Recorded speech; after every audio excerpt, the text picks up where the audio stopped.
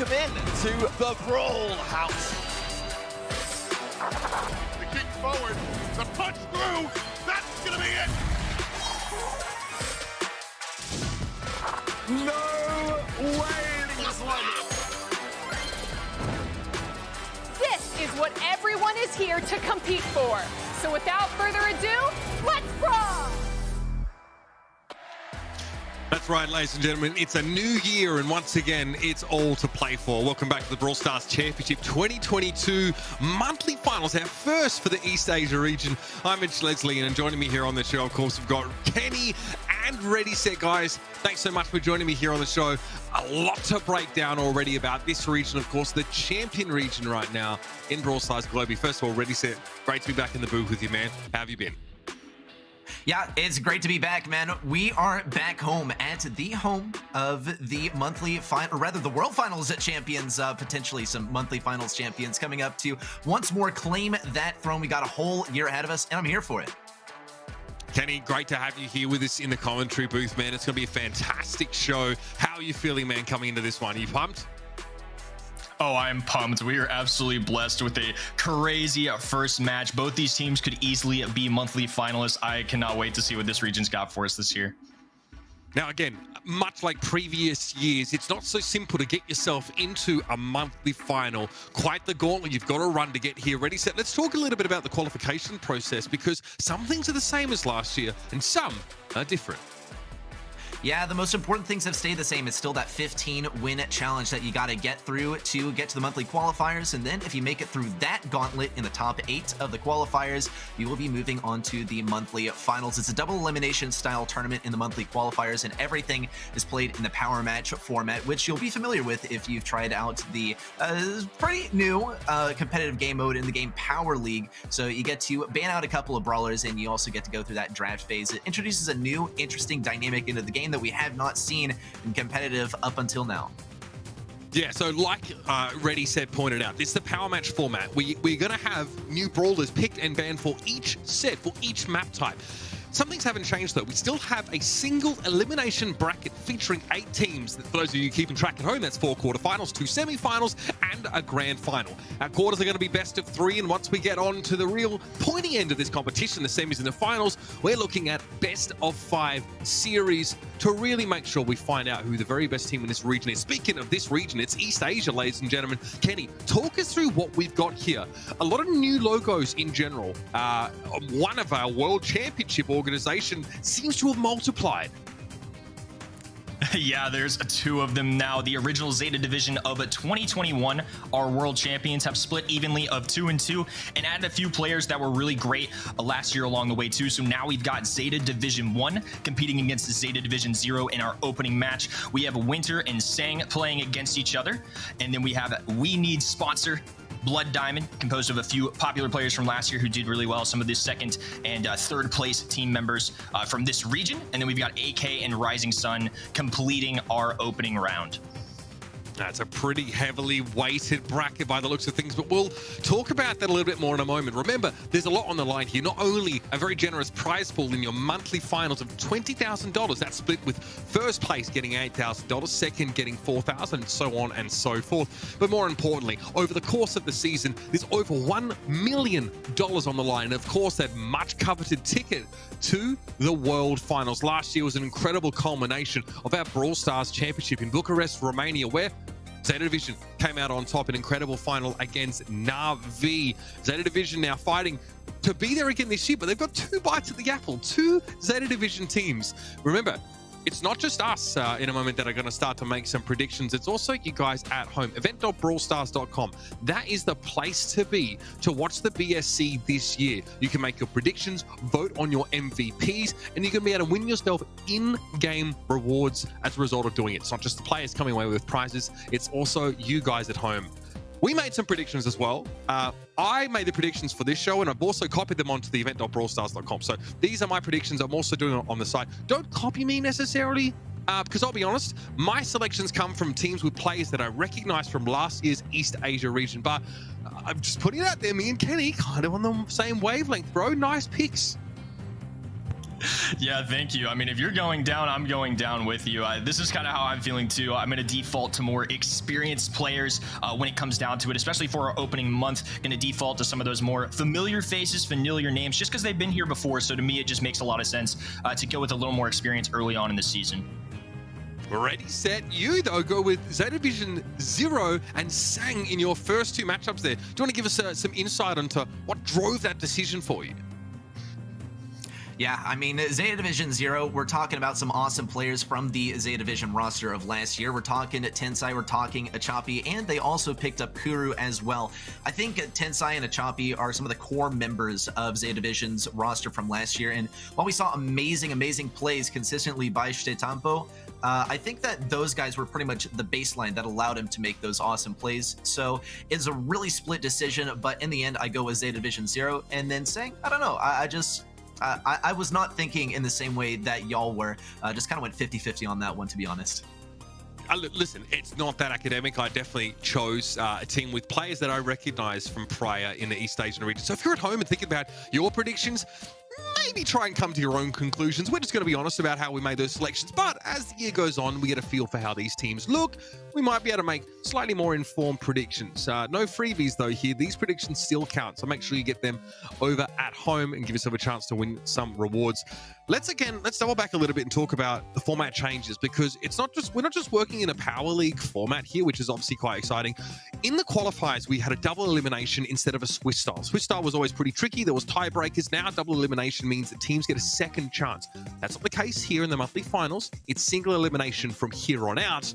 And also Power Match, of course, format replacing the blind pick format. So you don't see brawlers change in between rounds of a certain game type. No, once you pick and ban brawlers, you have to play them for the entirety of the set. We'll touch back on that a little bit later. Siege has gone bye-bye. It's been removed for the game mode pool and replaced Kenny by Knockout. Obviously, newest game mode. It's going to be really exciting to see how teams play that one out.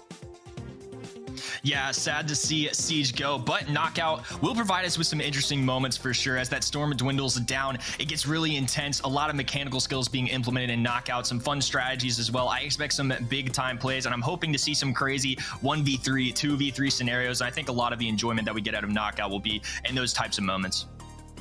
Now, here's the conversation I kind of really wanted to drive towards, gentlemen, because we talk a lot in Brawl Stars about what the metagame looks like, and now with the Power League format in which you can have bans and picks, we have situations where you can't really mirror your opponent in terms of brawler choice. You can't have the same brawlers, on the other side here. So let's get into the discussion about metagame. What are we kind of seeing so far? It's very early on now, of course, especially, Eve's not available to play here, so we don't expect to see her banned out. She's obviously very new into the picture. We've had some changes with, Grom being tuned down a little bit. We've seen Daryl get a little bit weaker in terms of his super and the shield that he has. And then some buffs, right? Max is looking really good and ready. Max has always been a pretty popular pick in this East Asia region.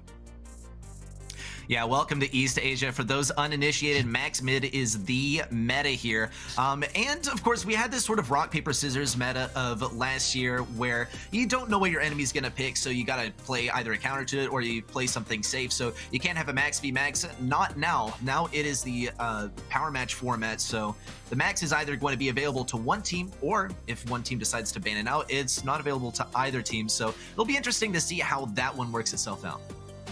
Kenny, talk to me about Fang. Hotly contested brawler pretty much ever since the release. Now, of course, with the addition of the gadget that gives you pretty nutty area of effect stun. Should we expect to see that contested banned or picked in many of these sets?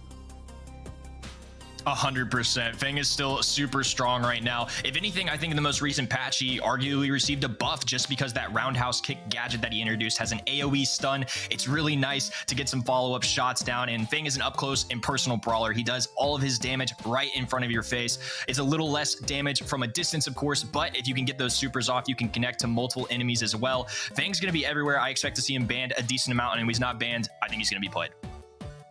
Now, let's talk more broadly, right, outside of the specific brawlers. Because if you're just joining us now, since last year's World Finals, you would have seen a lot of picks like the Griff, like the Lola, the Buzz all being very popular, a lot of sharpshooters being chosen at that event. What are some of the more popular brawlers outside of these that we should expect to see regardless of map type? Ready, set, any off the top of your head that we should be looking out for here for these teams to contest right now? Yeah, I would definitely say as one of the last picks, you can always be looking out for Daryl as a first pick. Byron is super strong, especially in this region. Players love to pick Byron, and it's pretty simple to form a comp around him as well. Jean is still a powerful brawler as well, and Crow is a great laner as well on a lot of different maps, so those are some brawlers I would advise looking out for. Now, what about you, Kenny? Any other brawlers that you hope to see come out here? We're not, again, we've just had some balance changes to a few brawlers, and a Gale, of course, is pretty scary. Received a buff. I know the gadget, the Twisty gadgets remains very powerful. Anything you're looking out for? Yeah, 100%. I think when there's tanks in the meta, and as a standalone brawler right now, Gale is somebody really strong right now. That extra half a second they added on to his stun makes his super really powerful. It's guaranteed to almost be a kill for these pro players. Another brawler that they really love in East Asia, especially on the side of Zeta, is going to be Stu. They know how to put that guy to work. Really strong brawler overall. Hasn't really been touched in the balance changes as a more recent, and in other regions hasn't shown up a ton, but right here, this is one where I expect to see him. And let's talk knockout, of course, as you know, the new game type coming in here. What kind of play style do we expect to see? We've seen a lot of times teams playing knockout play very passive at the start of the round, ready, set. Do you expect to see that mirrored here? Does this, you know, this map type, this game type allow for any specific brawlers to come in that we maybe wouldn't normally see otherwise? Yeah, knockout's a weird one, right? Because you can look at it a few different ways. You can see it as, well, the objective is to take out all of your enemies, or you can see it as, my objective is to outlive my enemies and wait for that poison to close in and then facilitate some easier kills. Now, you could play a brawler like Sprout and wait for that poison to close in and then block your enemies out of mid and force them to take damage in the poison. That's one of my favorites to see here. It's very tough to deal with as well, so be watching out for him. Also be looking out for some Rico heading up the lane as well. Fantastic stuff, Ready Set. Thanks obviously for joining us here at the top of the show. We're going to catch up with you in that third quarterfinal, but for the time being, it's going to be myself and Kenny taking you through this first match. Now, let us bring all that knowledge that just got dispensed together. Zeta Division 1 versus Zeta Division 0. Now, people are looking at this going, who the heck is on each team? Well, that's our job, to try and break this down a little bit for you now. So let's drill down and talk about Zeta Division 1. It's okay if you get confused at home here, but Zeta Division 1 is Mameshi, Moya Goku, who I believe is Moyapons, and Shitampo here on this roster. I mean, what stands out to you here, Kenny, just having a look at these three? It's hard to argue when you've got a world champion and the reigning MVP of your world finals. As you can see here, Shitampo, a well-renowned player and commonly referred to as the best brawler in the world by many pros. Last year, they also added some depth to their roster, right? Mameshi returns along with Shitampo here. Moyagaku or Moyapons is going to be a great player here. 5 monthly finals with Crazy Lagoon, and Kenji for some added depth, played for Queen Nai last year. Going to be an awesome roster to watch here. That's a throwback. Queen Nai, of course, always nipping at the heels of Zeta Division. In fact, they, had a crack, at those World Finals. Didn't really look too good there, unfortunately. Let's talk about Zeta Division 0 because, Ready Set kind of pointed out, he said, look, this team has Tensai and a Chapi and Kuru, of course, who was on Crazy Lagoon. Again, the sort of the foundation, the real rock solid elements of that Zeta Division roster is here on this team. Maybe not the high flying sort of, center of attention star power that Shitampo has, but still, you've got to be feeling pretty good about this team's chances here too. Yeah, absolutely. Tensai is a mechanical master as well. One of the most interesting players to watch. I'm always impressed when watching him practice at just how many crazy plays he can pull off. He loves his Max. He loves his Stu. It's always super interesting to watch. And Kuru was a great pickup for them too. I've seen him play as a great role player for a lot of brawlers out there. And I think overall they've got some good team synergy. Each of them knows what they need to get done here today, especially when taking on a sister team here. And I think they've definitely got a great chance. I don't think Reddy's crazy at all for picking Zeta Division 0 here. I think both teams are really strong. Yeah, I was going to press you on that because obviously as the host, I kind of have the privilege of getting to ask you the questions and I have to field them myself. So again, let's talk about this matchup, and maybe we didn't really get to pick apart your predictions too much outside of the fact that we kind of agreed on this. Who has the upper hand here and maybe why? Because really, if you're a new viewer or even a recent viewer, look at this, you're like, wow, basically all the best players in Japan on these two teams just kind of mixed up. How do you decide? Early on, I'm going to default to who I think the best player on the field is a lot of the time, and Chitampo is that for me. He was the World Finals MVP last year. I've seen him pull off some really nice plays in practice. They still look just as seasoned as they were a few months ago. So when in doubt, that's kind of where my heart is going to go. Obviously, there are 7 months of playing time left. Anything could happen, and I still do think the Zeta Division 0 team is really, really strong. I definitely wouldn't count them out. I think this will be a great match to watch. But when in doubt, that's kind of where my heart's going to go. These two teams, Kenny, know each other very well. So let's see how our brawler picks and bans play out here. We're going to be heading to Hot Zone, Ring of Fire being this first set. Stu banned out there. What are your thoughts here, at least as these bans come out? I think that's Fang taken out of the picture. No surprise at all so far, and I'm also not surprised to see Meg here. That's somebody that's fallen out of the meta a little bit, and this region does really like Meg on these single hot zone maps. Pam coming in is the next choice. I really love that, especially in EMEA. That's been a popularized choice, and I think it's starting to spread throughout the world. And of course, Stu going to be one of the best brawlers for both Chitampo and Tensai, so I understand why they want that off the board as well. Could see several different brawlers here. Colonel Ruff's also one that got a recent buff. Does not surprise me at all to see that. I mean, okay, so a lot going on here. Colonel Ruffs, of course, his attack damage has been increased by like 12%, so not just tickling so much anymore. And of course their field promotion, potentially constantly sort of healing your team up and getting into the point where it's really hard to work them down. You already have a Pam on your team and her healing, very durable. Kuru though going for the sharpshooter here. Bell getting picked up. Nest Egg still dangerous, especially if you can use it aggressively on the point to sort of lock someone up and start to punish them a little bit more. And again, that super got to make it easier, Kenny, to break through those more durable, higher HP targets. Yeah, it's going to be an excellent option here, especially. They do love a Bell in Hot Zone in this region as well, and I think it makes a lot of sense in this matchup when you're going against the sandbags of Colonel Ruffs with the healing turret, the station from Pam. It's going to be able to bounce shots off a little bit. You've got a stationary target. That's an easy connection for Bell there, and I think overall, I really like both these drafts. I think they made some very intelligent decisions. It looks like, though, the majority of you all out there, 64% going with Zeta Division 1 here. You're going to be riding with Uber and myself. The 36% of you, though, fear not. I think you've got a really good chance at it, too. I expect some fireworks here momentarily. Reasonable split of selection here for all of you at home. Let's jump straight in now. Zeta Division 1 at the bottom of your screen, heading straight into the middle of the map. And Chitampo will be playing a very safe, very serviceable mid here with the Pam as Moya Goku and a Chapi trade blows on the left-hand side. Nice job by Kenji there, really putting pressure on Kuru early. Yeah, great start. They're going to immediately implement those sandbags here, but Tensai able to finally step on the zone here. Small lead for Zeta Division 1, but I do think this is very manageable for the side of Zero here at Choppy, using that life plan as well. A super going down on the left side, gonna force Moyagaku back. Kenji just trying to stay pesky on this right-hand side. I imagine the Tara pick was mainly to deal with the Meg here. Nice swing coming in. Kuru getting a very clean takedown there and gonna be able to step back on to the hot zone.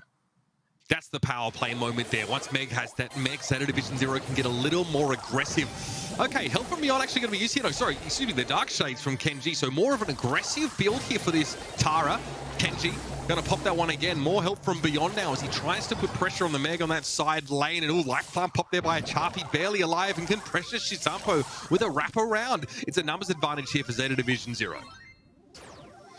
Yeah, great little comeback here. They're barely down in percentage points now. Saitempo, though, is just going to be a very difficult brawler to deal with as Pam has so much HP, especially when they have that healing turret down. It's going to be very difficult to move her off the hot zone. Kenji now moving towards the middle, too, and anytime Kuru has this robot up, it's going to be very difficult to deal with. And as you can see it, the entire roster of Zeta Division 1 is being forced back a little bit here, especially with landed shots. It can be very, very difficult to deal with.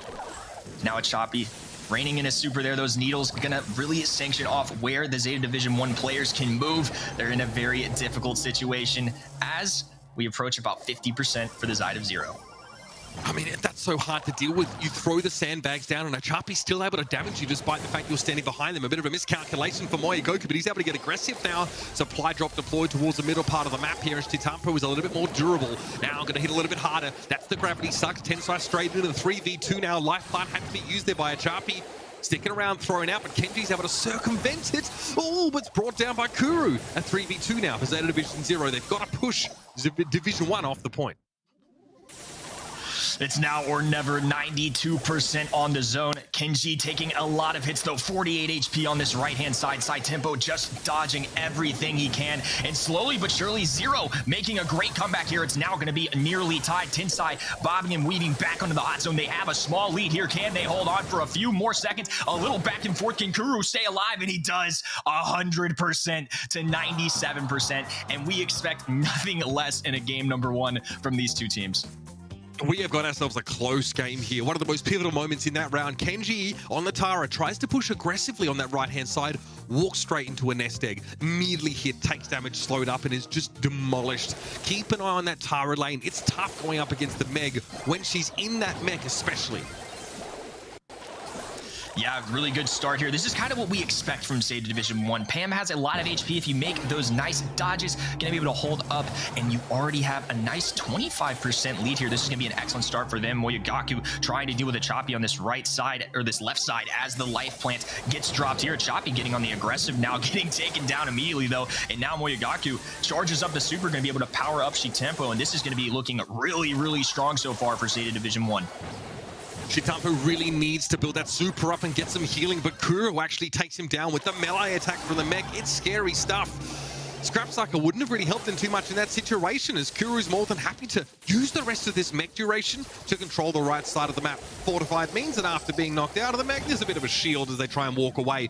There was a life plant thrown down, I think, by a Chaffee there, as he wants to pressure Kenji more with a lane swap from Zeta Division 1. They mean business, and they're well ahead. I like this switch for a Choppy too. I think going into Kenji might be a little bit easier for him, not having to deal with those sandbags. Plus, Tara gonna be not as long a distance of a brawler as Colonel Ruffs is. Now we have Kuru moving forward. Shitempo does almost have this here. Going to be able to put down the healing turret if he chooses. Does not elect to do so. Kenji going to try and finish off the rest of it. Kuru and a Choppy now focusing. And this is going to be an even more difficult comeback for Zeta Division 0 here. A very strong start from Zeta Division 1. They only need a few more percentage points here. Shitempo, super available, does not want to give up their life at this stage. Really need to try and hold on here. Kuru doesn't have too much time left in this mech anymore, but they make good use of it there. Moyogaku is down. Okay, that was the health station you saw early on, but this could turn around. Zeta Division 0 move up, and Tensai, with the extra durability of positive feedback, able to stay alive. This could get really crazy here. They need to shut down any form of aggression, and they do. Shitempo very weak here. Moyogaku getting 1%, but now as it goes forward, they're at 90% and just need to get aggressive and hold on a little longer. The side of Zeta Division 1 push back, and somehow, some way, Zeta Division 0 with two monumental comebacks here. Absolutely incredible. I mean, there was nearly 70% they had to come back on that game. Just unreal. Look, I mean, you might think playing Belle in the mid, she doesn't really want to come forward, doesn't want to get too aggressive. She has tons of good defensive options, especially with Nest Egg if she gets pressured. But she was happy to hang around. If you're hitting shots still, you're bouncing damage between a closely clumped team. The fact is, Zeta Division 0 have to play around the pan, especially when that healing station is down to benefit from the healing. And that's when Belle can really shine. Also, I think Meg is still just as scary. Very, very hard for Zeta Division 0 to deal with their insane comebacks, for sure. I mean, Reddy's got to be feeling pretty good right now, I imagine. All of you at home, that 30-some-odd% should be feeling good. And like we said before, this really could go either way. And both those games were incredibly competitive. I know it says 2-0 on the scoreboard, but Zeta Division 1 made some really nice plays. Just, I think it shows how strong both of these teams are. If you're a Zeta fan at home, that's exactly what you want to see. You want to see both these teams performing at their best, as now we get a little bit of a replay here to see all the amazing plays and contributions that Zeta Division 0 had to make to instrument this good comeback. I mean, such strong performances so far from both sides. It definitely feels like the side lane matchups, though, were weak for Zeta Division 1 for much of that time, right? The Rough struggled against the Spike through much of that round, especially with the fact that he can still penetrate the sandbag formation and damage Moyogaku after he deploys that gadget. Just little things like that end up making quite a big difference. I'm glad you mentioned, though, how close it was. I think it was like 98% each time. We're going to be now into Brawler Picks and Bans for Crystal Arcade, our gem grab mode. Kenny?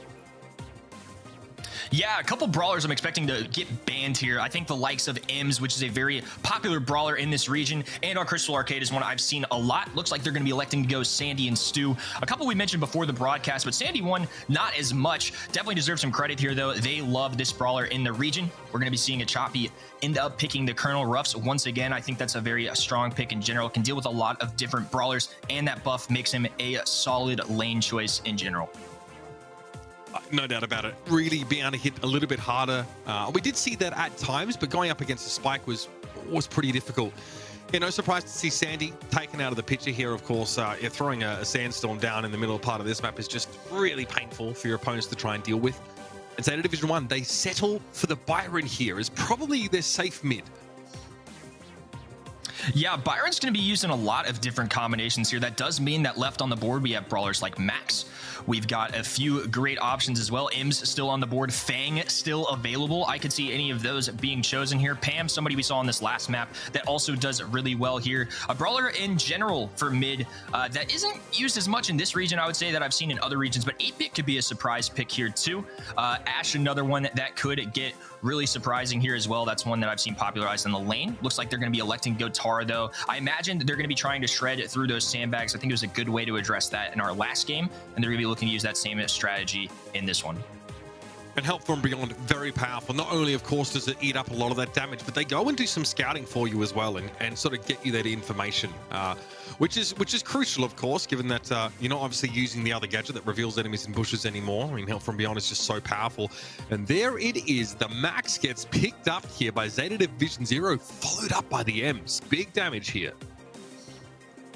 That's a long time synergy in Brawl Stars, and I will not be surprised at all to see that Max get swapped over to Tensai. That's a very common brawler for him to play, and one of his best. You know, with the phase shifting being a great gadget to have, and also the ability to speed up your teammates. With an area control brawler like Ems, that's going to be a very powerful option, and I love this Crow pick coming in from Zeta Division 1. Crow is going to be a great counter with that slow down gadget to try and eliminate some of the speed that Max brings to the table. I think that's a very targeted pick, and also a very strong one in the meta right now. I really like that choice there from the side of 1.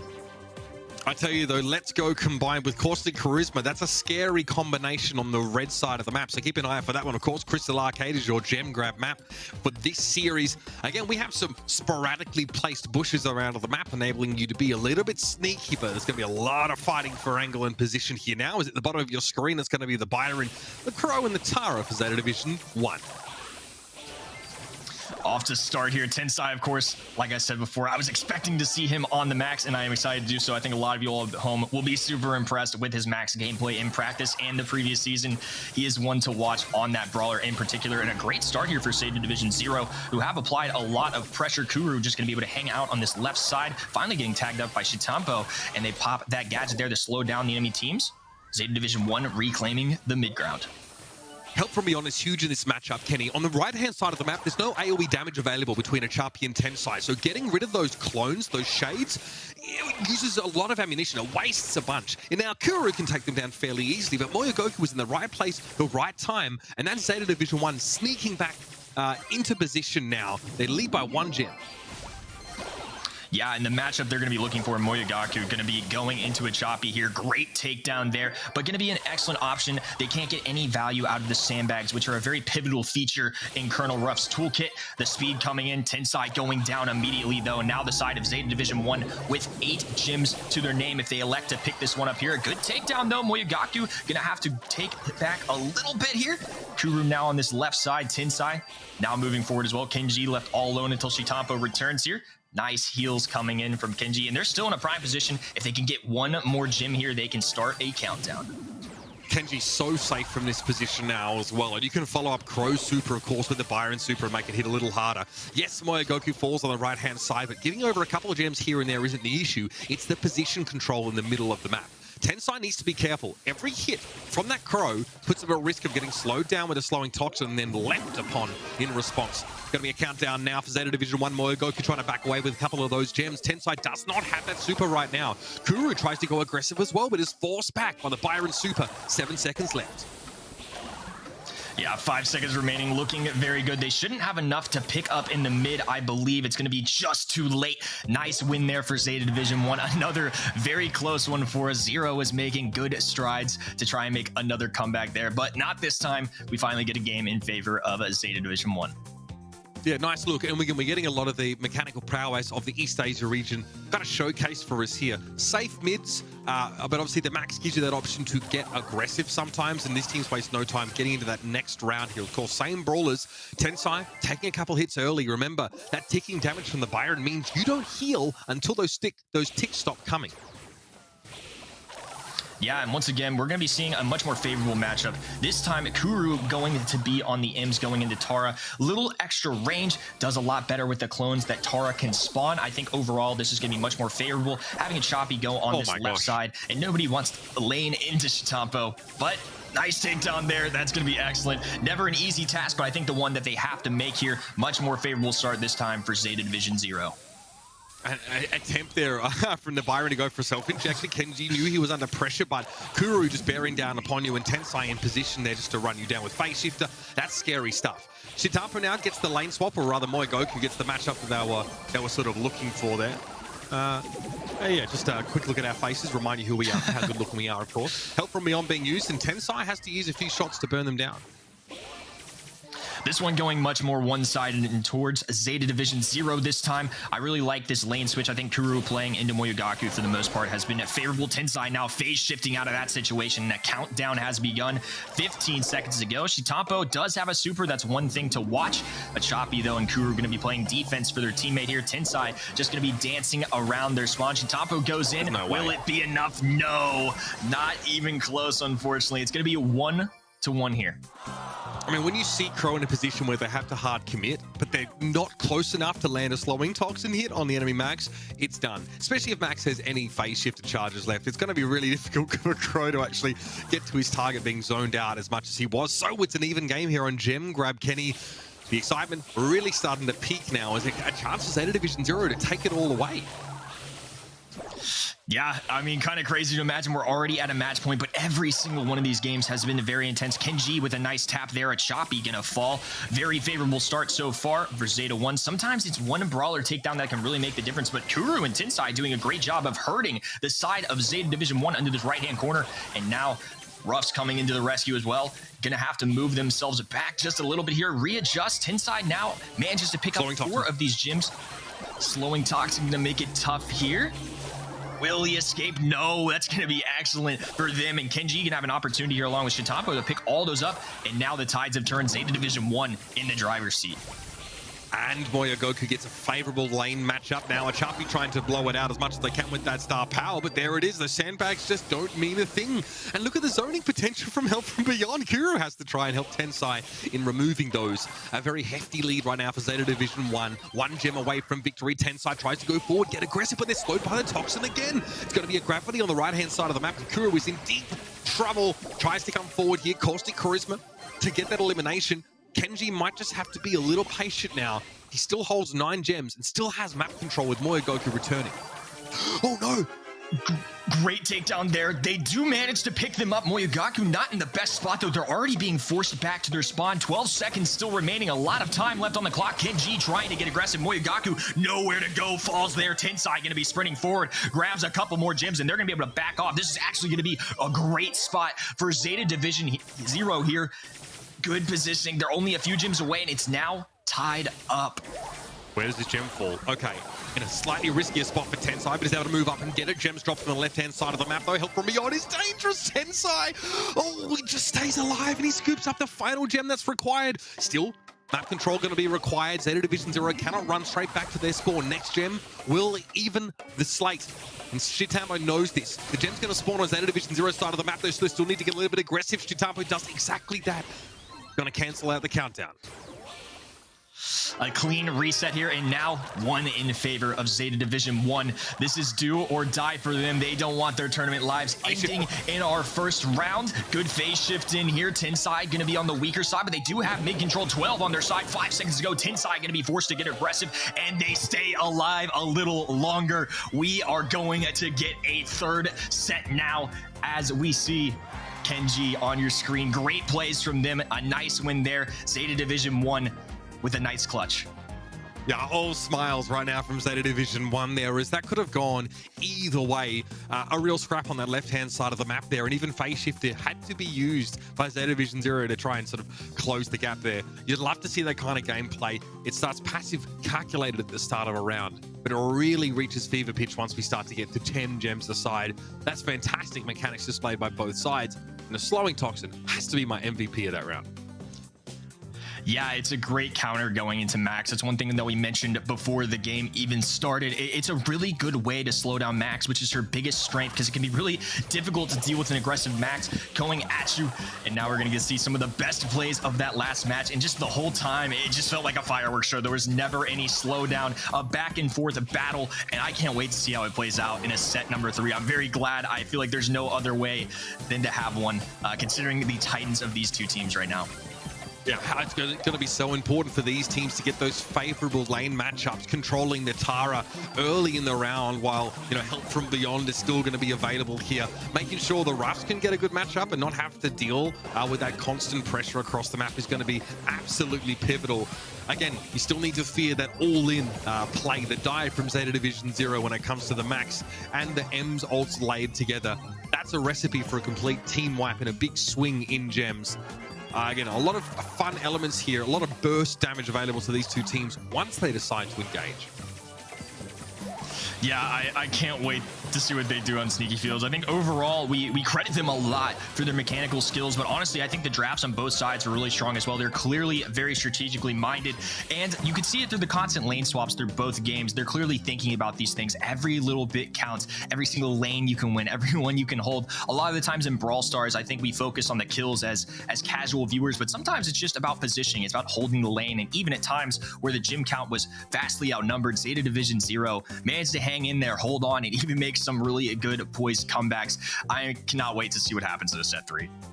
Absolutely, especially because it's Sneaky Fields, right? Always a bit of a wild card to throw in here. So much cover across this map, and you know it's going to influence our brawler picks and bans coming into this, right? Do the teams try and go tanky, try and use the cover to, you know, to their advantage? Do we see sort of, you know, Rosa make an appearance here and unfriendly bushes used just to try and gain control? Or is it straight up banned out to really throw a spanner in the works and make it chaotic? It's going to be, either way you slice it, a different feel, I think, to what we saw on Gem Grab, Kenny. Yeah, for sure. I'm expecting a couple of similar brawlers here to show up, though. Ims and Sandy, two that I could easily see being banned here, ones that are very popular on both sides. Rosa, very strong brawler here, too. I imagine they won't go overwhelmingly to tanks, right? Gale, Griff, a couple brawlers that are tank counters that got buffed recently are very difficult to deal with. Those are a couple I'm going to be keeping my eye out for, too, as we wait to see what the bans end up being. But yeah, I think it's very interesting here. We're going to see an Ims ban and a Crow, two very good brawlers here. I think the ban Crow going to be very strong in this current meta. Im's one that this region likes a lot, and on a very bush infested map like this, it can be very difficult to run tanks. So maybe either side might be thinking that direction. I imagine there could also be some max comps that work here. We see Sandy being drafted pick number 1 overall on the side of Kenji. That's one I've seen a lot here. It's one that this region favors, and this is one of the best maps you could possibly run for Sandy. The Sandstorm covers a large majority of that bushy area too, so I think this is a really intelligent pick here for Zeta Division 1, and a very comfortable one at that. I mean, let's not forget, Rude Sands means that Sandy can reveal enemy targets inside that sandstorm. So the bushes really don't have that cover effect as intended if you're walking into a sandstorm. Makes it that much riskier, allows you to have that much more control of the map. Max picked up here. No surprise to see that, of course, and, you know, Max being able to get a burst of speed with the ball, try and run it up to the goals is always a very powerful play. And there's that Rosa we teased earlier on. Now I'm expecting to see some kind of way to address the Rosa. I'm thinking Gale will probably be their go-to brawler, or if they want a traditional mid here that is also popular in this region, B could be a great choice. They could go with both. Griff, another alternative as well, but with Im's banned, a few less options. Crow, a great way to deal with the Max as well. So honestly, this ban coming in from Zeta Division 1 might actually hurt them a little bit. That would have been a great way to address the Max situation. I think overall there's several options here, though. They're going to go with Leon. I'm curious to see if they go with some way to directly counter Rosa, and there's there's the Gale pick I was looking for. They found a way to lane that, and I love that choice here from Moyogaku. I think that's going to be a great way to address Rosa. The extra stun duration can basically guarantee you a free kill. These pros aren't missing too many shots, especially against a non-moving target. So I really like that choice. And Tara, another one I was expecting to pair with Max. I love the synergy that they've got going on the side of Zeta Division 0 here, though. The Max Tara is a long-time composition that we've seen, and compared with a really aggressive brawler like Rosa that can get up in your face and be really sneaky in these bushes, this could be a very terrifying composition to face off against. I love that you mentioned the Gale changes, right? Because getting hit by his super now, it's an extra 50% of the stun duration. That is an eternity in a game like Brawl Stars, a game that's about very small timing windows and everything happens so darn quickly. A great way to stave off as well with that Rosa as they try and get close. So, Moyogaku gets the matchup against the Rosa here. That's your first pop of unfriendly bushes going down, especially with the lollipop drop being used by Kenji for that extra stealth. And he's able to blow up a Chapi on the right-hand side. Kuru's going to be stunned up there. Intensai tried to get aggressive. It has the super to get out. Can't even get away alive. Kuru, the only one left alive, and Moyogaku had really no issues there. A nice takedown there, and this could be an opportunity to get a rude sands down, I imagine, here. Now they're going to be in a troubling spot to deal with this. Slowly, it tricks away 100 HP for each brawler, too, so a little bit of chip damage coming in there, too. They also have the invisibility with Kenji to work with, so a lot of sneaky options here for the side of Zeta Division 1. Yeah, also, Rude Sands obviously does damage, so you can't heal. You have to step outside of the sandstorm to passively regenerate that HP. There's no active healing on. Oh my god, that's a nasty super from Moyogaku. 2 players stunned for 1.5 seconds, and this is a walk-in right here. This is what I mentioned, Gale especially. Even as a standalone brawler, you don't need a Rosa to get value out of 1.5 seconds. They can't move. They can't attack. This is just free shots, especially as a full team, and now some more landing the Kuru. And as long as Gale is in that lane, Rosa is going to be rendered useless. Another stun coming in as well. A fastest tempo should be all it takes. The super shot in, and the most dominant performance we've had yet tonight. Gale pick looking to be very useful right now. I mean, how many kills, Uber, did they get there just off the stun? I mean, 4 stuns to set up those goals there, which is just huge. Sneaky Fields is tough. Like, sometimes it's a war of attrition. Neither team can really move the ball because the bushes slow people down so much. You've got to play so careful around them. Gale just breaks those rules. He just busts you straight on up. That's just insane stuff there. Very, very impressive performance now. We're going to be hitting the next round. And again, I think there's a bit of a composition difference here. Oh, look at the repositioning from Moyogaku. He's got it figured out, man. Now we're on a set point, 1 goal away, and this is what I was warning players about right before we started Sneaky Fields. You gotta be careful going with these tanks. The counters are very strong in the game right now, and Gale truly displaying that, the best among them right now. Maybe Gale needed to be banned instead of Ims. I know this region loves it, but right now you can't help but ask the question. Twister being popped down, and somehow Moyogaku is gonna be able to stay alive a little longer. The quick kick away from Tensai, and he's got a little bit of time, but he's gonna have to pop that super speed if he even wants a chance. Kenji respawning, though. They're gonna be good for now. They're going to be left to play some defense here, though. First time we've seen Zeta Division 0, I believe, moving past the half-court line. Yeah, I mean, and they had to use gravity to get there now. Strong stuff available here for Kuru. Pops that straight away. Moyogaku has to respect it. Doesn't have a super of his own to stave off the Rosa. Now that is online. Chapi would love to get close enough, but with Rude Sands in play, this is definitely a home field advantage for Zeta Division 1. They force Kuru and a Chapi back there. Gravity not getting a heck of a lot of value. Tensai tries to go aggressive, though. Kuru stunned up right in front, but it's going to be a Chapi to walk it in, and we have ourselves a game here in this set decider. You can never count yourself out on defense if you're on the side of Zeta Division 1. We've seen some aggressive plays from Gale, but with the Twister gadget and the stun coming in here, Zuru. Oh, so close to a takedown. I thought he was going to get it there. They finally finish it off. They have a pass opportunity to Shitampo here. They're going to just leave it for now. Focus on these kills, and Tensai left all alone until Kuru returns here. They do have the gadget to pop if they want. They do go for it. A little missed time. Kenji has an opportunity. They get the takedown there, though. Moyogaku with a little HP in the side of Zeta 1, going to retreat for the time being.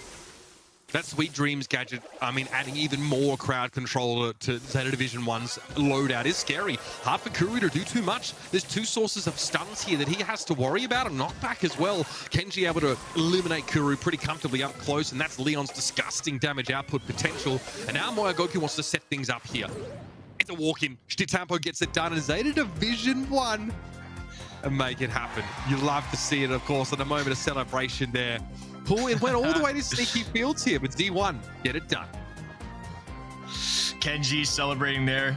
The Nita Bear clapping along too. Good to see Bruce in action, but honestly, I would expect nothing less. You can't feel too bad about yourself if you had Zeta Division 0 winning this all too. Clearly, they demonstrated that they've got what it takes to make a good run at this region as well. But for today, Zeta Division 1 going to moving on. It's almost a shame to me, Uber, that Zeta Division 0 can't make it past the quarterfinals. Just given the caliber of players, it really feels like this could have been a finals. I mean, it's pretty ridiculous. Zeta Division 0 are going to, come out of this in 5th through 8th place, which is just absurd. But this is the way the cookie crumbles sometimes. Now, let's take a look back over this last set because, again, both teams are locked into these compositions. And the Gale Sandy, that is just filthy. What do you do about that? You don't pick a tank. I mean, you have to understand that when you leave Gale on the board, he's that good. Yes, he's my favorite brawler, but also I just think he's so strong right now. I've been saying he's been underrated for a little bit now. I saw this come out later in the year, and even East Asia, the players of Zeta Division in World Finals were pioneering Gale into the meta. They were using him. Indeed. And now you see it here. That's something you can't forget about. And they really demonstrated today that with a buff, he's nearly unstoppable into a brawler like Rosa. And we saw that Twister gadget get used every now and then, right? There are some pretty narrow chokes on this map, and if you can get the Twister in the right spot, you notice at times Kuro could not advance. He could not get close enough to put pressure on this Gale pick from Moyogoku. So every part of Gale's kit really getting utilized to its fullest on a map like this. Yeah, Zeta Division 1, not the most durable brawlers. Yeah, they're kind of squishy at times, but I mean, they didn't need a tank to sort of take this one away. Very, very impressive. It looked like Z0 had a chance to come back. We started to see them take more of that map control, but I mean, Rosa may be starting to fall out of favor here, especially in a sort of pick and ban format where you can, choose things to punish and shut down those tanks, because even with strong staff, I mean, it wasn't quite enough to sort of hold off that onslaught. Very impressive pick ban there from Zeta Division 1. And to Ready Set, sucks to suck on predictions, homie. Be that way, man. It's us 1, you 0.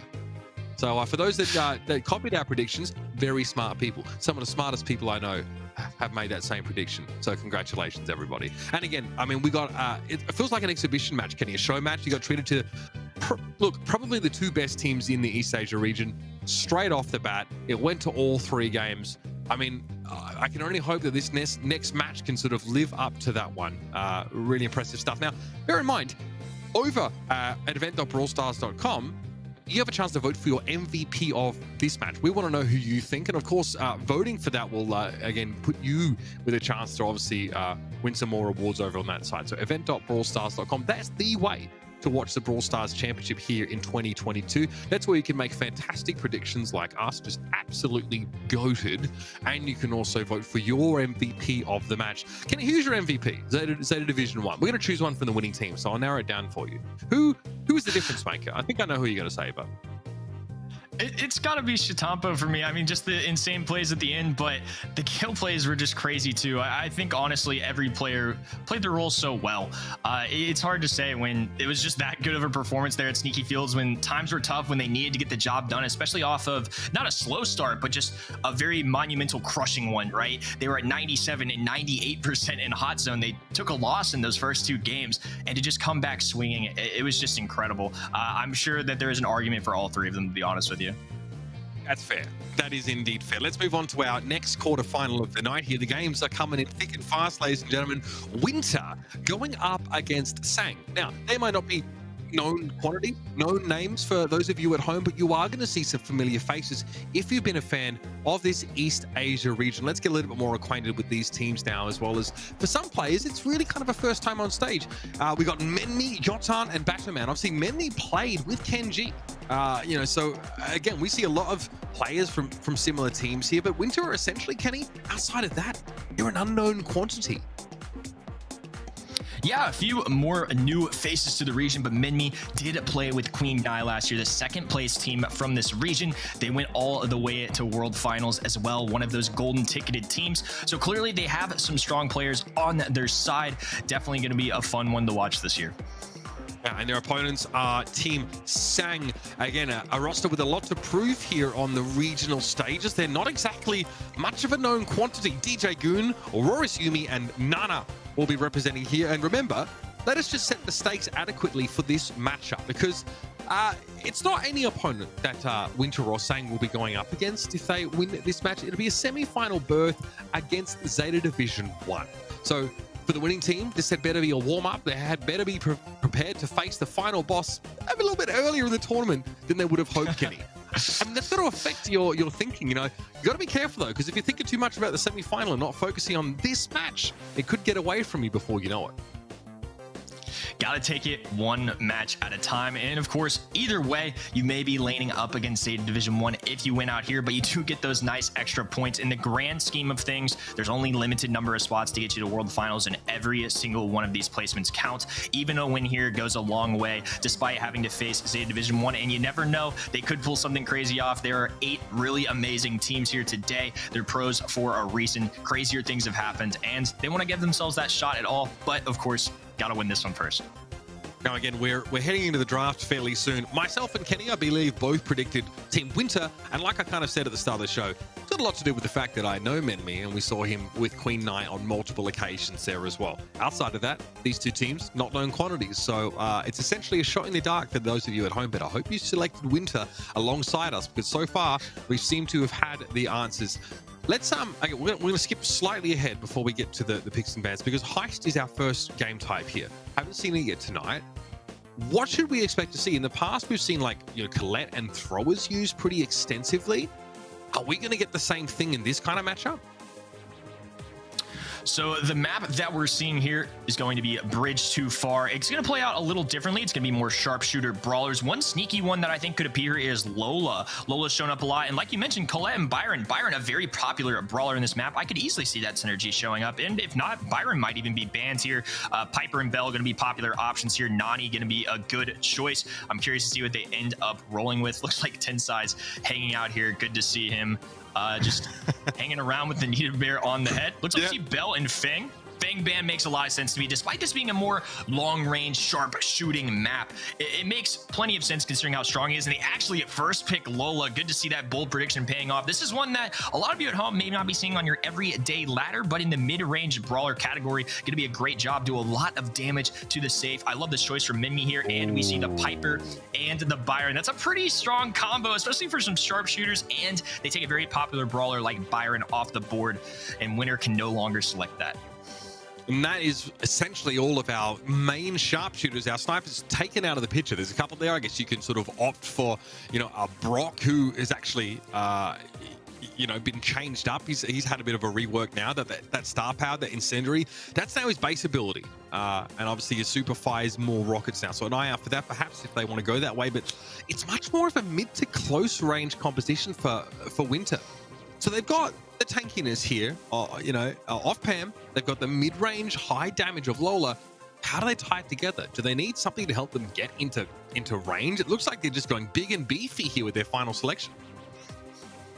I think this is a way for them to try and address Piper a little bit. Pam, not going to do the most damage to the safe necessarily, but I think that's going to be a really great option. The problem is Colette's still on the board. That's going to be a great synergy for Byron to tag with. Having that shield when you're charging in the safe, it does 10% damage. That doesn't even include if they decide to run something like a damage gear. It looks like 61% of you at home going to be going with Winter here, 39% with Sang. Another fairly even one, very similar to our last. And it looks like 61% of you going to be riding with Uber and myself. Can't blame you. Good call. Now, remember, new gadget for Colette. Heal herself up, you know, with her shots, with that gotcha gadget. So a bit more survivable here. But look at this, Sang give up the middle lane. Your time's able to move up here and take a heck of a lot of space, but the sharpshooter power prevailed already on the right side, and Button has seen better days now. All three brawlers up with Sang, and already some harassment on that safe. Oh, this could get out of hand pretty quickly, Kenny.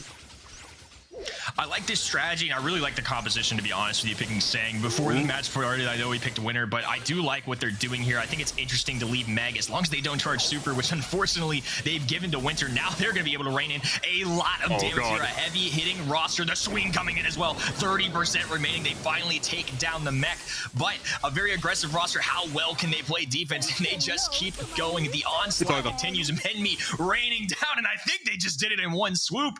I mean, interesting choice to leave the mid open. I think their logic is going to be, if we don't give Meg the super, she's not that effective. She doesn't do that much damage, but once it came in, that was a wide open walk in the park home run for them. They had a Lola and the Pam on the right side, and it just took care of the job. I think they're going to reconsider their strategy going in this next one. That's just disgusting. You can see that Winter play heavily around the timing of that Meg mech, and then it's yeah, this time they respect a little bit more, right? They play a 1-1-1 Yeah. lane assignment, put Nana back in the middle of the map, and just try and control with this range. Again, a bit of harassment here and there, Menmi having to pay a little bit of attention towards that middle lane, and Rorosumi trying to get just a little closer here. There it is, gonna jump in. Easy damage from the Colette super. 10% every time you do it, and now they're just kind of hanging out on this left-hand side. The full side of Winter going to be pushing forward on the right hand, something similar to what we saw last time. Nana, though, going to be throwing in a super, not connecting too terribly well, but going to hang in there for now. Rorosumi is just going to be able to hang out now. Going to go for some Yotan shots there, but can also just, once they get a takedown, just focus on the save even more, which is going to add the extra damage. Going to be taking an eye out on this top right, a very weak Lola. Not sure how much they're going to be able to do here. Still getting a few chip shots in there, but so far, pretty favorable lead in terms of Sang. At least the Lola draws Sang back, but Yotan needs the mech to get aggressive with. Winter have done nothing with that. They're in a 2v3. You know, Yotan pops the super, and the mech does nothing but play defense. That is not the assignment here for Winter. They have to go aggressive. Bartama now going to give himself a little bit more staying power with the healing station thrown down, and Menmi wants to move up as well. Megalomania popped, and here comes that safe damage. It really needs to stick, and with the mech on the way for Yotan, this is where it gets scary for Sang. And they're just letting it loose here too. The gadget being drawn as well. Scrap Sucker in the mix. 4,320 damage onto the safety. They actually manages to stay alive and take down Byron as well. And the Tides have turned a small lead here for Winter. Yeah, big, again, it matters at this stage of the round now. 37 seconds left. Look at all this. Committing resources to the right-hand side of the map. Winter are trying to force a bit of a base race here. And again, they've got a lot of upfront damage here. The fire rate does not favor Sang. They're playing sharpshooters. They can't just dish out all this DPS. It's about burst, not sustained. 33% is what Sang's safe is left on right now, and they haven't found a way to really get aggressive. Yotan controlling the middle of the map until Rorosumi is able to pick him off there, and 10 seconds left. Rorosumi needs a little bit of extra damage, and this is looking pretty good for Sang. Much better now. There has to be a last-ditch effort from Winter if they want to have any chance of taking this away, but the mech's busy playing defense, Kenny. 1 second left. Don't think they're going to be able to do it. Very close call there. Again, more of a base race kind of option towards the end there. And I think they were forced to get just a little aggressive, put themselves in a pinch. It was only about 5% difference there towards the end, but it was enough for them to play some strong enough defense. Colette also way down towards the spawn of Winter. Now we've got a 1-1 set on our hands. Okay, lane swaps here for Sang. Piper now moves to the left-hand side as Rorosumi fancies going head-to-head with the Lola. Both mid-range brawlers here, and you can see Rorosumi popping the gadget to get a little bit of that health back. DJ Goon, yeah, completely outranges Batuman. Doesn't really need to use the homemade recipe to secure damage there. A couple of love taps on the safe as Menmi loses out their right-hand lane, and Sang are in a good position right now. This is actually not a favorable matchup for DJ Goon. Pam is typically picked as a counter directly into Piper, actually, but without those heal turrets and the landing shots from Goon, I mean, he's not missing right now. Piper gonna have an opportunity to move forward. Yotan also not able to capitalize on a mech quite yet. Menmi gonna be weak here, dwindles down and falls there. Nana just holding on to this mid-ground. Colette storming up the right-hand side. This is looking really good for Sang right now.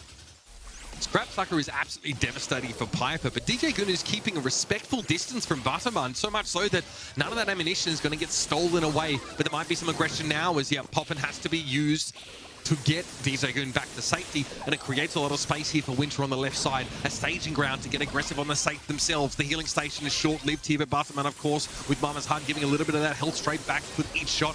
And there it is, Menmi now pressuring, and that's that Lola front-loaded damage onto the safe that puts Winter in a lead. Makes sense to me why they end up picking it first pick, popping the gadget as well to shield themselves, and the damage just keeps raining in. Nana and Goon are going to be forced to play some defense here, but will it be enough? 10% remaining. The jump in. Menmi still has an opportunity to take some shots, and it's not going to matter. 2% left. Can they get it done? And they do. Nice job there from Winter, playing a very aggressive composition. We see Menmi celebrating there. Little smile, probably a little nervous considering how close that was. I know I would be. Great job overall, I'm sure, chatting up with his teammates. how things went in that last one. Yeah, I don't blame you for sort of mentioning their nerves there, because you're playing up against the Piper. You mentioned that Pam is favored there, but it still requires Winter to put 2 brawlers on that left lane and just sort of force the Piper away, force her to use the super. And then, of course, freeze frame gadget, really crucial for Lola there, giving her a bit of staying power, able just to put the clone in front, have it just tank some damage, while Lola, of course, doing more than enough damage on her own, can start to pressure that safe down just a little bit more. Kind of like a life plant that doesn't heal you back up there. Really nice stuff. And this is that first round here where, the mech was the starter's pistol for Winter, allowed them to push up there. And they were really hard to get rid of once they're buried deep in your territory. Once you've got Pam that's just healing everyone around her with her, with her regular shots, it gives you a lot of staying power. Yeah, and in combination with Pam's large amount of HP, and once you get up close and personal with Piper, there's way less damage to be done. It's going to be a much more difficult time for Goon. As you can see here, Yutan just able to move forward. And a pivotal feature, I feel like, that goes without mentioning. We haven't mentioned gears a lot tonight, but one gear that's going to favor Meg a lot is going to be that damage gear, because every time the mech dips below the half HP, it will also have the boosted damage. So every time that happens, Meg stays alive for quite a long time, unless somebody like Colette's laning into her. And that allows for extra damage constantly, and then you can also get it again when Meg as a regular human just dips below half. So there's 2 different opportunities. There's a lot more chances to get use out of that gear, and I think that's a really strong feature that added extra damage for the side of Winter. Yeah, and that super swing, you can see Winter were trying to make use of that when they could. Not only hit the safe, but try and hit a brawler with it once you've closed the gap to such a great degree, then you can sort of finish people off. Again, in both our series so far, we have seen Meg be a pretty hotly contested pick and pretty powerful at those windows where she's able to get into the mech and prolong that period, of course, if there's any healing available via the gadget. Really impressive stuff there. Winter, in theory, playing what looked like the less comfortable composition, the one that was requiring a little bit more risk to make work. Sang went for the safe pick, but safe pick, not really prevailing there, especially against a team who knew when to pick their spots, knew when to choose to go aggressive there. Showing a little bit of veterancy, great composure from Winter so far. I think they just had a strategy going into it and kept with it. Sometimes in the draft, every single one of them's different, but it seems that they likely knew Lola was going to be their win condition. They wanted to get Lola onto the other side of the playing field, get aggressive on that safe, and I think it did a great job. As now we hop into parallel plays, a couple brawlers to look out for here. Stu going to be one this region really, really likes, and then max combinations are available. Byron could be an option here. Several great brawlers here. Gale, even as a standalone brawler, I've seen be picked many times, even despite no tanks.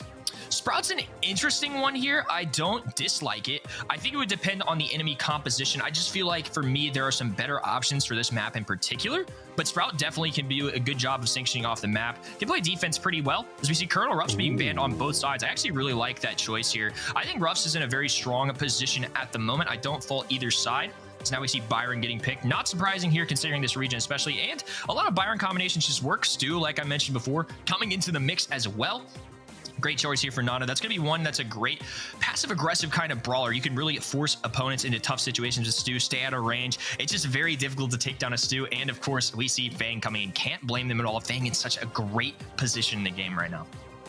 Yeah, I mean, very scary, especially if you're starting to chain those supers together. Not someone who you want to get too close to, but even at distance, Fang can still threaten a whole lot. So now, Winter think, right, we've got 2 brawlers that want to close the gap, that want to get aggressive, that want to throw hands. Let's get one of our own. And the Tara pick here for Butterman, mid-range, of course, with the thread. Look, I think with this kind of setup, Help from Beyond is going to be pretty good. It's kind of annoying for Stu to have to deal with. Again, these single-shot brawlers don't deal well and often have to give up space when face down with that gadget. So a decent selection here, even though, Butterman's going to crumple if they're engaged upon. We can see Winter's game plan starting to develop here. Yeah, Tara going to be a great pick here. They're definitely using that to address the Stu. Wouldn't be surprised to see maybe a Spike here to also address him. Sandy, popular brawler as well. Going to do a great job here. One that's been long time picked on this map. And an interesting one coming in here, Barley. That's one that I don't mind seeing on this map. I think it's going to be one of the ways to address Byron. I don't dislike it. I think there may have been better options out there, but we'll see how it does. Barley going to be a great way to get some area control. And there are no, say, hard counters into Byron, but a long distance kind of sharpshooting brawler does have a harder time with throwers. It's very hard to, shoot through a wall, obviously. He can just kind of sit behind it, do his thing, take his time. I imagine the Barley will more be used in that mid/defensive effort. Stu going to be more of an aggressor. but I really like this comp from Winter. I think it's very balanced overall. Tara is going to be a great way to address Stu, which can be really pesky and can deal with Fang a little better than most. Speed zone pop down here. That makes Fang a little scary, but again, help from beyond. Clears that zone right out, and Nana just explodes instantly. Yeah, this is a great start for Winter here. And a big key to this map, right now, it shows Sang, of course, up by a lot, but that 50% on each of the hot zones is divvied up. If the side of Winter can get into contact with Sang's hot zone, is now they get a nice connection there, Goon going down, and even though the scoreboard doesn't show it, as long as they can keep them off their zone, but Rozumi also on it as well. They're going to need to charge up their own now, and it's much more difficult to defend the opponents and make efforts towards that. The more percentage points they can get and chip away at it, the better. But right now, Sang now in the driver's seat that they've been able to hold the Winter's side. Nana in a pretty powerful spot here. Going to take a little bit of poke damage, but Sang getting a good healthy amount of percentage from that fight there. And Rorosumi jumps in again. Immediately help from beyond has to be popped, otherwise the Tara is just going to disintegrate under this kind of pressure. Many poking here, but Rorosumi has been given a lot of time on the point, and DJ Goon is successful in his defense. This is going to put Sang further and further ahead now. They've got a considerable amount of capture process on that bottom left point, and they're going to look to continue to pressure that advantage with another speed zone pops down now. They'll allow Yotan to get some capture percentage in the top right because Sang are done with that point. They're focusing now on the dub. Yeah, some pivotal takedowns there. They needed that for sure, and it's going to be a huge focus on this right-hand side.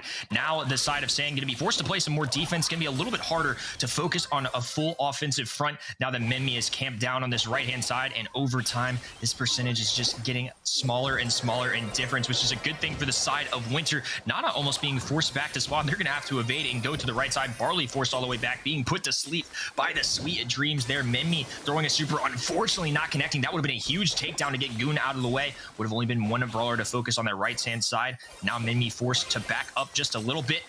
Move towards this left-hand side. Good defense coming in for Sang finally. It's going to be close, but on the bright side, Winter still has plenty of room to cap down their left-hand zone. Looks like they completed the top right. All they have to do now is just hold on for dear life. Can they hold their home zone for a few more seconds? And it looks like they will. Really great comeback there from Winter. They knew exactly the strategy they needed to implement to take that one home. And again, it's about map control there as well. Even though Winter had taken that top right zone, they send one player back to, capture their home zone, so to speak, and leave two players. Those two players, of course, are in a great position to control that space, not let anybody in. Perfect response there from Winter after a slow start, and they're poised here to take this set away if they can make a repeat of that performance. Yeah, rinse and repeat. This time, though, I imagine they will try and do a much better job of getting to this right-hand side earlier. Yotan with a nice dodge there moving forward, and now going to get aggressive on Asu. Nana falling early here. This is going to look good for them. Menmi can now help focus on Rurizumi, who is running the Fang, a very terrifying brawler, especially if they can capitalize on their supers. Nice takedown there, and now this is the matchup they want. They want the Tara into Stu, and the super has been charged as well. That can really help guarantee some kills. Yotan just kind of playing it slow, though. Sandy, not often seen as a super aggressive brawler, but in this map and with this composition, I think it's a great option. The Sweet Dreams coming in. Goon could fall here. The slowdown, not enough. The sticky syrup not doing its job there. Unfortunately, the heals coming in too. Prime positioning here. A much, much better start for Winter in this game number 2. Looking good. Corn food there used plenty by Rorosumi, but with the healing available from Menmi, Yotan can stay on the point for as long as they like. And this is now where Winter start to get back. They go for the away zone first. Yotan has to be pretty mechanically strong here to dodge. Oh, that Barley super, and Nana's going to be able to come in and pick things up. So we're saying can get back into things now. They're actually leading, of course, because they spent a lot of time capturing their home zone as they were forced to that side of the map. But now they need to go aggressive. They need to reach a little further. Nana tries to avoid getting flanked on Rorosumi. There it is, chaining those supers together with 2 quick eliminations. Yeah, now it's starting to get a little scarier. Rorozumi has spent plenty of time now on this left-hand zone. The lead continues to draw up. Unfortunately, not connecting his supers there. Not sure what the intention was. Goon now going to be able to step forward. Sticky syrup coming down once again.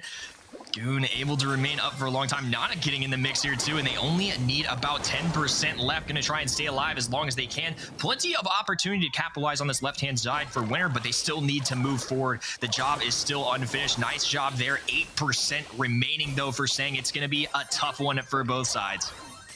Yeah, this could come down to the wire now. Sandstorm deployed here. Yotan going to try and use that to his advantage on the high ground, or on the top part of the map rather. But Aurora assume he's able to get in there with the super. Gravity used to keep DJ Goon off the point, but Nana's going to come straight in after. Only 4% required now. It's a race that Winter are going to be able to take away. That's unbelievable. It came down to the wire, and you can see the look at their face. Menmi can't believe it. Again, behind for most of the round, but when it came down to 2, 3, 4%, it was Winter getting over the line. They knew exactly what they had to do. That was great game awareness. You could see right when it hit that 93, 94% towards Sang's 92. Once they had that lead, all they have to do at that point is move forward and make sure they hold that top right-hand zone. Once they had that under control, Byron stepped on it for just a few seconds, and that was really all they needed to get the nice 2-0 victory there. Great plays from Winter. I think they did an excellent job, like their draft from both sides as well. I think especially in that parallel plays map, they just had a very well-rounded composition, addressed some of the enemy strengths such as Stu, and just did a great job overall. I think from the tactician side of things as well, you know, to the implementation of some mechanics, I think overall just some really strong plays from Winter and a very good performance. I mean, I was very impressed there by Winter. I think they went up against a composition that was really tricky to play around. Fang is always a constant threat, and Stu's mobility just makes it really hard to lock him down. I think having the Sandy there, Sweet Dreams Gadget being able to just, you know, shut down some of those more mobile brawlers, at least for a time.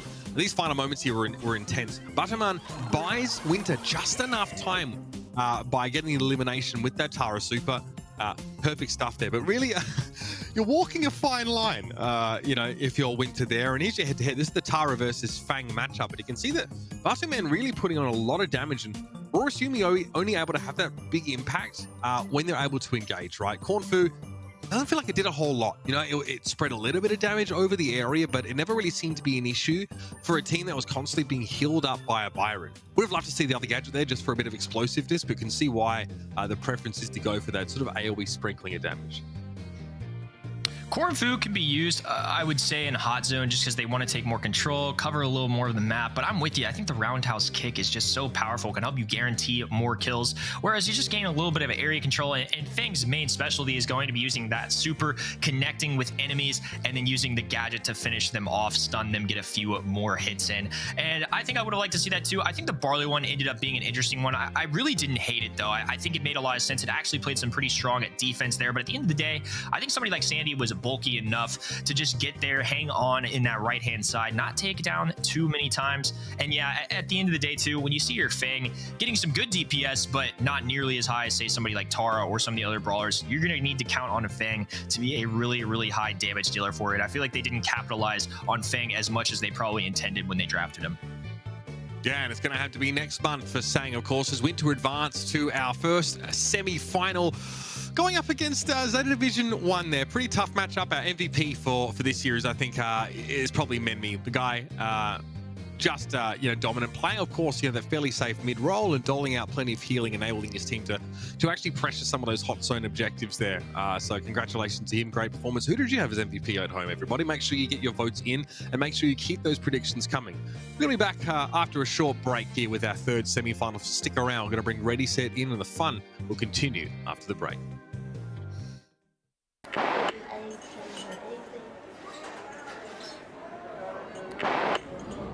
It's here, the ultimate comatose collaboration from Poco and Sandy, featuring hit tracks Tired of Losing to You, I'm tired of losing to you, Dying for a Lion, no more fiesta, por favor, give me siesta. and the number 22 hit single, The Sleepy Joe. Little brother, say no word, sleepy to Sleepy Jones.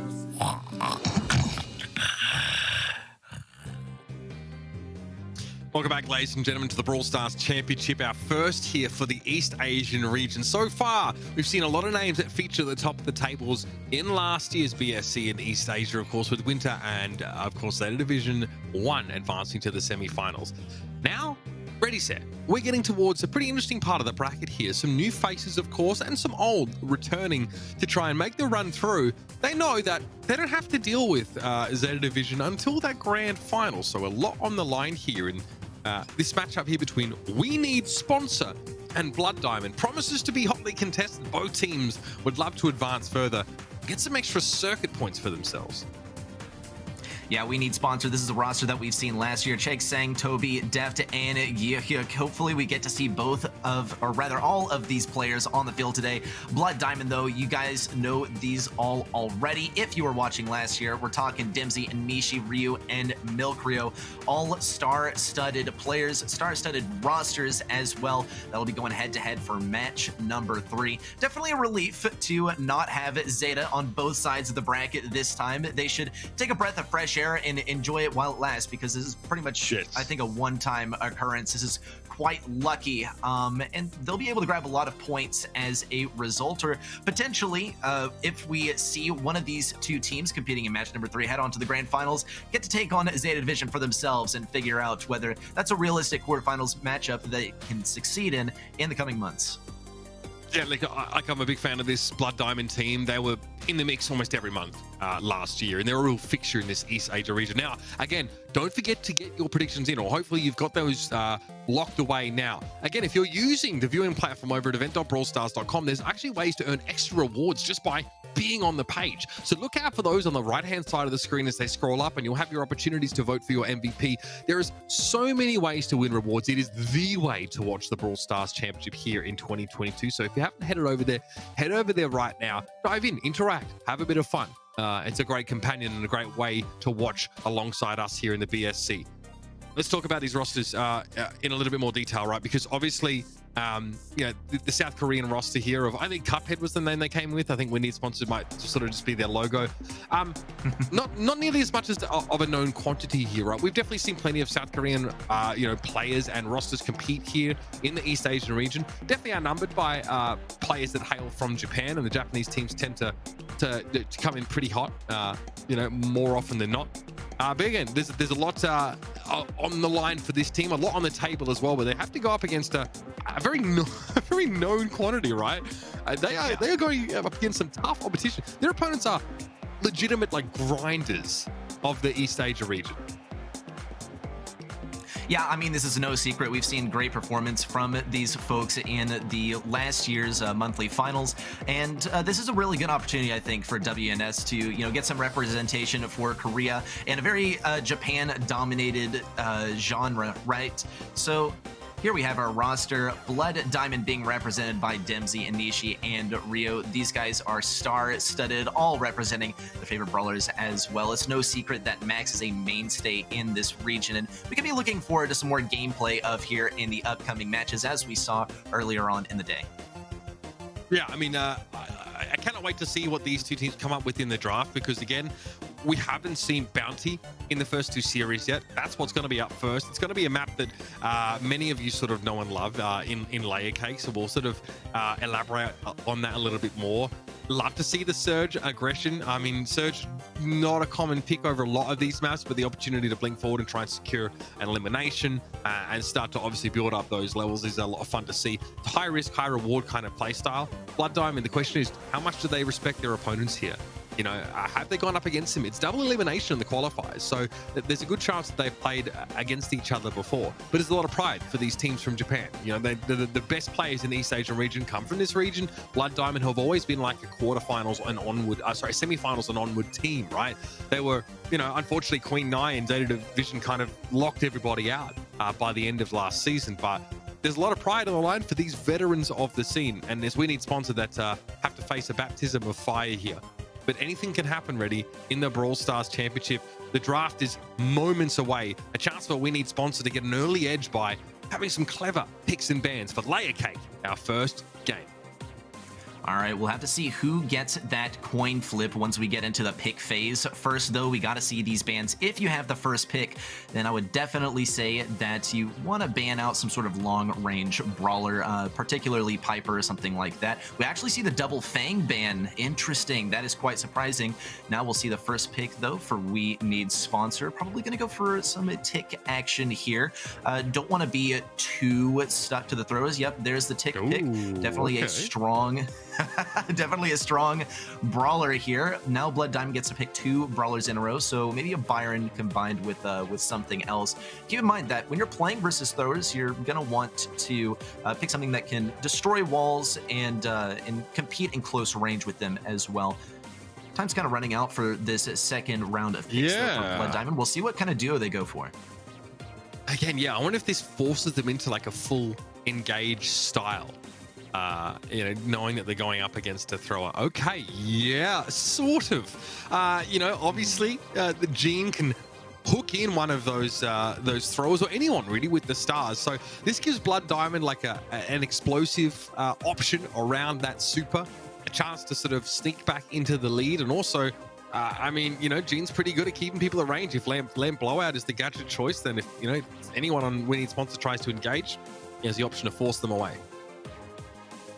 Yeah, just off these first couple of brawler picks, we do actually see the Colonel refs as well. It's going to make it pretty solid versus any sharpshooters that could be introduced into the mix. But with the Tick and the Gene already, I can almost guarantee you that We Need Sponsor is going to be trying to get that blue star right away. And it's going to be Blood Diamond pressuring them all the way up until the final seconds and trying to get that crucial pull. We do have 3 brawlers chosen so far. Do need to see something from We Need Sponsor. They really do like getting really close to the clock. And I mean, this is my strategy as well, or if you can really call it a strategy. It's pretty tough to pick the ideal brawler. Yeah, you got lots of time, but also you're going to be having to play this for at most 3 games in a row.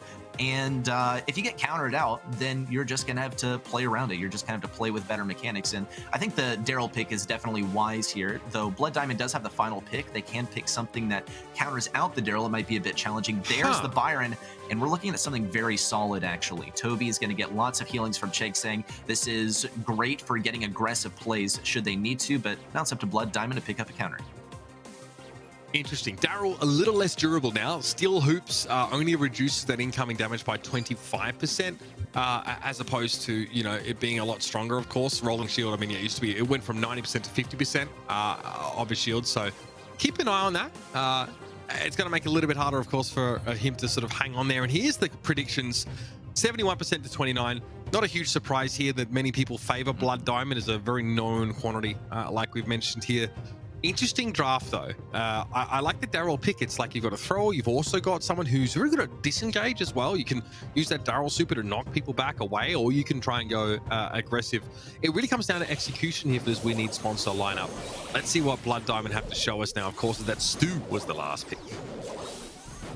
Okay, we actually see Deft picking up that first blue star, which could be a bit of a disadvantage should he need to play aggressive and pick up a kill. Would risk giving that blue star to the enemy team, but it totally makes sense as he was the most tanky option, and Toby doesn't want to use one of those crucial last hurrahs should he be running that gadget as well. And already we do see Blood Diamond pressing up very, very close versus WNS's spawn, and this is going to be a good opportunity also for Rio to start farming up that super.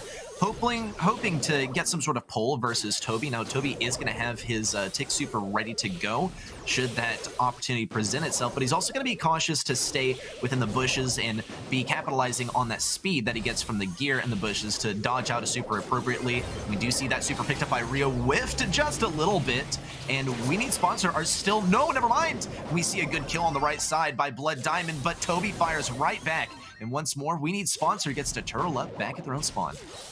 It's tough. Gene is the safest star carrier here on this side, but he's not necessarily getting those eliminations. Dempsey just wants to remove as much of the cover as possible, but Def goes aggressive there and cleans up Ryu. This is a comfortable lead right now for We Need Sponsor. NEC, of course, does have that supply drop available, but it's all falling apart for Blood Diamond ready. Not a good look for the veteran squad.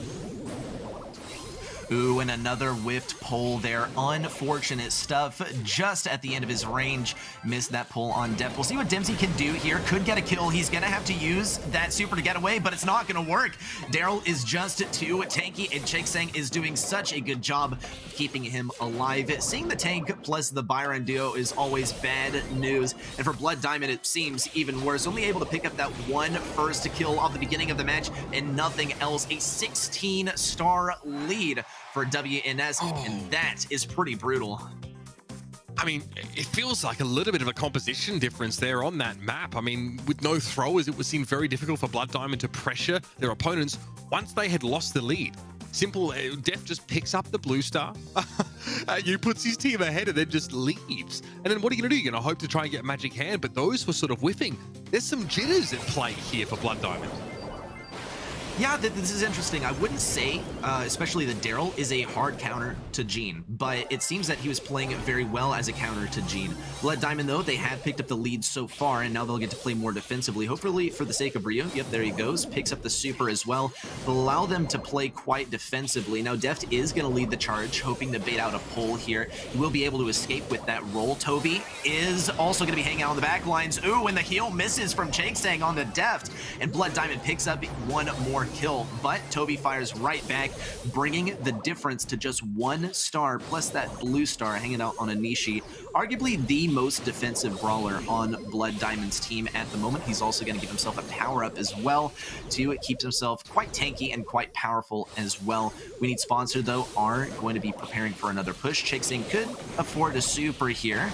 Would certainly like to get one. Deft is taking a whole lot of damage. Dimsy finds an opening to get some damage on Toby. Will we see a pull? Yes, there's the second pull on the Deft. And Ryu, this is his redemption arc here. 1-2 pulls already onto Daryl, and more on the way. Yeah, lamp blowout, absolutely massive there. Staves Deft off, follows up with a Magic Hand after Daryl had taken a ton of damage, and it's still a lead here for Blood Diamond. And Dempsey knows they can get a bit more aggressive here because they're not really carrying the bulk of the stars, but still handing them over with each elimination. So still needs to respect his lifespan as much as possible. Blood Diamond have a lead, and they have a lot of map control here.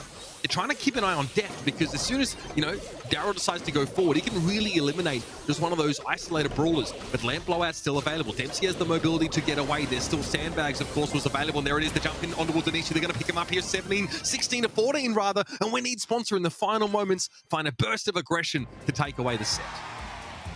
Big mistake there from Stu to rush right into Byron to be met with that super. Byron's super is super high damage output, and it was just bound to happen.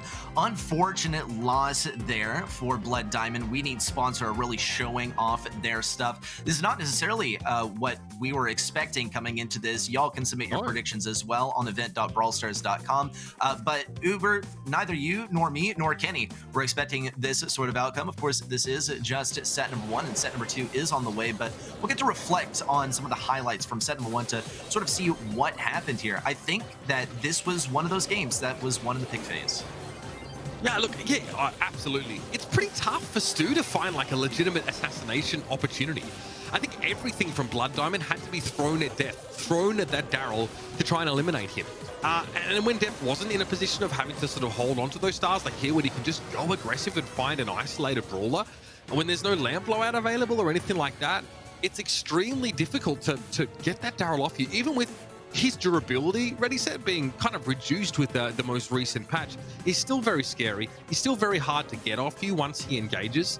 And I don't really know how the Stu was supposed to safely find eliminations. It's tough to make it work in Bounty. He's all in. He has to get up in your face to do work, and there was no comfortable target. I mean, what? Tick has Last Hurrah, can push you back. Daryl, you don't want to be diving on Daryl. And what, Byron? I mean, come on. Very, very difficult for that particular draft, I think, for Blood Diamond to pay off. Yeah, it's interesting. I think that the Colonel Ruffs was picked by Blood Diamond to be some sort of counter towards Stu, but then there was no Stu, ended up being picked by We Need Sponsor, and Blood Diamond just said, well, we're comfortable on this brawler. He's a strong brawler. We'll pick him. But the thing is that last pick is the total opportunity to get a counter in, and we didn't see any counters to what We Need Sponsor had to offer, and I think that was a bit of a missed opportunity. We'll see how the coin flip goes in set number 2, who ends up getting that counter pick, and we'll see if it ends up being used a little bit differently by We Need Sponsor should they receive it. But once more, circling back to what I was saying before, this is, I think, a set that was won in the pick phase, and it goes to show that, of course, it is very important which brawlers you pick, but it's really important which brawlers you pick. You got to pick brawlers that have a cohesive strategy and have a cohesive counter to the enemy team rather than just a good assortment. No doubt about it. And look, and this is the kind of matchup where Blood Diamond are very heavily favored, not just only by, you know, us casters, but also by you at home, the audience, you know, putting in your predictions, your votes. But winning sponsor had a game plan. They didn't so much mind what Blood Diamond were trying to do. It was a very safe look there. I'm really impressed. And again, that's how you can overcome a more known team. I mean, I've seen names like Jake saying before, of course, here in the East Asian region. So these guys aren't completely new. They're not completely green. But now we get some more chaotic results because of the element of this pick and ban. Hot Potatoes coming up next, of course, our heist map here, one we know very, very well. Those side lanes are crucial. Ruff's Crow banned out early. Interesting stuff. Ruffs is very strong here for his ability to not only power up teammates, but also for the other use of his super, which is to break open a lot of walls. Now, he would have been a really powerful pick, or rather, Crow would have been a really powerful pick had Colonel Ruffs also been in the game. So to see these two banned out usually is just a little bit redundant. Yeah, here we go. Deft knows what's up. He was destroying on the Daryl before, and he is locked and loaded to do it again. Now, Blood Diamond are going to have to be quite careful and pick up some brawlers that can break open the walls. I think Griff could be a really strong pick here. He is still a little bit off meta, I think most people consider him to be, but I think he could shine here. I don't know if it's necessarily a pick that Blood Diamond would go for the second and third, though. Yeah, he did get a damage buff, right? In the March balance changes. So I think what, like almost 20% increased damage per hit. But all right, Inishi. Interesting here. So obviously Ems is friend zoner, so you know, a similar effect to Lamp, blowout, able to force people back, get a heal, and of course Ems is just very scary if anyone wants to try and close the gap. I think seeing Daryl picked first here by We Need Sponsor puts Blood Diamond in full anti-tank comp mode, right? They're going to get the last pick here, crucially, and they can decide if they want to really go all in on the anti-tank strategy or find something a little bit more middle of the road. They're not long range right now. Spike comes in here, and Life Plan is so handy when trying to win out these lane matchups, especially against longer ranged brawlers. I don't know what We Need Sponsor want to do here, because sometimes the Daryl ready set kind of signifies like an all-in strategy, like a cheese strategy that we saw last year, where teams just take tanky brawlers and run it down mid. Barley, that's all I'm gonna say. I really hope we see We Need Sponsor pick Barley. I think that's very strong. Not only are you able to counter out Ems, but you can counter out Spike as well. We do see the Fang, actually, and this is also a pretty good pick, as it allows him to get in close range versus Anishi, and also with one of his star powers, he's able to immediately charge his super after killing a target. And if Rio is, and he probably is, running the big cactus, the life plant, then this is going to be a strong ability. He'll be able to charge his super off of the life plant. And there's the Jesse pick. Interesting. That's gonna outrange Ems, and it's gonna outrange Spike at mid, and it's also gonna prevent Spike from protecting itself with the life plant. We'll have to see what the counter pick is, though. Blood Diamond in the previous set didn't use it too well. Rico is definitely a strong pick versus Daryl. So this one I think is definitely being put to better use than the last set. Okay, that's very interesting. Jesse's not an uncommon pick for this map. I think we've seen it fairly often before, and really punishes people trying to group up. Being able to use that turret to create space in and of itself is pretty crucial. I'm very curious to see how this all rounds out. In general, two of the brawlers here for We Need Sponsor would love to close the gap, would love to get fairly aggressive here. So We Need Sponsor in the blue coming forward now, of course, with the Fang, crucially the Daryl and the Jesse in the mix here. It's going to be Spike, Ams, and Rico, of course. Ryu with the bounty castle, be able to get some health back in a pinch on this side lane.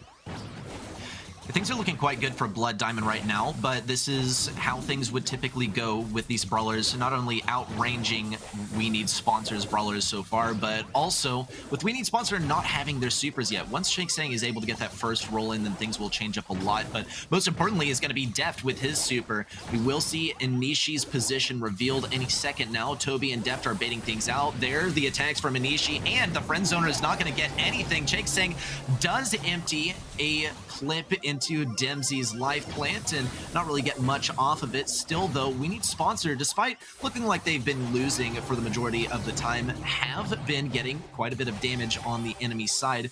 Comparatively, right, we're looking at only 6%, but on We Need Sponsor's save, only 21% has been done so far. Still, though, Blood Diamond's doing a great job of trapping these guys in their own spawn.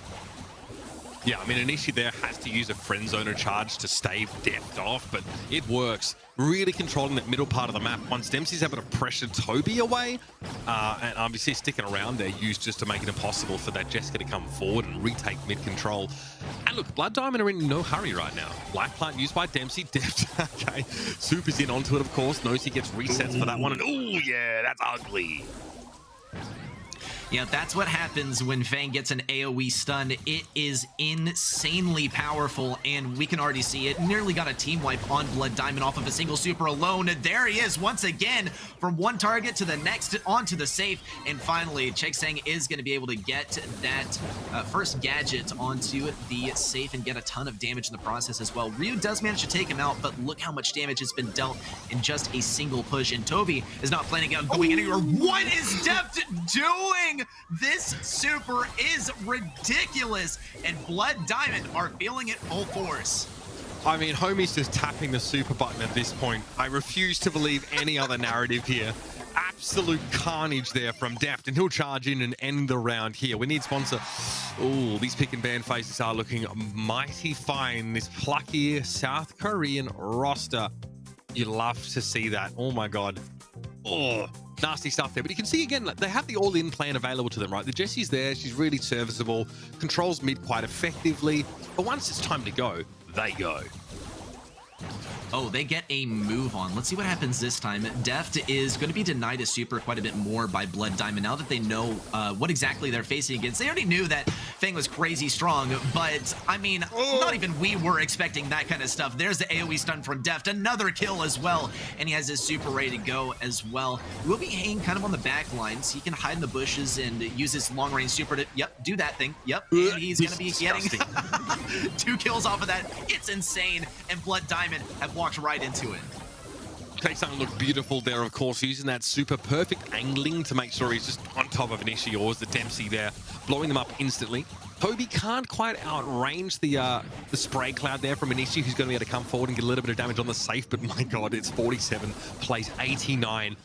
Toby lets the turret go there and is instantly dispatched. He's not being the star of the show on this particular assignment. That's definitely Death's job. Anishi though, caustic charisma pop. The Cheksang shrugs off most of this damage. Eventually that's going to become a problem. And yeah, he's caught in the corner by Ryu and he'll fall. Death goes in though, finds that elimination. Lamp blowout doesn't even save Anishi's life. That's tough. And Death is on the safe again. Oh, it's so tough to deny this guy super. And just as he is out, we see the tag team in. Cheksang is able to get so much damage onto that safe and chip down Ryu while he's at it. Meanwhile, Deft has been healing all the way up to full now. Anishi does have a super, but it hardly even matters. The AoE stun doesn't make contact though, actually, and that could be quite a big blow. Now he only has 1 left. Toby also is going to get a kill over here. Good pinch between Deft and Toby. Deft is going to heal his super off of it as well, and this one might as well be over. Deft is in a great position. Dempsey's trying so hard to defend, but is on so low of health. Cheksang gets a ton of damage. Here's the final blow from Deft, and that's it. We need sponsor with a 4-0 sweep. Huge stuff for the Korean team. The fattest L just got delivered there to Blood Diamond. Not the way they wanted to start their campaign here or in these March monthly finals. We need sponsor may have one soon enough after that performance. A striking display with the Fang play really taking center stage there. My God. Again, that reset potential, of course, being able to cross the map so quickly. I think we saw, you know, a lot of pressure on the M's. Yes, she has some gadgets that allow her to deal with gap closing brawlers, but there were some cases where, I mean, I saw Def get knocked back by Lamp Blowout. His target was already eliminated. The M's just got absolutely folded. She certainly did. I mean, Ems is so weak when she's versus a close range brawler. I mean, you can see Deft once again. He gets taken down, but he opens the doors for his teammates to get loads and loads of safe damage, and that's really the important thing at the end of the day. Cheksang also getting some damage here. Toby driving everyone away from the safe that they're so desperately trying to tank for. And once more, that this is Deft just going insane. This is definitely my MVP for the entire match. I mean, we saw him on Daryl at first, and then we see Daryl actually go for the, or rather we see Deft go for the Daryl first pick, and we're all thinking to ourselves, okay, yeah, we're gonna see some more Deft action on the Daryl, but what we got was far better. This is absurd from Deft. 44% of his team's damage, 13 eliminations and 232 DPS. Definitely a higher number. A lot of brawlers we see fall within the range of like 90 to 140. So this is pretty extreme considering this is a brawler going up against a team that is kind of designed to deal with aggressors, right? To sort of force them away. Fang, insane. Definitely needs to be getting a ban. Teams are trying to ban that Fang away for the most part here. It didn't happen here. Remember, in that last set, it was Ruffs and Crow, which are perfectly reasonable brawlers here, but the more aggressive, the all-in style worked a treat here, and Blood Diamond weren't ready to sort of deal with that. So that's something they'll want to be reviewing on tape, I think, as they get ready for next month. They are eliminated here in the quarterfinals, and we need sponsor Advance. That was quick, man. That was mighty quick. I think this South Korean roster is looking scary on their side of the bracket. They are certainly looking scary. Good stuff for them. Well, we got to find a worthy opponent for them as well, and we'll be finding that out in the fourth quarterfinal. But for now, I mean, my attention is fully on the Daryl gameplay and on the Fang gameplay. I think we got some bans on those coming up. No way.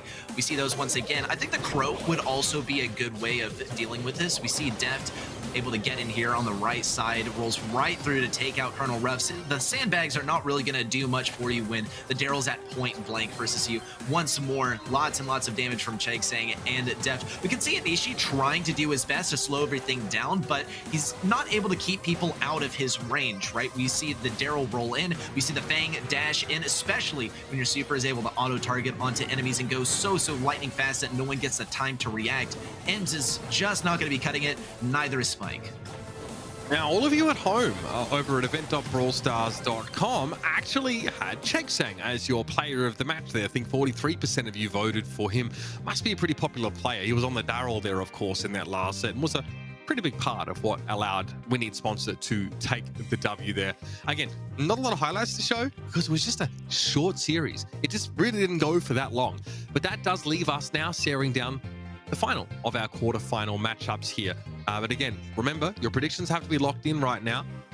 Again, opportunities to vote for your MVP, win yourself 75 points, of course, and keep an eye on the right-hand side of the screen because there's more ways to interact as you watch here and win yourself some fantastic rewards.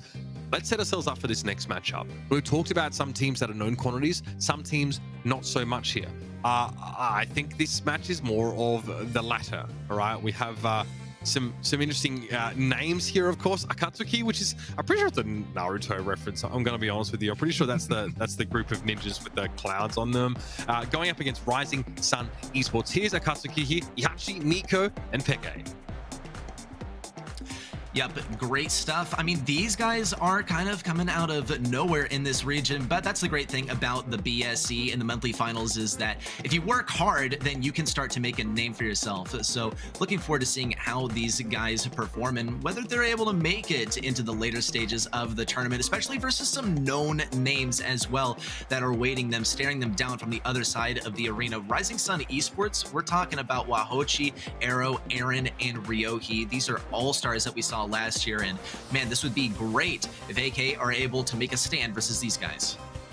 No doubt about it. I mean, yeah, want to talk about sort of veterans, people that have been around in the scene for quite some time. This is one of those rosters competing under a new name this year, under a new organization. Rising Sun Esports are definitely eyeing off at this point. We Need Sponsor in that semi-final matchup. That's going to be a best of 5 if they make it through this quarterfinal. So again, you breathe a sigh of relief if you get through these pretty pitchy quarterfinals. Again, a best of 3 is not always enough of an opportunity to show what you're made of, as maybe was evidenced by Blood Diamond earlier on. So the stage is set between these two teams.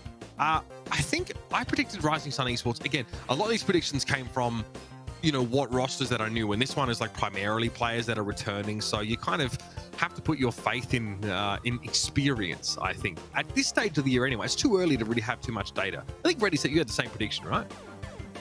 Yeah, I think Rising Sun Esports takes this one, but that's really just because I'm familiar with these players from last year. Of course, AK, I'm rooting for him. I always love to see the underdog win. I always love to see new names in the scene. Creates lots of competition, and that competitive spirit is what keeps us all playing this game at the end of the day. But Rising Sun Esports, my money's on them. Okay, all right. Most of you at home are probably in the same boat. We'll check in with your predictions in just a moment, but it's time to jump into Knockout. It's going to be Flaring Phoenix to start with. Again, a map that has a bit more of close range opportunity here. It's a bit of a risk to take, of course, in knockout, but it can pay off in a big way. Both AK and Rising Sun Esports have an opportunity to select their brawler bans right now, and they're going to be important. Fang got rid of. No way that AK want to deal with the Fang, and the Colonel Ruffs banned on the side of Rising Sun Esports. All right, we see the Fang ban, and we see the Tick first pick, always strong. I anticipate Rising Sun, they go for the Byron and Daryl, but that's just me, especially after having seen such a lightning-fast last match. We're actually going to see the Gene, and this is quite interesting. That is going to allow for some pressure towards the end of the game. It is going to be a little bit tough to go up versus Tick, and here we see the Stu as well to get some close range action and gradually push up the field. We'll have to see what gadget that Stu is running as well, because Breakthrough isn't as strong as it used to be. Can certainly take down some throwers, but the Speed Zone gadget that's able to throw down that turret is going to be taken down quite quickly by Tick. It's going to be something they have to watch out for, but now it's back over to AK. They get 2 picks in a row to finalize their roster. Yeah, I mean, and again, AK need to be careful because the clock's kind of ticking. You're going up against the Gene, and a Magic Hand here in Knockout means that you're down a player for the entirety of the rest of the round. It is much more impactful even than we saw it in Bounty, where it could swing games pretty much single-handedly. So it's safe picks here from Akatsuki so far. Of course, with the Bell being picked up, throwing a couple nest eggs in the bushes can't help if you're trying if you're trying to sort of defend and retreat a little bit here. And it looks like Rising Sun Esports, it'll be their responsibility to find a way to make a play. The PAM adds a lot of durability to this AK roster. Yeah, it does seem like AK is playing for the long game as well. We talk about knockout and play styles. It can be all-out offensive, try to take out your enemy as fast as you can, or you can play more for survival. Wait for that poison to close in to make it a little bit easier for you to take out your enemies and zone them a little bit better. That's exactly what the PAM is for. And we'll see the Tick getting some good shots throughout the period of the match. We'll also see Aaron go for the Brock, actually. That's going to be crucial for breaking open some walls and making it a bit easier to deal with Peke, actually. And here we get to see Flaring Phoenix in a bit of a more scenic view. This is what our players are going to be looking at, especially these bushes on the back right side. That's where we're going to be seeing most of the Gene action, most of the Tick action as well. Both of those brawlers are going to be trying to farm their supers off of each other and then make a push out of it. Let's see how it turns out. All right, round one. Remember, this is a best of 3 of best of 3s in this first set. So within this set, again, if you win 2 rounds here, you're still going to do it again to take away the set itself. Ihachi very comfortable on the PAM in the middle part of the map. And you can say the same for Aaron, who really can keep a safe distance here, try and work up that Magic Hand with very low maintenance poking down. And yeah, okay, so the rocket fuel definitely being used to break open this map, take away some of those defensive positions for AK.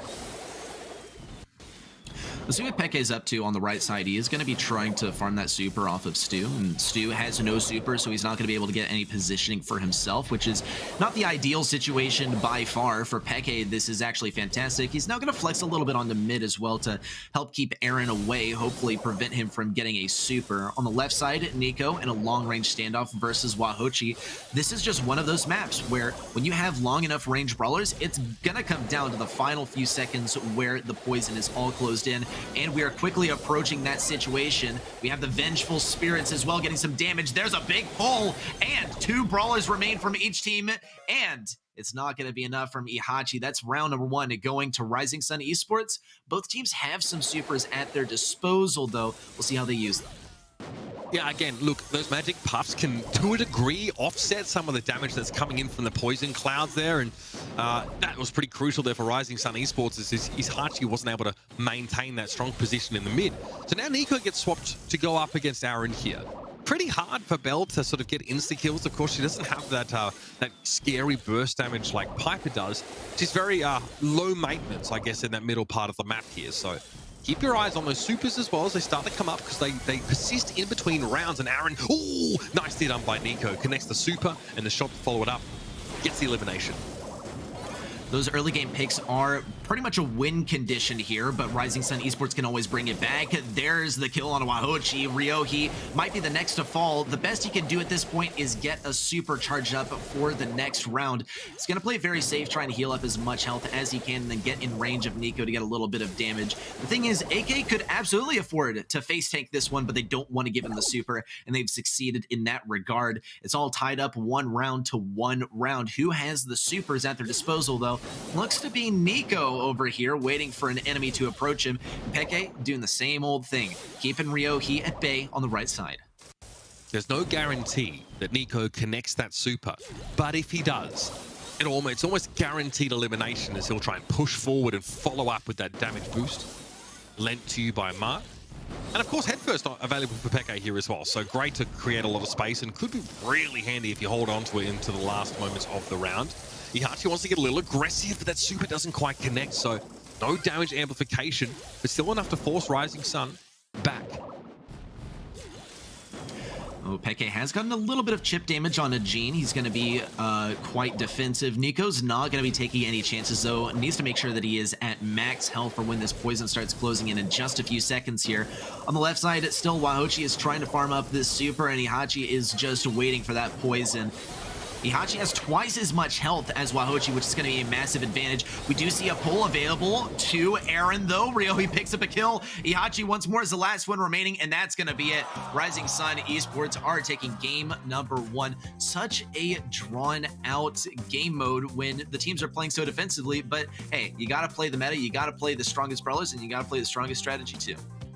Ryohi had to be extremely patient in that round. Playing the Stu in the top right corner, just had to wait it out until the end.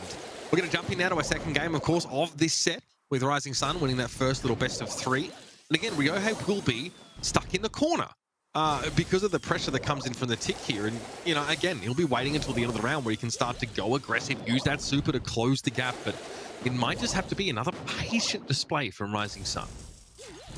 Yeah, there's practically no benefit for Ryohi to go aggressive here. It's just going to be a bunch of mines from Peke to close down the lane. Now, though, with this wall broken open, he can stand to gain something from this. Wahochi gets a strategic wall break, and that's the power of rocket fuel. You're able to drastically change up the map to make your teammates' brawlers a little bit more viable. Though we do actually see the lane swap. Ihachi is now going to be on the right side. This is going to be a lot more ideal for AK, and not too great for Rising Sun Esports. We'll have to see how Ryohi handles it, actually. If he's able to get a super, then he can dash around. Aaron does have the super, though. We already see a pick on the left side. Aaron's on very low health. Will he be able to get the kill?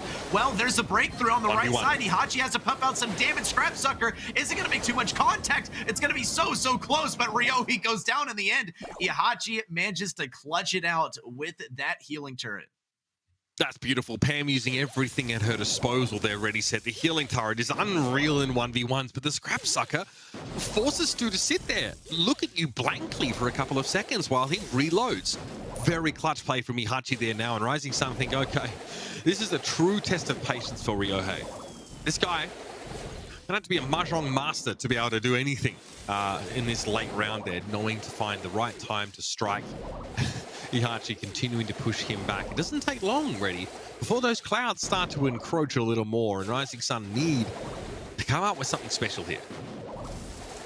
Yeah, I wonder what they're going to be doing. I mean, we do see the first lane swap from Rising Sun Esports in this entire match so far. We're going to see Ryohi and Aaron double up on the right side. They might try to get a pull and then some sort of combo with Ryohi in the same go. Ryohi does manage to get the super charged up now. There's the pull from Aaron onto Ihachi, but they're not able to make it happen because that healing turret is so strong. Ihachi picks up the double kill as if he were never pulled to begin with, and down goes Wahochi as well. That's going to be AK taking their first victory in this set, and that was massive. The Pam is so strong. We saw repeatedly as the poison closed in, Pam was always the last one to survive, and it doesn't even seem to matter whether Eugene pull her. She's going to be the last one alive, whether you're in a 1v2 situation versus her or any other sort of situation.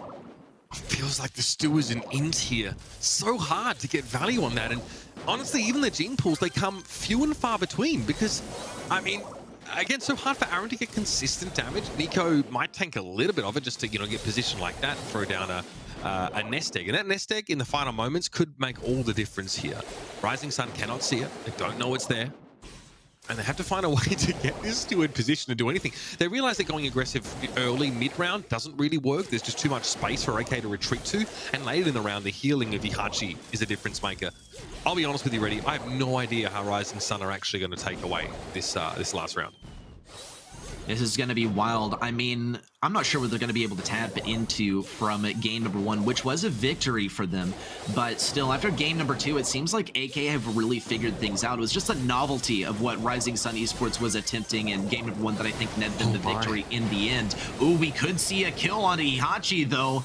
Great stuff on the right side led to an overall victory. Still, though, Ihachi is the last one alive. He's a great survivalist, and he's able to put out a lot of damage. You can see how carefully Rising Sun Esports are dealing with him, and this is actually going to prompt Rising Sun Esports to now have to deal with Ihachi at mid. AK, this is a smart lane swap from them. Hopefully for their sake, it works out well for them. Ryohei swapped willingly into the Nico here, and he's getting absolutely trounced. I think Rising Sun were actually winning the Brock versus Bell matchup in their previous round. For whatever reason, they've changed up their lane assignment. Okay, head first has been removed though, so that super doesn't get any value. I don't know, Ryohei is not really being allowed to play the round. He's been marked now. That mark isn't going away. That's pretty devastating for Rising Sun now, as Nico, a couple shots is all he's going to need to take down that Stu. Ihachi still is going to be hanging out here with that healing turret, saving it for when that poison starts closing in. Nico, meanwhile, on the right side, can practically two-tap Ryohei if he's careful. Ryohei is going to be able to get the kill, though. Ihachi, though, is here to finish the job. No, Wahochi does so much damage. Peke goes down, and Rising Sun Esports, completely from behind, are going to be taking this one. Great stuff. Here we get to see Aaron as well. Yeah, fist pump of victory. This guy has been so patient throughout the last round, and it paid off in the end, especially Stu. The Stu gameplay was very slow, a large deviation from the typical sort of Stu gameplay, which is high octane, dashing all over the place, chaining those supers together. But I mean, it's the application that saved these guys, and it's going to take them into set number 2 confidently. I was really impressed, I think, there with the patience, of course, with that Stu play. But I also thought that Rising Sun are playing that on hard mode. They've got to stay alive until the end of the round. Getting your Stu marked early in the round by the enemy Bell and still being able to come back is huge. Now, remember, the incendiary field on the ground is now baked in to Brock's kit. He gets it by default, which means now that he can take a star power that gives him 40% extra rockets with that super. So, when the map starts to close up and the sort of the smog surrounds you, it's impossible to miss that super. Love that clutch moment here from Ihachi. That was really impressive. Obviously, actually using the healing station to just tank some of the damage and block some of that line of sight. But I feel like as the round went on, Wahochi's able to start to put more pressure on that Bell. It's why I thought it was so strange that we have this lane assignment here where Ryohei actually opts into that Bell matchup, but eventually his patience pays off. He's able to go forward, get the elimination, and create space for Wahochi to finish the job. This is great stuff that we saw throughout the entire last game and the entire last set as well. It's going to bring us into dueling beetles for set number 2. We got to see some good highlights, some very patient gameplay. And dueling beetles is a fun one. I mean, we're going to see some similar brawlers, right? I think Tick could be a strong brawler here. Stu is going to be much stronger here. We'll actually get to see some Stu moving around. So we'll get to see if Ryohei still has the slick moves and the slick dodges in action. But man, I mean, this is definitely a favorite of mine. You get to see some Griffin, you get to see it every now and then some Poco. It's all going to come down to the draft phase, though, because this is a large deviation from the dueling beetles that we saw last year. So I'm excited for it, though I'm a little bit terrified. I think Pam is once more, especially with Itachi in the mix, going to be a devastating force. Let's have a look at Nico's stats here from that round, because I feel like they tell a pretty reasonable story here. Now, this is the Bell play, so Nico's obviously in that sort of side lane arrangement. You can see here the Bell, look, decent sustained damage output if she can hit shots, and obviously that super when it hits is crucial, but she loses out. And, Nico loses out here at times in a lane assignment against the Stu, which is obviously not a great sign, but it's kind of hard to really pressure people out as Bell. She's safe, she's consistent, but that kill potential solo, not really there. And when it came down to the final moments, Bell, her usefulness dropped off drastically. Yeah, the thing with Belle is that she's just as good in long range as she is in close range. It's not like her damage goes down at closer range like Piper does. So she is able to deal with close range situations, which I think is why she was picked. Yeah, exactly. Now, Nest Egg also helps you play defensive on your lane. The thing is, though, overall, I mean, she's great versus brawlers that have turrets next to them, but still, overall, she's not that amazing at the longest range. Let's see, though. We do have the bans from both teams for dueling beetles now. Stu banned from Rising Sun. From AK, it's going to be the Fang ban. Definitely some prudent bans. This is a very fast draft phase, actually, and some good brawlers have been chosen so far. Honestly, I'm not unhappy with any of these brawler picks, though AK gets the final say this time, and we'll see how they use it. Yeah, obviously Meg can really bully those side lanes. That's pretty scary once she gets in the mech. And I think, as Kenny pointed out as well, having that sort of damage gear means that below half HP, she's quite scary, even not being in her mech form. So still needs to be respected. I wouldn't want to be out of my mech going up against Leon at close range. Lollipop drop is pretty handy, giving them sort of that sort of stealth to fire in from. But Crow picked up here, and there's the sprout from Ihachi. So you know they're going to try and shut the door with a couple well-timed hedges. This is interesting. More of a control-based comp from AK, actually. Now, from Rising Sun Esports, I think that this is pretty much a winner, actually. From Crow, we see a very strong performance on dueling beetles, and I honestly love this as a last pick from Rising Sun, especially because it denies the potential of playing Pam, the potential of playing any healer. So Rising Sun Esports are now going to be the only team that have a healer here, and that's going to be absolutely crucial for maintaining permanence on that point. Once they're able to get over there, healing up Ryohi and healing up Aaron as well, it's going to be absolutely crucial. Let's see what AK is able to do to establish a little bit of control here. Of course, Peke is going to be getting some good area control as Sprout. Ihachi, also this unknown enemy hiding in the bushes, and the lollipop drop will be farming up his super gradually. Nico, though, once he grabs the opportunity, will be trying to lay down some nest eggs. He has relatively the same range as Rio. He's able to wall peek just a little bit better. So this is a lane out match in favor of Nico. Ryohi, though, once he gets his super, it's going to be a much different story. Nico wants to be able to push forward before he uses any of those gadgets here. I think that's going to be pretty important. Try and throw them actually on the point. So that's that first hedge. So this is the power play now for AK. They can get pretty safe percentage here, especially with the lollipop drop in play now. Ihachi can do it from stealth, but there are none of those left. That was lollipop drop number 3, if I'm not mistaken. And Aaron needs some fancy footwork to get away from that, but Peke a little too sharp. Ryohead trying to get some value out of the mech, and my God, he does indeed. Yeah, Wahochi, after he was able to charge up that super, Sprout was done for. And we'll see that once again. Now, Peggy does have a super, but he's going to have to get in position in order to close off any important corridors. He will be able to close off the escape plan for Rising Sun Esports, but I don't think they're planning on leaving anytime soon, especially considering how far they have pushed up. Nico also has that healing reduction, has that damage over time. Well, let's see him trying to get a little bit of damage on Ryohi. Ryohi keeps on getting heals from Wahochi. That plus the damage reduction shield is going to make him so tanky even when he's not in the mech. And that's what's most important here, is being on the point longer than the enemy. You don't necessarily have to kill them. You just have to be picking up the percentage. And Rising Sun Esports have done a fantastic job of that so far, now crossing that 80% threshold. Definitely the more common choice in gears, I feel, from Meg players now, as it gives you that extra durability when you're out of your mech. Okay, Mark being used there on a Meg, which is interesting, and Aaron's trying to find Peke, who's able to give him the old slip, and this lets AK slink back into this a little bit more. 94% plays 53 though, so Rising Sun don't need too much longer in order to secure this first round on dueling beetles. And there's a win condition right here. We saw Wahochi with the super. That's really going to be it. Ryohi also with the shield.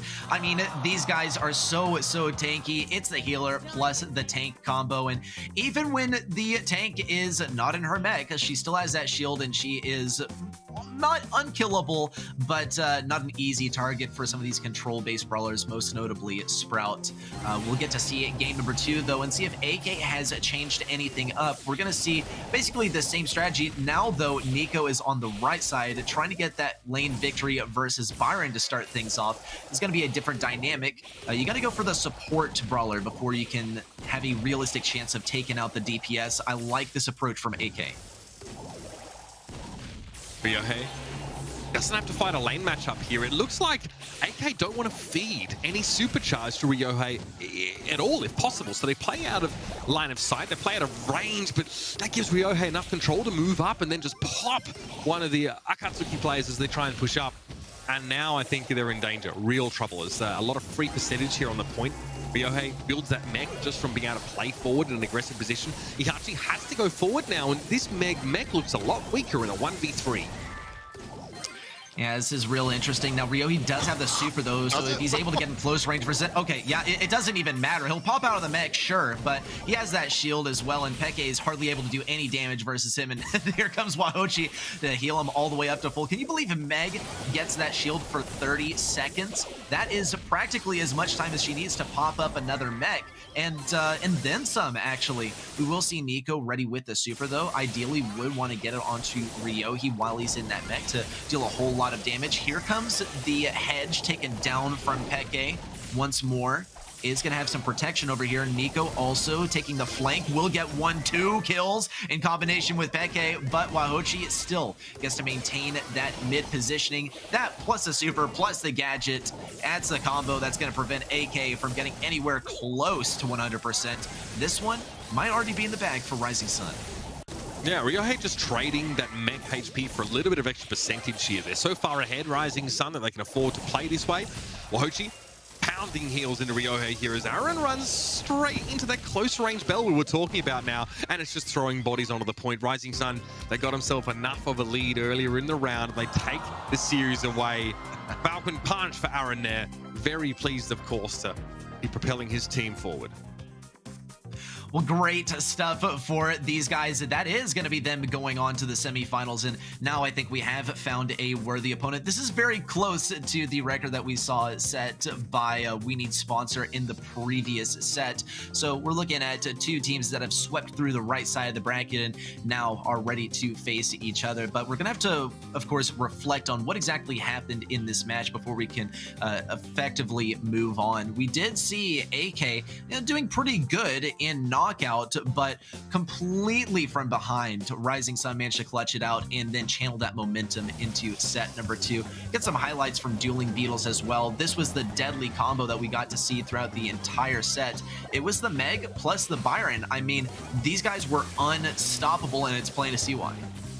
Yeah, look, I mean, Bell gives you some options, right, against the very durable mech and the sort of defensive gears that Meg had sort of taken, and Nico could stand up in a close range fight. You can see here, like, Wahochi has a lot of pressure put on them, but Rising Sun, they get off to such an early lead that they don't have to play clean anymore. They don't have to play even correctly. They just walk up onto the point there, and they know Wahochi can super himself to stay alive a little bit longer. And here it is. So Meg obviously with 39% of the team damage, like it's respectable, right? Nobody on the side of Rising Sun Esports had like a ridiculous amount of damage, but I mean, look, 6-3, it really says it all. You know, I said that, the Meg doesn't look as nearly as exciting in a 1v3, and then Meg goes in 1v3s quite confidently. Ryohei just stands on the point there. So that is the window. It's a short window to take advantage of, but Rising Sun Esports knew to jump on the point when they had that mech available and managed to get a pretty reasonable amount of value out of it pretty consistently. So I'm really impressed. I thought Knockout at times looked a little bit shaky, trying to play the stew-based composition. It looked like it was less favored, but that individual prowess, that composure paid off. So very deserved victory there for Rising Sun Esports. Ready, talk to me about our semi-final matchups. Talk to me about how the bracket looks at this stage of the competition now, because we have some fascinating head-to-heads coming up. Yeah, right off the bat, we got Zeta Division 1 taking down Zeta Division 0. Of course, contrary to my prediction, and Uber, you did have some opinions about that, which we will address later personally. You gotta dare to be wrong, right? But Zeta Division 1, they take this one, and Winter as well. Those guys will be facing off in the first semifinal. For our second semifinal, it is, of course, the bracket clearers. We Need Sponsor and Rising Sun Esports really blazing their way through the Zeta list side of the bracket, but one of them will quite potentially get to face off versus them in the finals. Only one team can stand between Zeta and those finals, and that's going to be winner. Such a difficult challenge, but these guys are prepped for the task. And that's what these monthly finals are all about. Winner have advanced to the semi-finals, already getting themselves, a decent amount of circuit points here. And these are the kind of matchups they need to improve. Zeta Division 1 also needs to keep their play tight and clean because they don't want to be dropping out. At this point, they've already dispatched their sister team into the void now. They need to make sure they carry it through into a grand final victory. So stick around for that one. That one's coming up on the other side of the break. Of course, both of our semifinals are best of 5. They're going to be hotly contested matchups, so don't go too far. We're going to reset. We're going to take a breath. We're going to come back with our best of 5 semis right on the other side of these messages. Bobby's like, oh my word! OG in a good position. This should be a goal. Bobby takes 2 with the help of OG.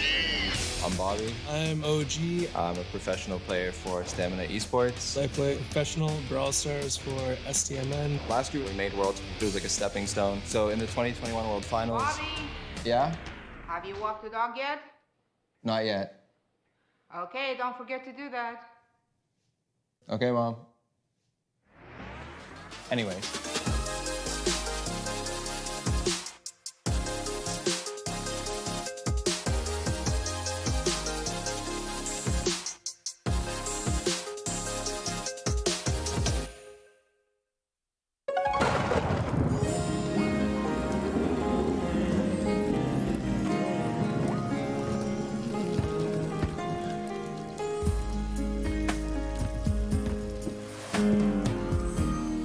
Darling, I can't explain. Where do we lose our way? Girl, it's driving me insane. And I know I just need one more chance to prove my love to you. And if you come back to me, I'll guarantee that I'll never let you go. Back to the days our love was strong. And I want it with you. It'll feel the same. Don't ever let it go. You gotta believe in the spirit of love. It'll heal all things. It won't hurt anymore. No, I still believe my love terminal. I'm down on my knees, begging you, please. I'm so hoping.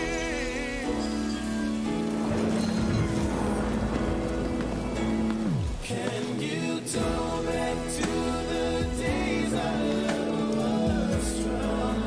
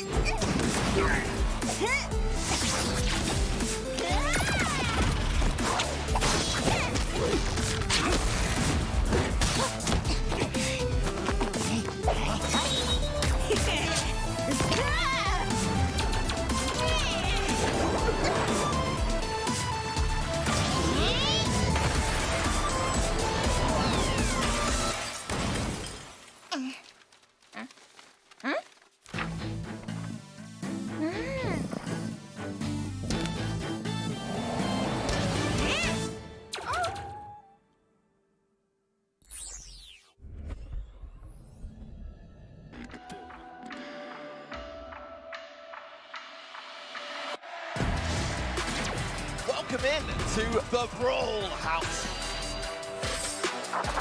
The kick forward, the punch through, that's gonna be it! No way in this one. This is what everyone is here to compete for. So without further ado, let's brawl! Welcome back to your BSC monthly finals. I am Kung Fu Kenny _32. Join with me, ready, set. What an incredible day of matches so far. If you're just joining us, perfect timing. Good on you. We're going into our semi-finals ready. Tell me about the day. How are you feeling right now?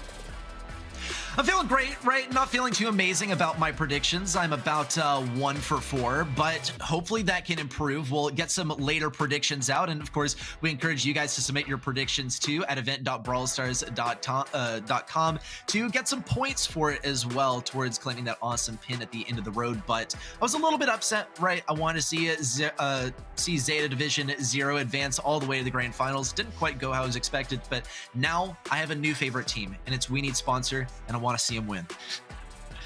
Well, they're going to have their chance here momentarily. Let's take a look back and highlight some of these quarterfinal plays that were so incredibly fun to watch. Right here, we're going to have our first match. Zeta Division 1 taking on Zeta Division 0. Came down to the wire of final set here. Shy tempo, though, getting the goal in there. Ready? What happened in the next one?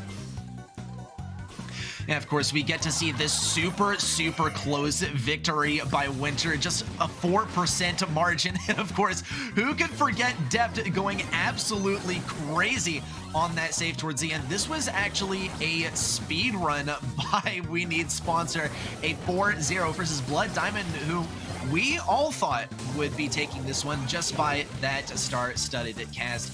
Going right along to Rising Sun Esports, though, they seem to only get stronger with each successive win with that awesome combo of Byron and Meg as well, one that we should be watching out for in our second semifinal.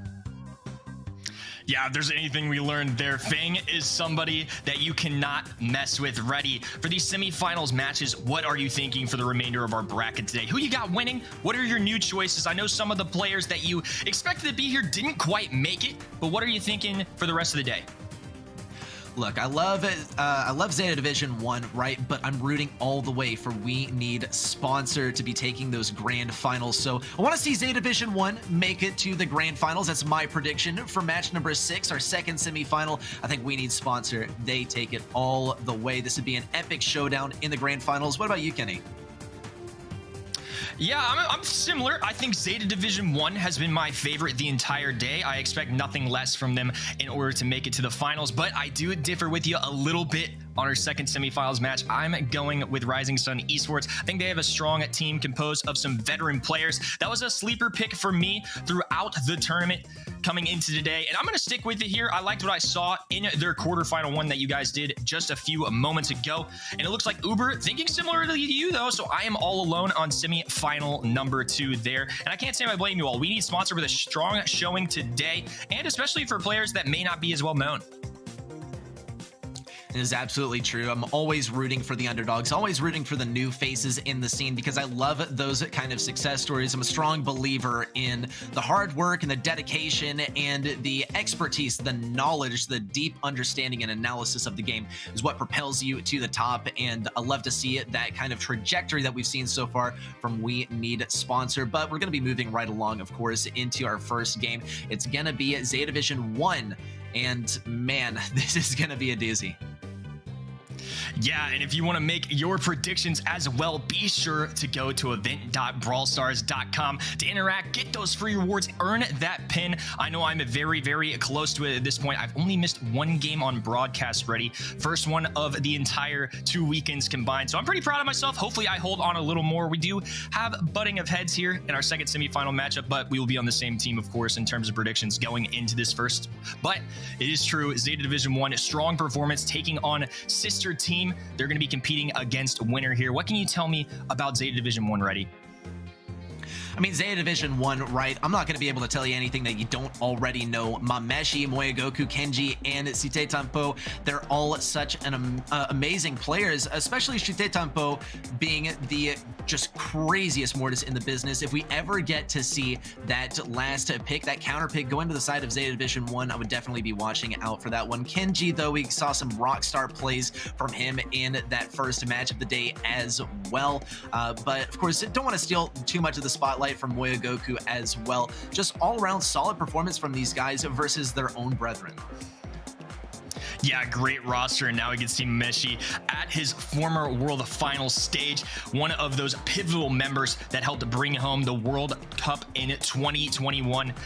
Absolutely great from them. Strong performance to start, and I expect nothing less from them in the second. Winner as well, though, does have a few familiar faces. We've got Menmi, a former Queen 9 member, second place in last year's East Asia monthly finals, and made the World Cup. Yutan and Bataman, also some great players as well. Winner impressed me in the second one. How about you, Reddy? Yeah, certainly caught my eye. I mean, this is not my predicted winner, but once again, kind of rooting for the underdog. Of course, I'm mostly looking at Menmi, the amazing Piper. Always love to see those sharpshooter plays as well. So once we move on to some of those longer range maps, I'm going to be looking for those duels between them and Zeta Division 1. I think we could have a very realistic showdown at the long range.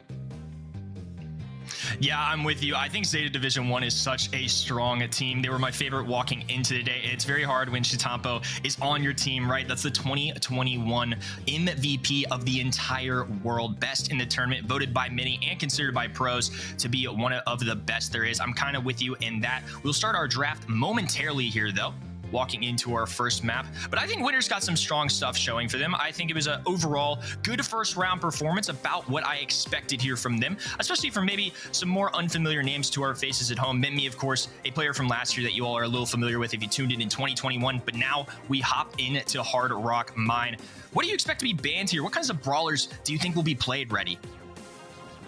I gotta say, Rico is a super strong pick, but it's one that you want to be careful with. Not only can you counter out Rosa or any sort of tanks on the lanes, but you can also find yourself in a pretty bad situation if the tank and the lane as a consequence is not played at all. We're gonna see the Stu ban, which totally makes sense. Fang as well. We've seen what Fang is capable of in Winter. They're just not gonna be risking letting Zeta Division 1 have that one. Typically, the team that is not as confident is going to be more prone to banning those super powerful brawlers.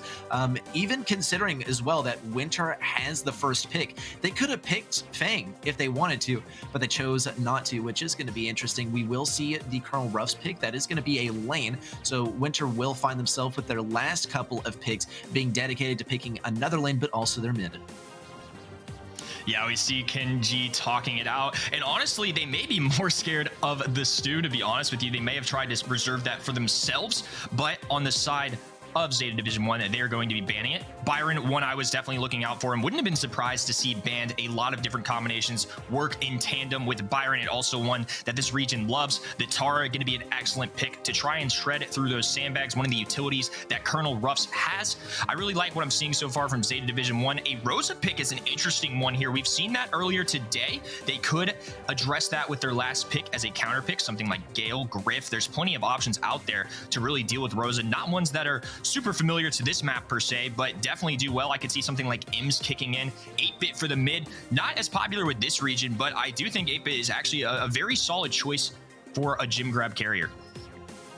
Yeah, pretty good mid. You are risking a lot, though, especially if you don't have that turret up. You're going to be pretty slow. I think Zeta Division 1, oh, they are going to be going for the Gale, actually. It's your favorite brawler, Kenny. Definitely a happy day for Kenny. Not for Reddy, though. I was really hoping to see some Rico here. That's not going to be the case at all. We might see some Gale flanking and defending versus the Rosa as well. Does look like the predictions are vastly in favor of Zeta Division 1, and I can't argue with that. I think they're looking quite stacked as well. And for Winter, I don't know if their comp is really going to be able to do this. We'll see what they're able to do with the Rosa, but I think things are going to be pretty spread out, maybe more so than would be effective on a Hard Rock Mine. Let's get into it, though. Game number 1. Yes, it is 0-0 here, our very first game. And we've seen Zeta Division 1 pull off the Gale pick earlier into a Rosa as well, I might add. We'll see if anything changes here for winner. So far, so good for the side of Kenji, who gets a takedown onto Menmi. And now these bushes are actually what could be providing Winter what they think could be a good strategy here. Now some shelter for Gale to run rampant and really mess with the enemy teams. They're almost spawn trapped here already. Wow. Yep, this is the classic Hard Rock Mine spawn trap. This is something that only very good players can pull off, especially if there's a bit of a mechanical difference between the teams, and that appears to be exactly the situation. The stuns are just one after the other. Menmi can try his best by laying down some sandbags, but Moyogoku is going to blow through them with his super. Menmi, though, will be able to get just to the edge of the bushes. Unfortunate stuff, though. Gets taken down by Kenji. On the right side, Batman is taking a battering. We'll get to connect the bushes on the right side. Typically, you do see that at the beginning of the game. Batman will look for the back cap here. Could try and get a little bit of pressure. We will see the twister as well and the push away. Kenji is not going to be even touchable, and Winter are donezo, at least for game number 1. I tried to warn teams ready. I really did. Earlier on today, we saw the Gale into Rosa matchup. I've been saying it. You have to be super careful about drafting tanks in this format. If you draft them into picks number 1 or 2, the enemy team's going to get to see that. They can adjust, especially when they have a last pick, a very valuable one in Gale, and it paid off there. Moyogaku did not hold back. They only had one takedown, I believe, on the side of Winter that entire first game. Okay, I really like the positioning on the Rosa bushes this time. It's going to allow a little bit better positioning for 8-bit. Now, Site Tampo is going to be taking quite a bit of damage, but getting just as much healing as well from Kenji. Moyogoku also gets a lane switch over to the left side. He's basically going to be switching to wherever he sees Batman is going, and Batman is not going to reveal his position quite yet. Once he pops out of the bushes, then Moyogoku will rotate over there. For the time being, though, Menmi is going to be looking for the lane. Moyogoku now, though, knowing that Menmi's on the left side, knows that, well, probably we're going to see Batman on the right, and as a consequence, once again, Batman rotates over to the left. It's just the cat and mouse game between the Gale and the Rosa. It's a little bit funny to watch, but it definitely offers a strategic edge. Yeah, and I love the way that Kenji is using this brand new introduced gadget. He's using booster shots here to kind of scout out these bushes. Great Gale super as well. Yutan going to be in a troublesome situation. Moyogaku going to push forward. Does manage to get a takedown onto him. The nice TP away. That was really well played there. That's going to at least give them a little space to work with and some mid control at that too.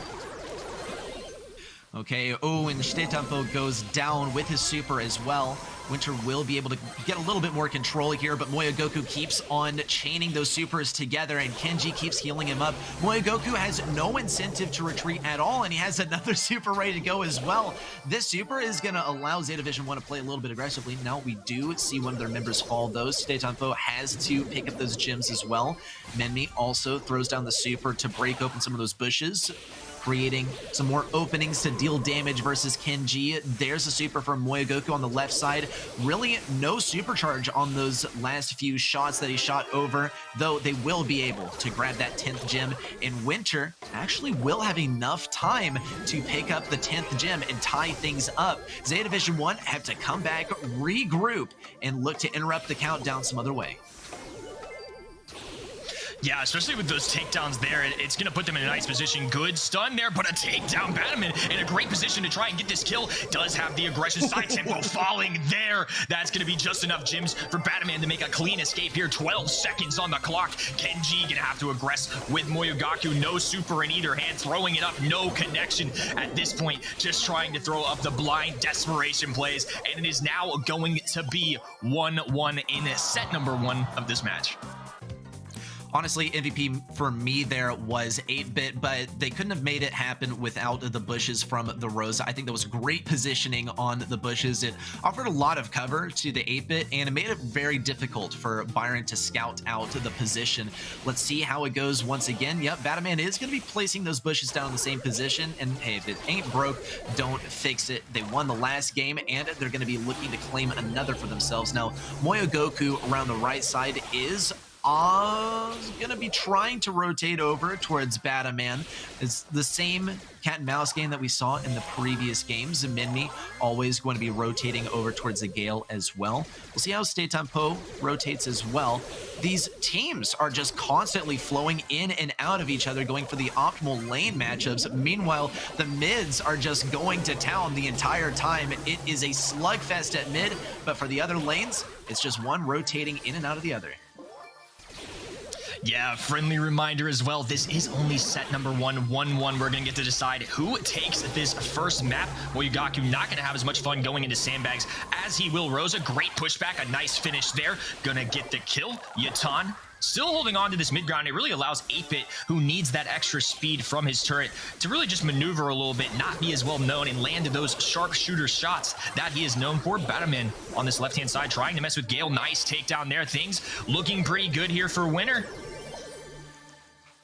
Yeah, Winter might be the winner in this situation. We'll see, though. We will see Stay Tempo get that kill on the right side. Now it's up to Kenji as well to follow this up.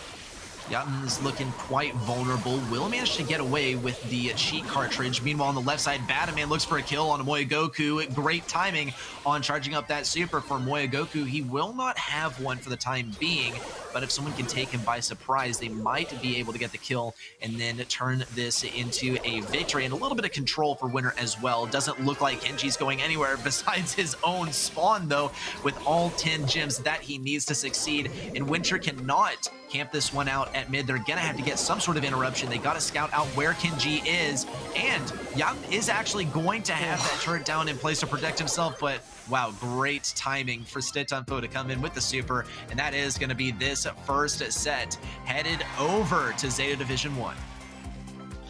Kenji gotta be feeling pretty good after that one. Some smiles coming in, wiping the hair away, a little sweat probably on his brows.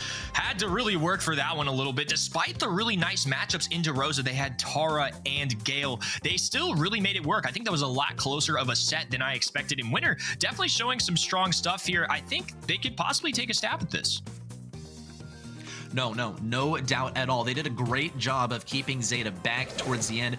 They were repeatedly getting kills versus the gem carrier and had great position for their own gem carrier in mid. I think this is very realistic that Winter can take at least a set off of Zeta Division 1. I don't think this is near the end of the road for Zeta Division 1, though. They've been playing so well, and even in the face of defeat, they're able to reset mentally and on the field and do a great job of catching back up. So great stuff from Zeta Division 1. Great stuff equally from Winter. As you said, Kenny, this is not a done deal yet. Winter can upset Zeta Division 1 in this situation.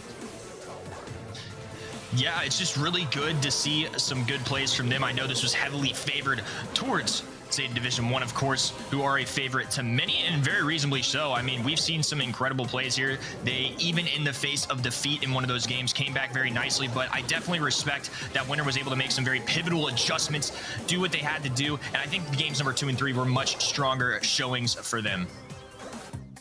As we now hop in, though, we now get to see Shitempo's stats here. 157 DPS, that's very high. 29% of the team damage. I mean, incredible performance there, Reddy.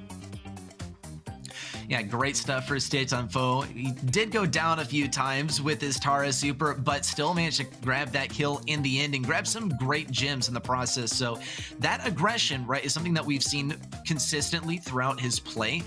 Even through last year, always playing that more. This year, always getting the aggro Tara supers and making things happen for his team. Even if he does end up going down, it's the value that's there, and that, at least, being consistent is great to see as we are going to be heading actually into knockout. This is not necessarily a mode that favors aggression. In fact, it seems to favor sitting back and just playing survival, especially with Pam, as we observed in some of our past matches.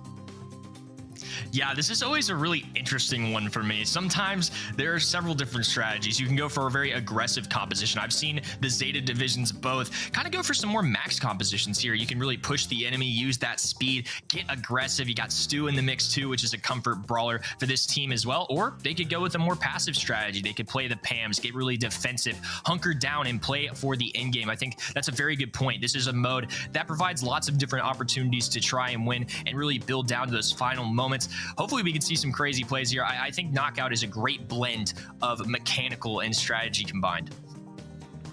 Yeah, no doubt. I mean, you have the mechanical aspect of those long-range interactions, and especially the quick decisions that you find yourself in towards the end, but also strategy, right? You want to be thinking about where your brawlers are positioned. We sure saw a lot of that on Hard Rock Mine with the constant lane switches, and on Gold Arm Gulch, I don't think it'll be too much different. Both teams are going to be looking for the optimal lane matchups, but of course, they're also going to be thinking, as we saw in actually our fourth quarterfinal, should we be waiting things out until the very last second, even if it means basically not playing my brawler? We saw it with Stu. Wonderful to see Stu once again. Of course, it's all going to come down to the draft phase. In our last set, we did see the Stu ban, so I think it is quite possible that we see the Stu ban once again. Fang is also going to be one that we're going to want to look out for during set number 2. Just such a devastating brawler, especially with the AoE stun that he gets from that second gadget. Yeah, Fang's one I'll definitely be having my eye out here. I wouldn't blame either team at all for banning it, just because of how valuable that roundhouse kick is, the new gadget that got introduced that allows you to stun the enemy. And I mean, that super can chain off multiple opponents, especially as that storm starts to dwindle. You're forced to kind of pack up together with your team. It can be really difficult to deal with. Now we have some bans coming in ready. What are some brawlers you expect to see being either banned or picked here? I say if you get the first pick, then you are not banning Tick, and that didn't mean to rhyme, but I guess it was about time that I was able to pull out something like that on the BSC stream. Anyway, let's head over to Winter's team. They're going to be picking the Sprout ban, and Zeta Division 1 are going to be going with the Colonel Ruffs ban. Sprout, definitely a good mid, and I would say this is an absolutely prudent ban. You got to see Gold Arm Gulch just a moment ago. This map favors the Sprout strategy, where you just hang out, play passive, and wait till the last second to throw a hedge down and block your enemies out of spawn. Here's the Tick pick from Winter, actually, and that is going to be a very smart first pick. You're going to be able to get good area control. You're going to get good chip damage as well. You can get a little bit of ground for your team as well once you're able to get that Tick super out, and also with the last hurrah gadget, you get a little bit of survivability once things start to get hairy as the poison closes in. Well, that nursery rhyme is definitely one I will take to heart here, and I don't blame them at all for taking the Tick pick with their first pick ready. I think Fang also going to be a good one, though. Kenji's going to have some opportunities to make some crazy plays like we've seen earlier today. Definitely think that's a good one here. They could go for something safe like a Gene. Leon could be in the mix here, too, I think. We do see the Gene come out from Shitampo. I like that choice as well. Definitely a few great options still left on the board, though. I know this region really likes Bell here as well. I could see that being an option, but they might want some kind of counter to try and deal with Fang, since he's such a powerful brawler right now. And that's the thing. That's the struggle with Fang, is as much as you try, you can't really counter him out. His speed is just ridiculous when he's able to farm up that super, and he gets it at long range. So the only way you're able to really deal with Fang is to deny him the super. And we're going to see actually Batman go for the Piper here. Now, it's not going to be ideal for dealing with Seitampo on the Gene, because Batman is going to be constantly chipped away. But for dealing with Kenji, this could totally make sense. Kenji, the thing is just going to be waiting for the poison to close in, waiting for any of those shots from Batman to be expended, and be dodging around some of those obstacles that Batman obviously cannot shoot around. Let's see, though, what that fifth pick is from Winter. It's going to be their final pick for their team. It's going to be Leon, actually. It's going to make it a little bit more difficult for Kenji to start charging up that super, but here comes the counter pick from Zeta Division 1. What could their last pick possibly be versus a, frankly, well-rounded... Oh, that is going to be a State switch right there. That is an awesome counter pick. I think that's going to do really, really well with Tick and Piper. I've seen this multiple times. You have to watch out for that last pick, and that's a risky run when you have multiple squishy brawlers on your lineup. And now they're going to have to face the monster, a very terrifying person to go against on Mortis. And I imagine, just like you already, that they probably will make that switch. Some really good plays I'm anticipating here, and Tick and Piper are going to have to find ways to address the Mortis situation. Yep, the Mortis situation, not one that you want to find yourselves in. Kenji will be rotating around the left side. Interesting stuff that we don't see Shtetampo on the Mortis, but with Fang now being the new carry brawler, it absolutely makes sense that we see Shtetampo on the one that's going to steal the entire show. Now, Moyagoku is also going to occupy the right side, trying to clear out these bushes, trying to scout out any brawlers that are hiding in that lollipop drop. That is the name of the game for him. He has great ability to check invisible areas. Now, Kenji also will get to hang out on the left side, gradually bobbing and weaving around these obstacles to try and get in close range versus Yotan. He also is a hard counter for Piper, which is why we don't see too much Piper play anymore, because Mortis is always possible as a final pick, and Mortis is so strong right now, even when he's not playing versus a long-range brawler. Yeah, I think that's a great point. Mortis, somebody that's still really good in the Power League in draft format, hasn't shown up nearly as much, but definitely still deserves a shout out. I can see why they're playing him here, as now the Storm dwindling in, a super coming in, get a hit Moyogaku here. He's gonna have 2,000 HP. Can he stay up? Nice cycles here, though, the team being wiped. What looked like a very tricky situation. Kenji and others get aggressive there. Really nicely done. Strong first round as that Storm dwindled down in round number 1.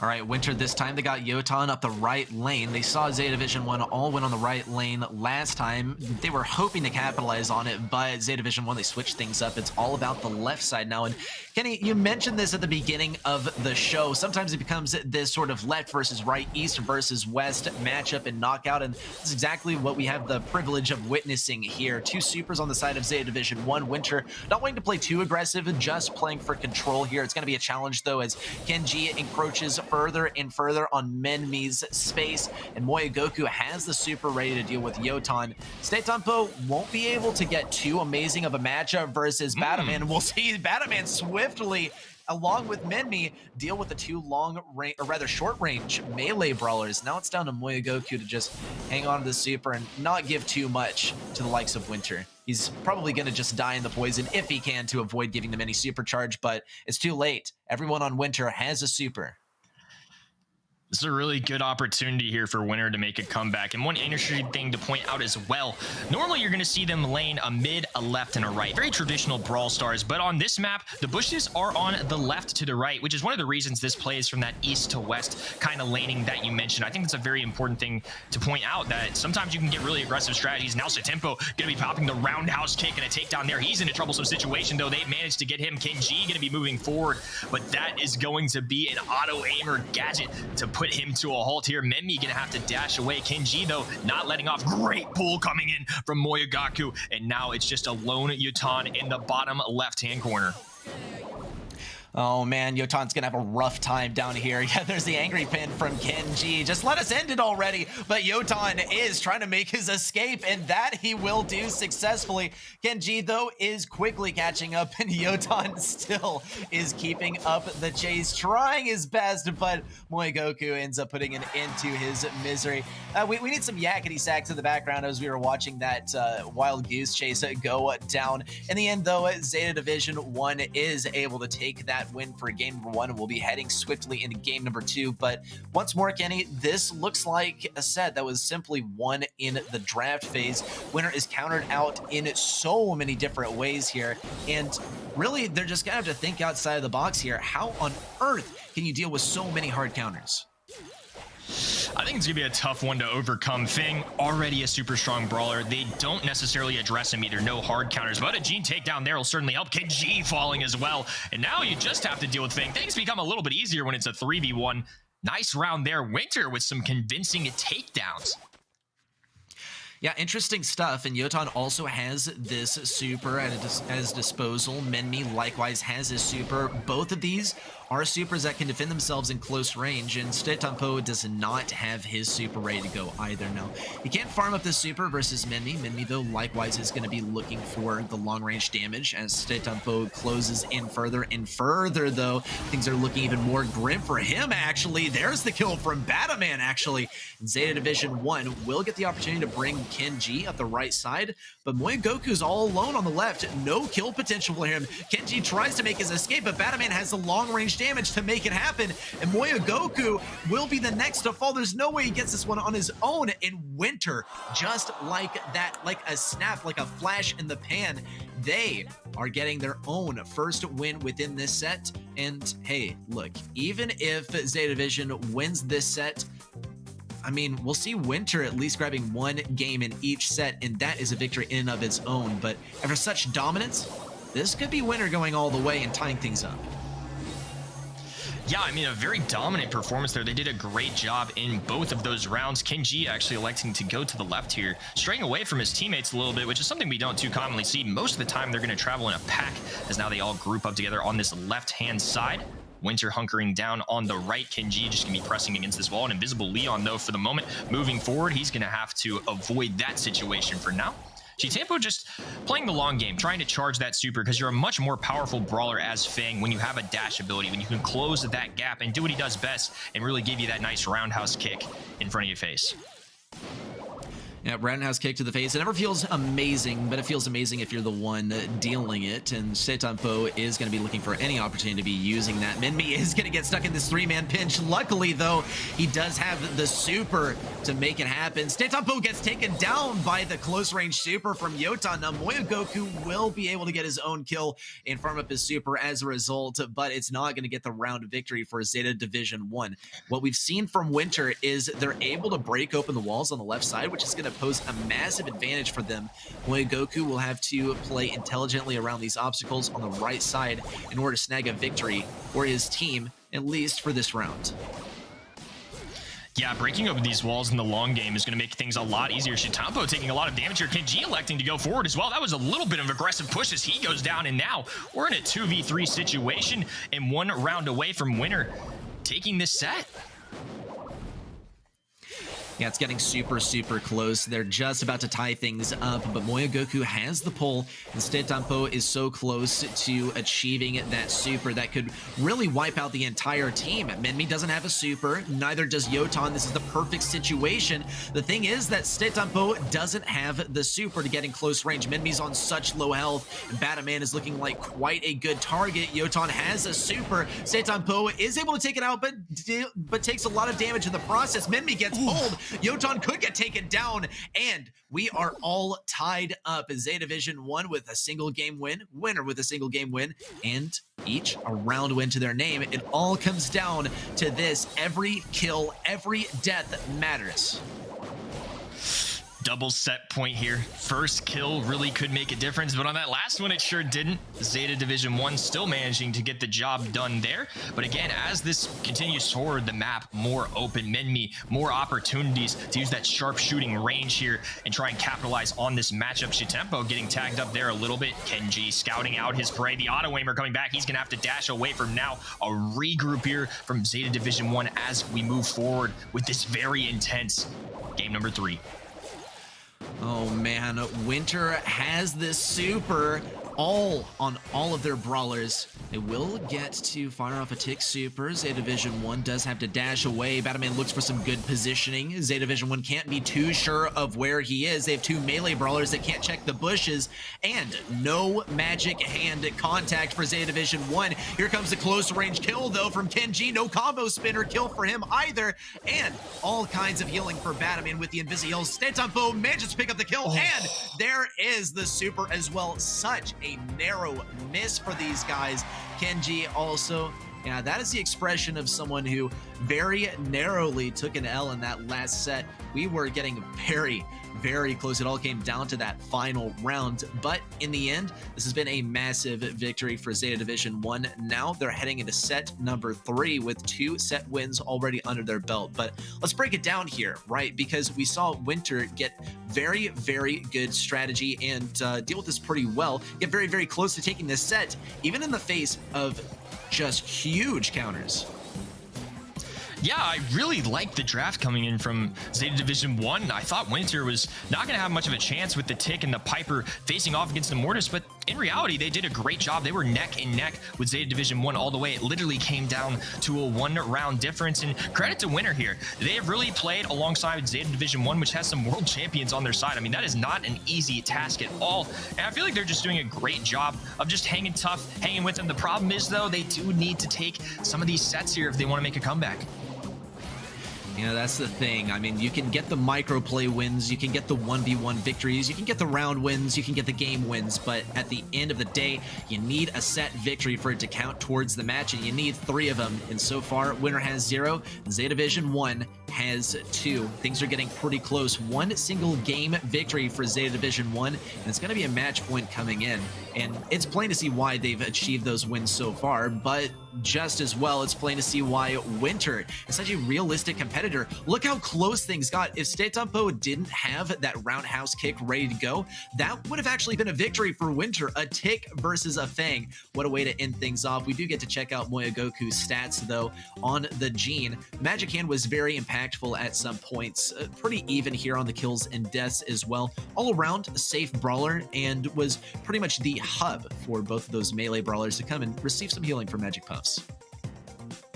Gene provided a lot of value there. I think 44% team damage too for probably the least aggressive brawler on their side is very impressive as well. Just constantly getting that chip damage. And I mean, in theory, there's 3 brawlers, right? They should be each getting around 33%. Obviously, the roles change a little bit, but Gene doing a great job as a mid there, not only to heal with the teammates, but to also dish out the damage too. 6 kills. I mean, that's a pretty good stat there for Gene, which is not the most heavy damage dealing brawler. I'm very impressed with those stats there.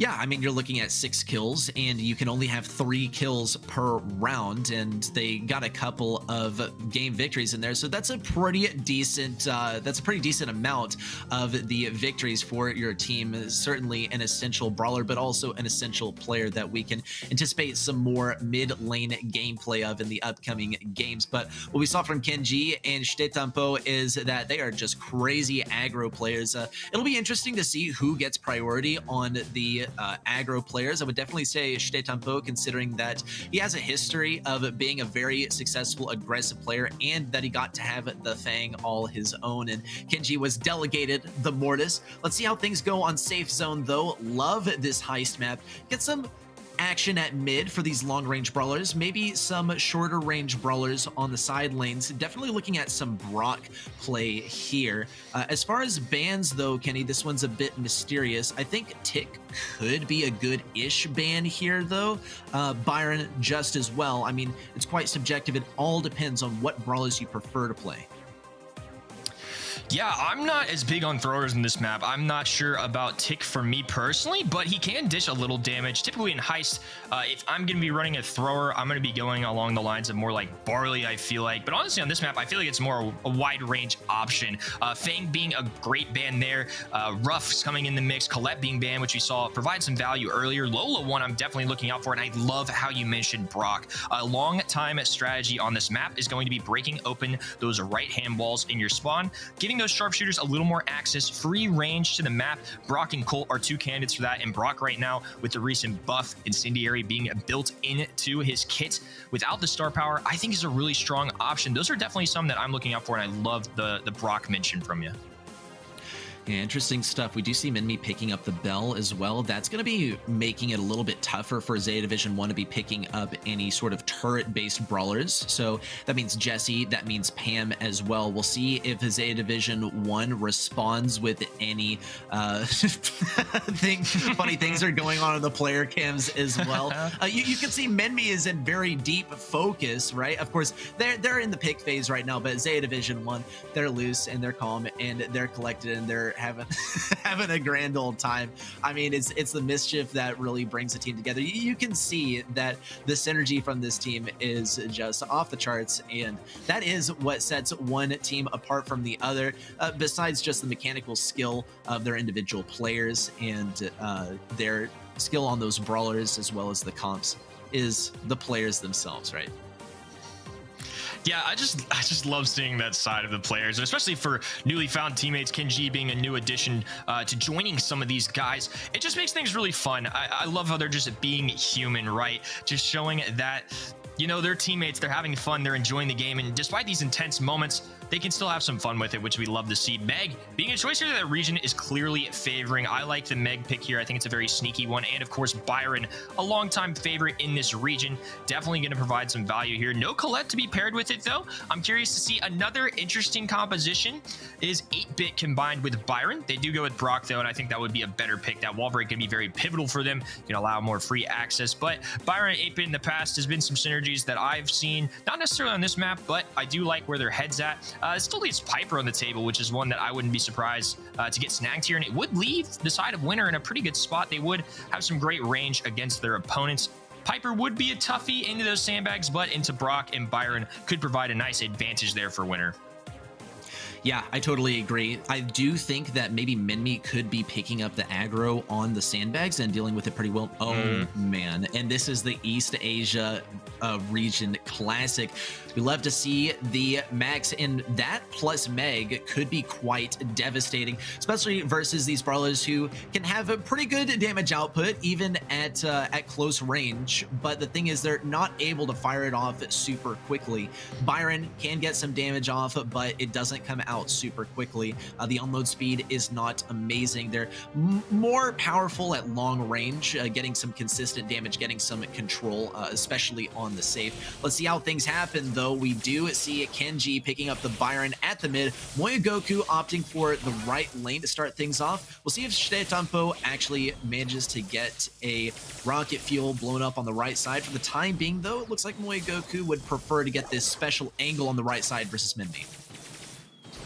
Yutan with a nice takedown there, and this is a very interesting choice from the side of Zeta Division 1. They don't elect to send Brock to this right side, at least to break open that wall. They're going to keep it closed for now, which might actually favor Ruffle a little bit. Not the longest range brawler, say somebody who's more distance-oriented like Brock or Byron. Their lanes, you're going to want to lead a little more open, but this time around, they're going to elect to try that. We'll see how it pays off in the long run. Tempo being charged up with some nice Byron heals. Kenji gonna be firing a shot towards Mimi, a phase shifter, trying to get that takedown. Kenji, though, managing to stay alive for now, finally going down. Mimi gonna try and get this pinch on Moyogaku, but to no avail there. Tempo, though, providing a nice distraction as Batman moves up the middle. Oh, and Batman immediately gets popped out of that mech. Minmi trying to tank a little bit of damage for him as well to keep him alive. There's a speed as well. Minmi with the crazy dodges and the spin after, just to show off a little, just to show, yeah, that's my reaction time. What are you going to do about it? But Winter are actually going to end up having to pay the price, falling back just a little bit. They are trailing on the safe damage as well. Moyogoku has a strong position on the right side, and there is the destruction on the left side from Shitetampo. He's going to be getting a great kill versus Batman. And now the damage can start rolling in. Yotan can do his best to defend versus the Incendiary, but it's already on the safe, dealing loads and loads of damage. 61% remaining on that safe, and Zeta Division 1 show no signs of letting up.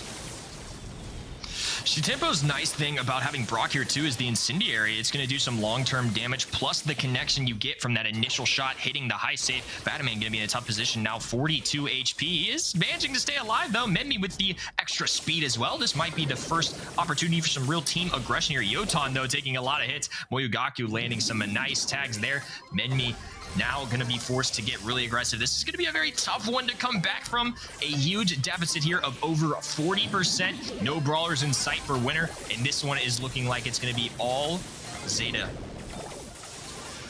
Zeta Division 1 headed over to the match point. Great stuff for them, but if we've learned anything so far from Winter, they're going to be taking at least one game. Now, of course, that's not going to detract from the excitement of the next game. This is not an actual pattern that is being enforced, but we can always hope for the best for Winter. They have been giving Zeta Division 1 an actual good run for their money, and I do like the Meg actually on the right side. The thing is, it's not working super well, especially with Moyogoku using this obstacle in a bit of a tricky way. Now, Kenji is going to opt to come over to the right side for a little bit of support on a Moyogoku. No damage dealt to this guy so far. Let's talk a little bit, though, about how Moyogoku is using this obstacle. We don't usually see that barrel in the trunk being used for anything besides the enemy to hide behind. Usually it's the first thing that a Brock gets rid of with rocket fuel. Moyogoku's putting it to use, though, but that alone isn't going to keep up their defense. And Winter is already getting 19% damage on Zeta Division 1 safe. Well, Minmi and Yutan getting some great value there. Some good takedowns on the Kenji and Tempo are going to allow for that. And finally, Meg is going to get that mech. And I think this is a very strategic decision for them to leave this wall closed. The longer they can have Meg without in her mech form, it's going to make things a little bit easier. But so far, Winter just controlling the mid area, cycling nice kills in and out. And now Meg going to be reining in the damage as well. Moyogaku going to try to do his best to avoid this situation, but just keeps swinging at the safe. And now it's going to be a very nice lead here. But look, don't look now, though, at the top, they're doing a little bit of damage. I believe they're still up. Yeah, look away, look away. Don't see how much damage Zeta has done to Winter so far. Winter is doing an amazing job of dealing tons and tons of damage so far, especially with Bataman, actually. Bataman is going to become the prime focus of Moya Goku. On the right side, though, tosses a supply drop over to Kenji as well.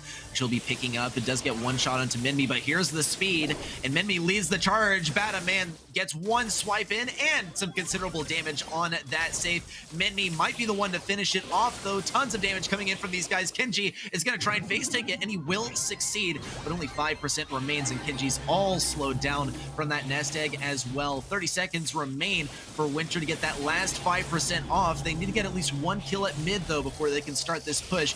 The other thing, though, is they can just sit back and defend. They will get the kill on Moya Goku, though, and things are looking quite grim for Zeta Division 1 as we stand.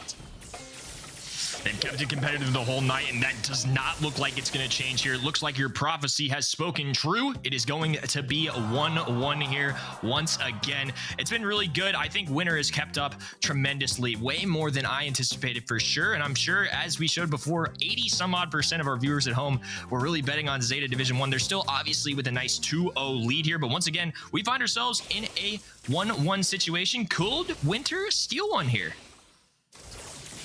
Yeah, that is a total mystery. They haven't managed to do it yet, but they have come very, very close. I think something that worked really well for Winter last time is they were able to get that early super onto Minmi and then speed up Bataman in order to get him on that safe in the mech. That is going to be the prime objective. Minmi doesn't have a super at the moment, but Bataman is just about healed up and headed straight towards the safe. He wants to get that nice super smack onto the safe. He's not going to be able to get right up next to it. Moya Goku throws down the sandbags, which are going to make it much more difficult for Bataman to get that super back. In fact, make it impossible, at least for now. Minmi takes quite a bit of damage. That's going to be the team kill from Zeta Division 1. And now they can start working on this safe. Kenji has a super as well to get practically an insta-kill. It's one of the most amazing abilities of Byron.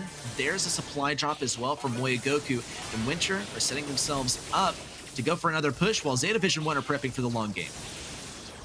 That's a scary sight too. Shitampo going to be powered up as well. Extra damage going to be able to give into those teams. A nice dodge there. Very interesting. Not too often we get to see that gadget from Brock. The super not connecting though. Bataman trying to get some tags as well. Until Meg is in that mech form, it's really difficult for her to push forward. Not a ton of damage. Very squishy brawler without the giant robot to back her. Minmi, though, doing a great job of continuing this aggression. Moya Goku going down. Kenji going down. Shitampo going to be very weak here. And now here comes the mech on the right-hand side. Now has a swing if needed as well. Moya Goku going to do the best here to try and back them away. Shitampo finally getting out on this left-hand side. A little breathing room for the team. Going down, though, there. Kenji throwing out the booster shots just to try and make some much-needed connections here. Small lead now in favor of Winter. Oh man, but damage is being dealt to the enemy safe now. Winter is taking a little bit of damage from Byron. 1, 2, 3 shots. Moya Goku is looking for that last bit of damage, but they keep on receiving damage at the same time. It is going to be a base race to the finish. Bataman gets that mech, and now he's made it his mission to take down Moya Goku and temporarily flexes onto offense. A lot of damage rolls in. Moya Goku needs his base race to happen. There's the spin, and Winter are going to be taking this set. They stared defeat in the face for 2 rounds in a row. That double match point could be possible, but doubly they stared in the face of the match point, and well, they're not disappointed. They're heading on to set number 4 with a single set victory under their belt. Minmi, big smiles there, surviving another round. Just taking a set, honestly, is a big deal, and it was about time that they had one. They've brought it down to a 1-1 scenario all 3 times now. I mean, a very difficult thing to do, especially against a very monstrous roster like we see in Zeta Division 1. Yeah, I mean, this is a big accomplishment for Winter so far. I mean, Zeta Division 1, they took down Zeta Division 0, and I guess if you're able to take down Zeta Division 1, then by proxy you can also take down Zeta Division 0. That's a lot of transitive property right there, a lot of proxy there, but you get the idea. Winter, this is a good accomplishment for them, but they're going to be taking it all the way. They're going to try and turn this into an overall victory and a grand finals spot, obviously. Here we can see their performance from the last set, though, and they started off a little bit sluggish, but they really managed to get their act together in game number 2 and game number 3. You can start to see the puzzle pieces falling into place. Batman getting good dodges, getting good assistance from his teammates in getting into place, getting in a position, and grabbing a lot of damage on that safe in the form of his mech. And we saw it just at the end of the last game as well. Some moves from Moyogoku getting some damage on the safe, and it ended up being a base race in the end. Not really the best judgment. I think Zeta Division 1 feel like they have this win in the bag, and they're just ready to get it over with already, but Winter are not going to let that happen.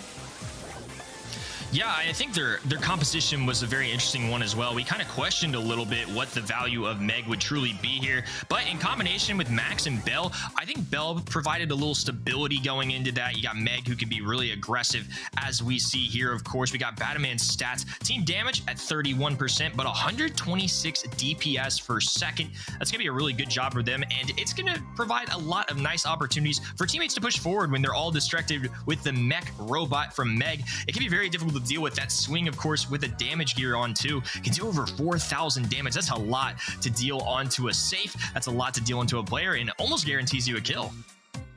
Yeah, the damage gear on Meg is just ridiculous, right? Because typically the trade-off is, yeah, you're on low health, but you get to deal more damage, so it's high risk, high reward. With Meg, the only risk you're taking is being popped out of your mech and then having a 50% shield. That's not a huge risk, right? You still get to stay alive, and that's one of the reasons that the damage gear is so strong on her. Yeah, combine that with the super, you're going to be getting loads and loads of damage, and yeah, in some situations you will get a one-shot as well. Not necessarily what we saw in the last game. Most of that damage was being emptied onto the safe, but it made a significant impact. On Super Beach for our next set, don't know if we will be seeing any Meg. She could make sense as a long-range mid-brawler, but typically we see her more on modes where control is absolutely everything, such as Hot Zone like Ring of Fire or Dueling Beetles. On Super Beach, though, I think we're expecting to see a little bit more of the Byron action, and then, of course, the Max mid.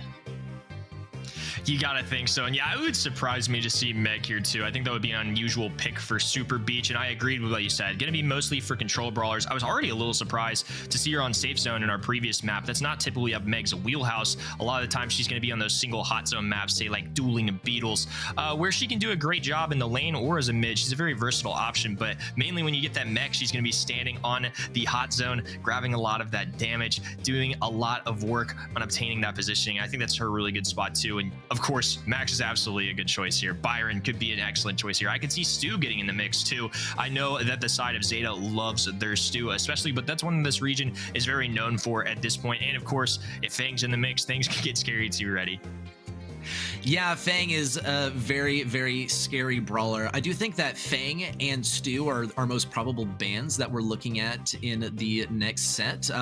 But the thing is, there's always the possibility of duplicate bans. If you're getting the first pick, then you're probably going to be banning out Stu, and if you get the second pick, you're probably banning out Fang. That's just how it goes. I mean, if you get the first pick, you don't want to ban out the first best brawler, right? You want to leave that one available to yourself in case your enemy decides not to ban it out. And we've seen great stuff from Zeta Division 1. They're very capable on the Fang, but I'm not sure. I mean, like, what sort of counter could you bring out here to Fang? That's why I think he's going to be banned. But another thing to consider is the Stu, right? He's difficult to deal with, especially because these teams, they do love to play Daryl at the moment, especially in Brawl Ball, and Stu completely shuts him down pretty much.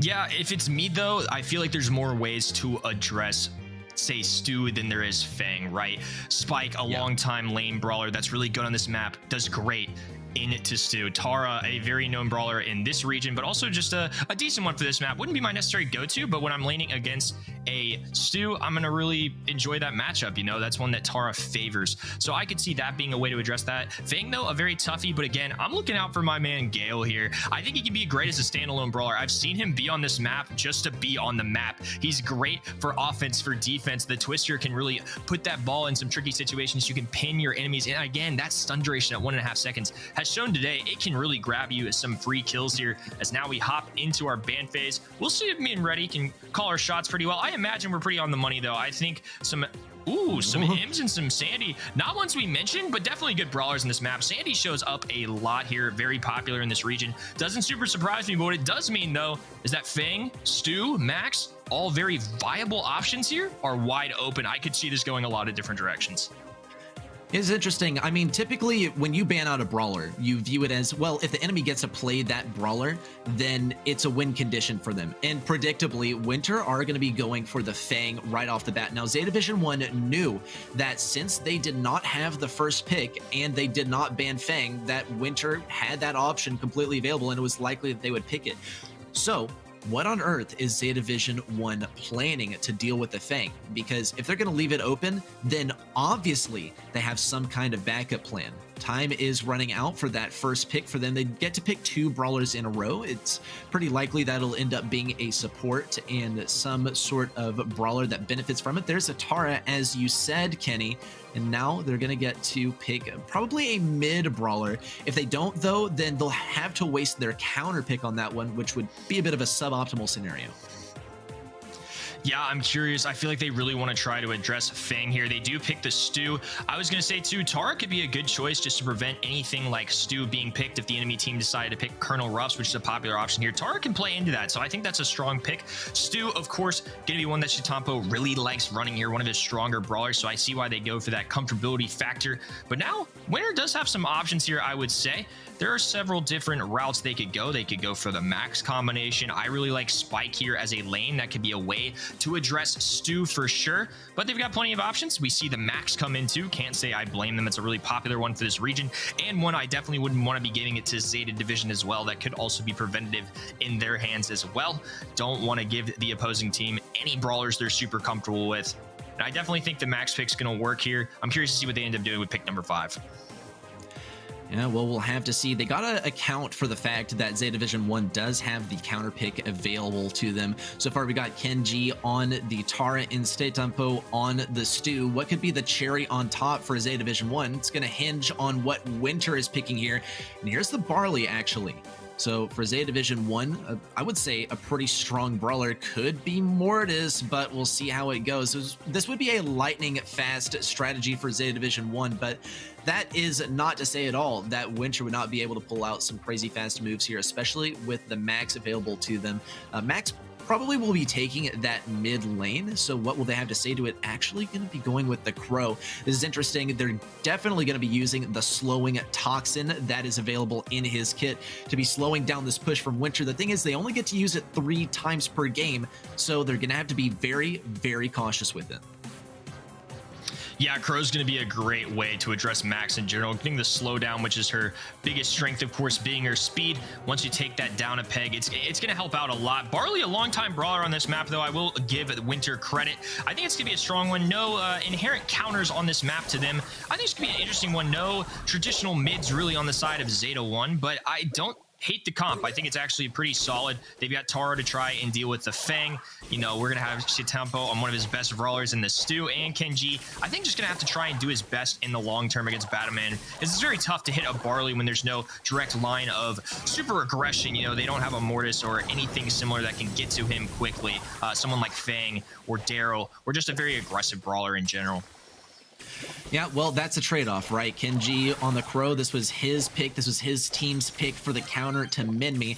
So he's just going to have to deal with Batman for now. There's a healing herbal tonic from Batman to establish some permanence on the right side. Doesn't seem like the super from Batman was super impactful either. It was great positioning, right? It was exactly where it needed to be, but it didn't seem to phase Zeta Division 1 too much, and it didn't seem like Winter capitalized on it a whole lot either. Now, Minmi does have his super ready to go. So does Yotan. We'll see, though. Once Batman has his super, then this could really start to speed up. Sight Tampo is going to dodge out of the way. Yotan will receive this pass, and that's it. Yotan already will be grabbing this first goal with 1:15 left on the clock. Winter have set themselves up in an amazing position. We do get to see a bit of a lane swap, actually. Shitampo on the Stu on the right side has his super. Kenji at mid now. This is quite different. This could be a goal, actually, for Zeta Division 1, but Yotan fires back, quarters the ball. Yep, that's what happens when you let him have Fang. Yeah, no excuses there. I mean, when Fang's on the board, Fang plays are going to happen. A lot of insane connections, a lot of crazy kills. But I do like this lane switch. I think it was a wise decision to try and get an aggressive brawler like Stu, kind of in that Barley lane. But Barley's honestly done a great job here. Batman, whatever lane he is on, has not allowed the opposing brawler to push forward. At the beginning of our match, it was Kenji, and now Shitempo going to try and find the Barley here, going to do his best to dodge some of these shots. Barley not doing the most damage, but known for his area control. It's going to be a very tough matchup for whoever lanes into him, since they don't have a wall break outside of those few Shitempo gadgets. Good plays here. Nicely done. Bobbing and weaving. They only have 15 seconds, though. Moyagaku going to have to move forward here and try and get aggressive. 10 seconds left. The crazy up-close takedown for Barley as well. Not often you see Barley just kind of get that up-close and personal type kill. Really well played, though, from Winner that set. I got to give him credit. They're making this a very, very close match. If I were facing Batman in that situation in a 2v1 and a Barley just took out me as a Stu and my teammate as a Tara and prevented us from getting that goal, I would be punching in the air right now. Like I would be upset. I would be exerting my anger on a pillow or something, because that cannot be a good feeling. Let's see how Zeta Division 1 handles the defense this time. We did see an early goal from Winter last time, but it did rely a lot on Yotan's positioning. He's going to be rotating up quite forward. We do see the three-man pinch potential. Here's the dash forward by Minmi. Yotan picks up the kill, and once more, he's able to get it in. 2 minutes left on the clock this time. That's a lot of room for Zeta Division 1 to work with, but it's a lot of room for a Winner to work with too. One more goal, and we're headed to set number 5. Lesson learned, Fang is just too good right now. The phase shift leading into the Yutan Super, just a flashy goal there. But now Kenji with an opportunity here. We're going to see Shitempo on the top right of your screen. He does have a super. If he elects to break this wall, he can. Nice super pull in there, and now they have a wide open goal of their own. It's going to be 1-1, not quite yet, Winner. One goal away from taking this set and tying things up, but Zeta Division 1 not going anywhere. As just like Winner can bring things right to the brink and grab a victory at the end, so can Zeta Division 1. That's the situation they find themselves in at the moment. We'll see Kenji jump forward. Batman does get slowed down, but not taken down. Shitempo can rush forward on the right side. Yotan dashes in, though. Kenji gets taken down as well, but so falls Minmi. Yotan could get a goal here. He needs enough health to make it happen. Goes right around. No way! Shitempo could not get that defense, and Minmi is so happy with this outcome. We're headed to set number 5. Cannot believe it happened like that, though. I'm just shocked we're here. To be honest with you, it's been neck and neck the whole way. You know, we had several 2-1 scenarios, and finally, like we said, you just got to start taking sets at some point. You got to start winning some more games. And those make or break moments, I mean, Winner has come through. This is the first time we've seen him take it 2-0. And honestly, I really liked the comp from Zeta Division 1 there. I did. I thought it was going to be nice. And Barley just provided a lot of value. I felt like good area control. And again, Fang, somebody you gotta watch for, and I would not be surprised at all. We're going to Shooting Star, but they might still ban him anyways. He's just been so hard to deal with tonight. I think from Zeta Division 1, this is a little bit of hubris, right? You know, they're having fun. They're having fun on the player cams. They're calm and stuff, but they're a little too calm, right? Because Winter is looking for every bit of relaxation and taking full advantage of it. You want to allow Fang to be played? Yeah, we'll play it. And Zeta Division 1 just simply were not equipped to deal with it, unfortunately. As hard as they can try to deny him super, he's going to get it eventually. And even if he doesn't have super, we saw expert positioning from Yotan to capitalize on those situations. Look at this, by the way. Shitempo barely couldn't get that ball in time. He couldn't have pathed to that ball any more perfectly. And it just goes to show, I mean, Winter, they know what they're doing. Did they go to the match point versus Zeta Division 1? Yes. Are they headed on to set number 5 just as well? Yes. Here you get to see Yotan, the OP Fang from the last set, and the stats, well, they speak for themselves. 8-2. That is crazy. I mean, so much value. 161 DPS. Absolutely insane. And cherry on top, that beautiful goal at the end there, just threading the needle. I mean, credit to Yutan. You know, Fang, obviously a great brawler right now, but you still have to use him well. You still got to do some great work. And especially against a talented roster like this, I mean, those are some insane stats to have just for anybody, let alone into some of the reigning world champions from last year. All right, well, it all comes down to Shooting Star in the end, doesn't it? This is going to be an interesting one to see in the draft mode. When we saw this not in the draft mode, this was pretty much Nanny, Piper, Tick, and if there were any bans, it was going to be Nanny, Piper, or Tick, or maybe some Mortis action. We're going to see the Max and the Gene bans actually to count us down. It goes to Winter for the first pick, meaning that Zeta Division 1 actually gets the last pick. A Tick first pick is always going to be strong. Nanny is also going to be a powerful brawler to have on any roster, so Zeta Division 1 could very realistically go for that. But having the final pick, it allows them to go for Mortis or some sort of close range brawler. It could be Fang. It could be Buzz. We haven't seen Buzz in a while, right? But you get the idea. Yep, we're going to see Piper here. Going to be an excellent choice for them. A good longer range brawler. I wouldn't be surprised to see them bring out a thrower of their own, possibly. Maybe somebody like Sprout, but Nani is the one I was keeping my eye out for. I think Nani is one of the best longer range brawler here, and taking it off the board as well. Also, it does not allow you to get countered. Piper and Nani is going to usually have an advantage just because the gadget that Nani has can counter the brawler long range shots there and dish out some free damage with that gadget. Typically, Nani's a really good counter to Piper, and just a very solid one on this map. So I love that with one of their two picks there, they took Nani off the board.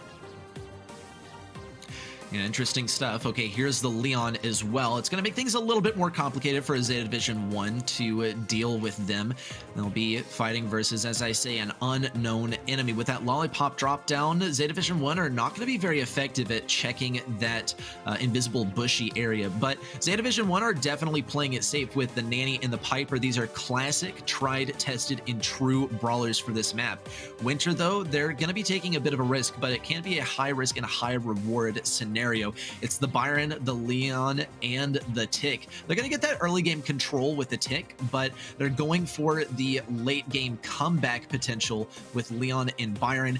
These brawlers that work pretty well together could get that last second comeback within the last 20 seconds, but we'll see what counter Zeta Division 1 has to offer. I wouldn't be surprised if they save their thrower for this last pick. When the opposing team goes with a Tick early on, you can have Sprout in your back pocket, and they actually go with Fang. Even scarier, to be honest with you. The fact that they got that with their 6th pick kind of blows my mind a little bit, and I think it does pretty well here. It's very interesting. Winter with not the most traditional composition, I would say here. Byron being their only long-range option. Tick, a long-time choice here as we get a look at Shooting Star. He's going to be playing that mid area more than likely, just trying to hide behind that wall. But once Piper gets that super, it could be troublesome because once you open up that map, it does expose Tick. It makes things very difficult for him. This will be interesting. I feel like Winter actually do feel relatively safe having the Lollipop drop at their disposal, knowing that Shitetampo is not going to be able to reliably hit shots on them. Though Moe Goku does have an angle over here on mid, Shitetampo is going to try and get close for Yotan, does manage to land some shots on Batman. The movement is too predictable for Shitetampo. He sees right through it, and Zeta Division 1 already have that blue star to their name. Now they get to hang back and play a little bit defensive, wait for the enemy to run into them. Most notably for Shitetampo, as he is going to be getting that super with each enemy that runs into him, and then he'll get the opportunity to sweep the enemy team. Game number 1, well underway. Can Winter pull off this major upset? Zeta 1 considered one of the strongest in the region, and somehow, some way, we find ourselves in a set 5. Crazier things have happened. Maybe they can pull it off, but this would be a major upset if our Zeta 1 division winners go down here. Yutan throwing up some supers, a lot of area control coming in for Tick, and Butterman not really backing down on this right-hand side either. Very good start. They are down a blue star, of course, but as this goes forward, Zeta Division 1 will be further and further into their spawn. This could be good for Winter.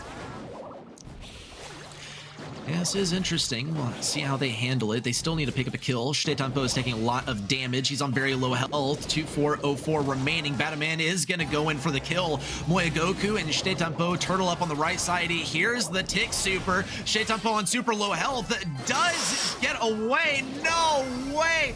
And that's what happens when your super auto targets away from your desired target. Unfortunate circumstance. Shtetanpo could get this kill though. No, he's not able to get that roundhouse kick stun. He can dash away. Minmi's gonna pick up the kill though. Winter still are behind by just 1 star and they won't be able to pick it up at the end. It all came down to that crucial play from Shtetanpo in Zeta Division 1. Once more at that comfortable match point.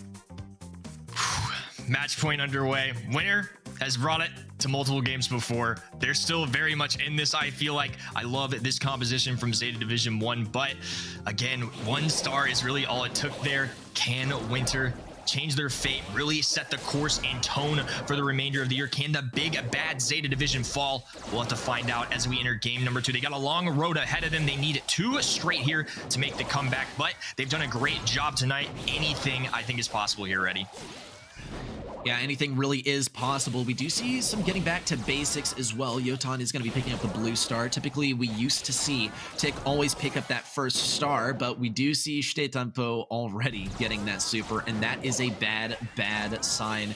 Winter, they're relatively closely grouped together. Ooh, Bataman takes a whole lot of damage. He's going to have to back up. Kenji could go for the opportunity with the homemade recipe. Here comes the super, and that peep is going to land a whole lot of damage. Shtetanpo is just waiting for the perfect opportunity, though.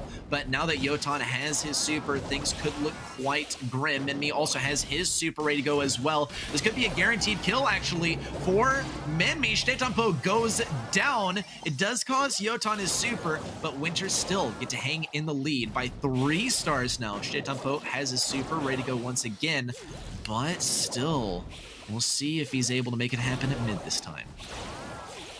Shtetanpo with the super here too is a tough spot, especially as Winter falls back. And now the roundhouse kick coming in. Minmi staying up for now, but goes down. It's now 4-3. Kenji gonna be backing away, but goes down to a straight tick shot there. 1 star in between them. Winter needs this win if they want their tournament lives alive. And Shtetanpo and squad need to find this kill if they want to go home and move on to our grand final. 6-5, now 8-6. Things transpiring really quickly here. 9-8, and now Yotan left alone. All up here, teammates are coming in quickly. They need to find a kill in fast. No takedowns can be given. They find one there. Kenji with the connection, and everything goes south. Zeta Division 1 taking it all here in Bounty. Well played, the winner. I don't think he can go unsaid. They brought it to a set 5 against 2 previous world champions and this incredible roster in Zeta Division 1. I'm super impressed from what I saw from Winter today. Yeah, I'm actually blown away. This was a massive victory from Winter. I mean, look, did they get the win over Zeta Division 1? No. Not overall, right? In 2 sets, yes. And in the games that, or rather in the sets where they did not end up winning, 2 of them did have victories over Zeta Division 1. This is big for Winter. It's not every day that you get such a high caliber learning experience versus a roster like Zeta Division 1. If anything, they are getting a whole lot of knowledge and a whole lot of respect in this region as well. What a way to start off the year. You definitely got to think they climb up the power rankings at a bare minimum. You know, they're only going to be walking away with 50 points here, but honestly, they put up a very fair fight, almost as good a one, I would argue, as Zeta Division 0. I mean, that only had 3 sets. Who knows? In 5, could it have shelled out to the same thing? I don't know, but I think Winter proved that they are a team to be messed with. Now we hop in to Shtetanpo's stats here. Team damage at 29%, DPS at 99, but at the end of the day, the KD does matter in Bounty. Go 4-3 here. The stars at the end of the day what counts, but it is always nice to see more kills than deaths in a mode like this. Yeah, and I also think it's quite interesting to see that he does pull his own weight, 29% of the team damage, considering that really he's doing most of his work when he has that super and he's picking up kills. It goes to show that, I mean, the chip damage, it's not going to contribute a whole lot, but it's mostly Shtetanpo picking up the kills when it matters the most. And we saw that actually in both games. In the final set was at the last second, he's picking up 1-2 kills and then running it back for the rest of the team. Yeah, some more stars get picked up by the remainder of of the Zeta Division 1 roster as well. But still, I mean, that's just a result of the enemy team having to play aggressively in order to account for the amazing play that Shtetampo just accomplished. Great stuff for them. That is going to be our first semifinal out of the way, and semifinal 2 is on the way too. Yeah, Shtetampo, of course, very reasonably being Ural's MVP choice. Makes sense to me. He was there for a lot of very clutch moments, and of course on the Fang. Couldn't really go wrong in that final set. I still can't believe they snagged that with the last pick overall. It's crazy to me considering the plays we've seen tonight that Fang is so good. But let's take a look at our bracket and our next matchup. Let's see how we got here to our semi-final number 2. We just finished up with Zeta Division 1, taking on winner, and what a nail biter it was. Ready 3-2. It all came down to the final moments, and I don't know if it's possible, but could We Need Sponsor deliver something also incredible on our next one? Honestly, it is a total mystery. We saw great stuff from Rising Sun, just as we did from We Need Sponsor. Both of them blowing through their quarterfinals competitor in just 2 sets. 2 very, very speedy sets as well. Now that they're going head-to-head, I mean, this one, once more, is a mystery, but I'm here for it. One of these guys has to be a worthy competitor for Zeta Division 1. Otherwise, it's going to be a barn burner. Zeta Division 1 taking it overall for our first monthly final. Yeah, and I mean, obviously We Need Sponsor getting a pretty good win. I considered Blood Diamond to be a very good team here and a strong candidate for my number 3 choice in this region, just considering their roster filled with so many veterans and some good teams from last season. But now we hop into WNS, and they still have some good players too, some more unknowns, of course. One of their players, Toby, appeared in several monthly finals last year. Deft having some great plays in that last one. Actually, he was my MVP vote for the first one there when you all were casting a little earlier. And Cheg Sang, of course, rounding out this very strong roster. Yeah, honestly, my eyes are 100% on Deft here. This guy was an absolute monster, a man possessed, absolutely unstoppable. Now, no doubt, Rising Sun Esports will have their eye closely on what brawler Deft could be playing, and probably picking some tank counters here, because that is where Deft seems to thrive the most. Even if it's not the brawler that he picks, he can always swap out with his teammates to pick it as well. So that is, I think, the metagame sort of pick that we can see is Deft leaning towards those tanky, high-octane brawlers. But from the side of Rising Sun Esports, I think we're looking at something much of the same. They blew through their competitors super, super quickly, and they are a force to be reckoned with as well. Yeah, Rising Sun was definitely one of my sleeper choices to try and take a stab at this monthly final. We see Aaron, Ryohi, who have played together for a long time, 7 of 8 monthly finals together last year, mainly with Tropa Suprema, but a few different name changes throughout the season. And Wahochi, great player as well. But yes, I love to see, especially early on, I'm looking for players that have established themselves in their respective regions. Have they done it before? Have they made those monthly finals appearances? And this is one for me with a lot of consistency. I loved what I saw from WNS, but for me, I do differ from you and Uber a little bit. I'm gonna default to what I believe beforehand. I saw some great stuff from WNS, but at the end of the day, I'm thinking Rising Sun on this one. I think it's gonna be a close one though. Interesting. Yeah, WNS has my vote here, but of course we love competing opinions. We love competing teams just as much. Hey, may the better prediction win just as well to you guys. Make sure you submit your predictions to get the chance to win some in-game rewards at event.brawlstars.com. Without further ado, we're getting into it. Double swoosh. There's some competing theories about this one, Kenny, as to why it is called double swoosh, but that might be one better left up to the imagination. Here come the bans as well. Rising Sun Esports starting things off with the Stew ban. We Need Sponsor with the Sandy ban. A good first pick here, in my opinion, would be the Gene, but that's just me. Well, it looks like they're gonna go with Tara.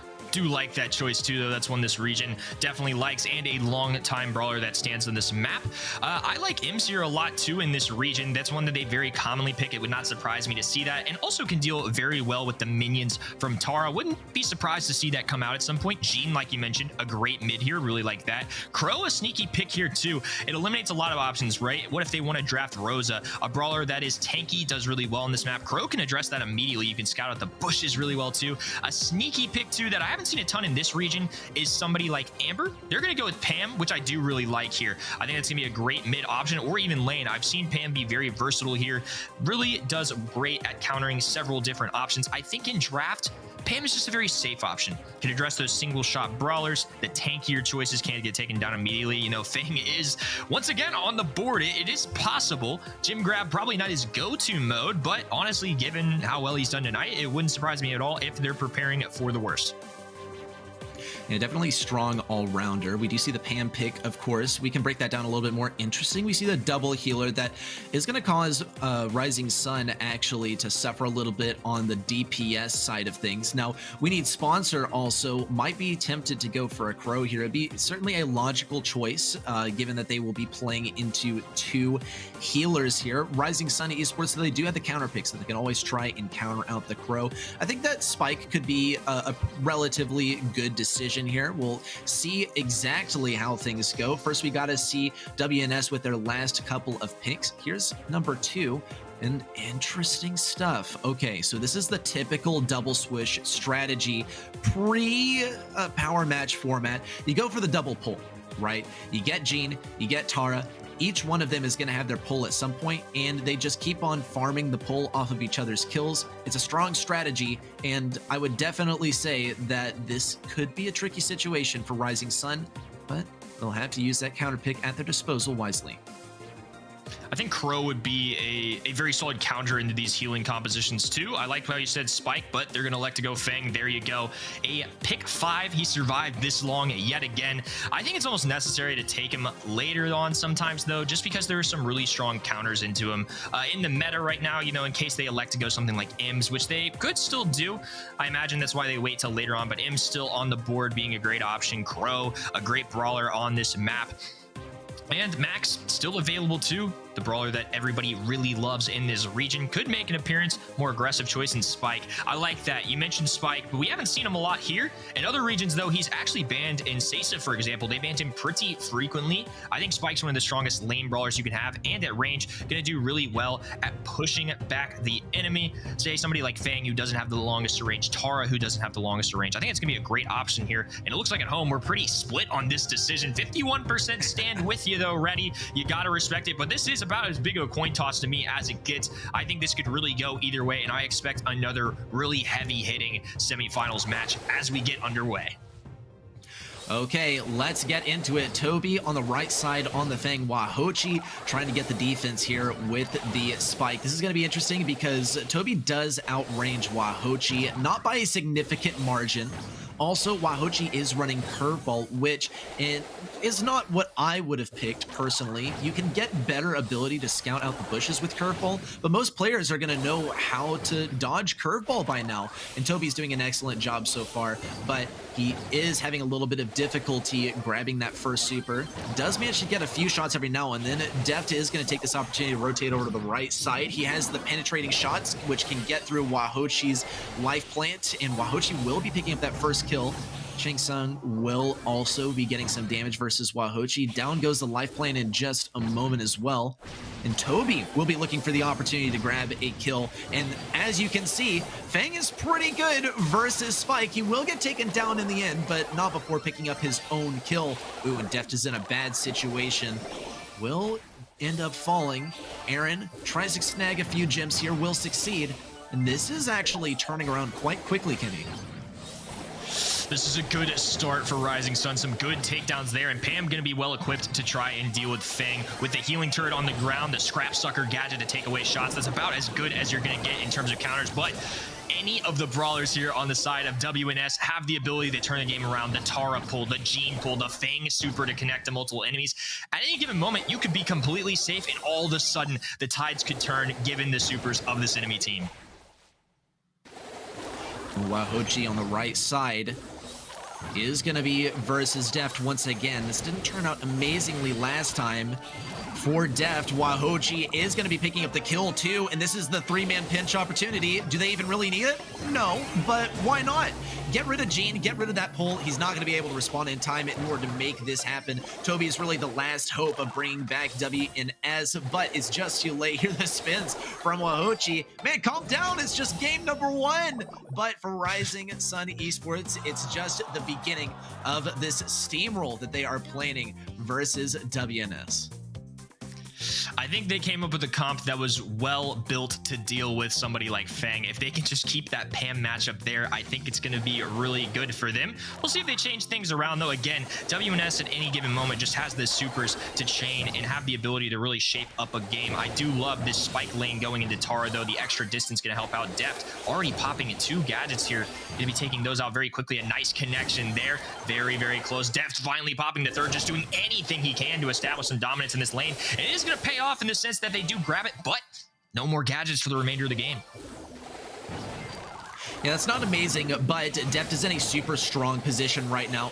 And not anymore. Great pinch there between Aaron and Wahochi. Yeah, it was very short-lived, just like those ephemeral shades, which are now gone for the remainder of the game. Deft, once more, is going to have a tough fight for the entire game. Wahochi already has his super back. Now, on the left side, you can see once again the Pam matchup. Now Changsong is going to look for the opportunity to lane versus Ryohi. He's going to combine forces with Toby as well. Here's the aggro turret, and Toby gets a stun, but Ryohi's receiving so much healing from Aaron, he just shrugs it off like nothing even happened. Ryohi will end up falling though. Wahochi goes super aggressive, and Changsong looks for the kill, but ends up getting taken down himself. But luckily, Toby and Deft were pushed up super far, and just far enough to pick up 9 gems total. A total turnaround for WNS as they get the 10th gem as well. It's up to Rising Sun to get a super aggro push into brawlers with not only, well, a killer ability, but a pull of their own. Gonna be left to stand. Deft could get reset here. That's a nice takedown that they very much needed. Toby gonna be left to grab these gems. Very close, gonna have to tiptoe his way out of this situation. A nice connection from Aaron too now, and the gyms get reset again. Now the entire side of Rising Sun Esports can move forward. Aaron falls, but they do reset. They buy a little more time. Wahochi does have a super on his hands, gonna connect with Toby there. Some decent damage flying in. The light plant being dropped. Another takedown. The scratch sucker coming in as well. And Chung Sang just hanging around. Can they reset it again? They do. Wahochi all the way in their spot as well. They do have 17 gems though. The only way they can possibly take this home is getting a kill onto Toby, who, don't look now, has a super and is Fang. He's going to be dashing all the way up that right side if he can, but he doesn't even need to. Great adaptation from WNS following that crazy stagger. I think, honestly, that this one totally could have gone the other way. Could have gone the way of Rising Sun had they not been picking up their gems on their hurried way to the enemy spawn. They could have allowed the gems to spawn at mid and kept on staggering the respawns and interrupting the countdown of WNS, but in the end, they ended up giving them the gems that they needed to interrupt the countdown the other way. They were very close to picking up the gems themselves, but it just wasn't enough. They can bring this back in the next game, though. After a very narrow victory, WNS cannot be feeling super confident about this. Side of Rising Sun Esports, though, doing a good job of intruding the enemy bushes right now. Ryoshi picking up a nice kill there. Deft left to pop some Tara minis here. The clones coming in, actually doing a little bit of work onto Aaron here. Gonna be forced to pop a gadget, try and stay up. Nice shot in the arm there to give himself some heals. Ryohi back on this left-hand side, ready to put in some more work. Pretty even so far on the gyms. Oh yeah, Wahochi is keeping down this right lane pretty well as well. But Toby and Changsong are planning out what this next pull is going to look like. Toby has a super. He's just waiting for someone to pop their head while on low health. Wahochi is quite threatening, so is Ryohi, as he's getting healed up consistently and also using that scrap sucker, but it completely whiffs, and Toby is now able to push up on the left side. On the right side, we saw a victory on the Tara lane. Wahochi is coming back, though. Changsong is able to get rid of that life plant. Ryohi now switching over to the right side. This is different. We haven't seen Pam on the right lane for the entire set so far, but Rising Sun Esports, they're ready to make a change as this is getting kind of stalematey. Great plays and great positioning from Wahochi to position himself around the wall so he doesn't get stuck to the middle of the Tara Super. Toby, no way! Huge plays. He's going to take a lot of damage, but Aaron still holds his own. Could have been a huge massacre by Fang, but Rising Sun Esports kept their position. I think that was honestly a good call by Aaron. He could have gotten really aggressive for those gyms there, and I think ultimately making the conservative decision was the right one there. Aaron going to be looking down the line, sees that gym. All they have to do on the side of WNS is grab that one individual gym. Will they go for it? Jake Song going for it all, stays up to 1,800 health to his name. Wahochi going to be on this left-hand side trying to pinch. They can find any kill onto Toby or Gene here, and it will get the job done nice. And now they have the countdown in their own favor and a little bit of mid-ground.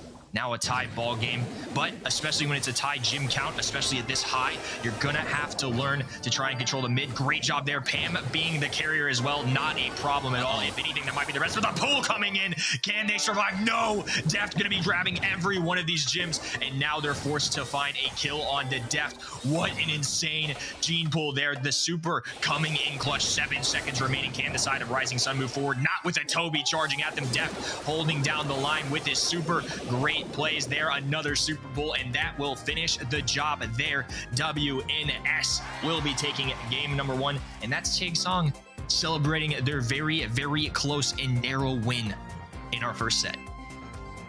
Very tragic for Rising Sun as well, given how close it was to them taking the win in the end. We saw Pam making some moves at mid as well, but that gene pull came in just at the right time. And I mean, you can take advantage of the absence of a gene pull, sure, but the thing is they're running the double pull. They have the Tara Super ready to go as soon as anyone tries to push in, and that is the strength of this comp, and the mechanics were off the charts as well. We saw a good first win by Rising Sun, maybe a little bit of overconfidence here from Wahochi on the left side. The spins were a little bit evident that Rising Sun thought that they should definitely be winning this one, but here come the pulls from WNS, and it just kept on snowballing from there. Even though Rising Sun Esports managed to interrupt that countdown a lot of times in game number 2, wasn't enough in the end, and WNS were able to prevail with this double pull comp.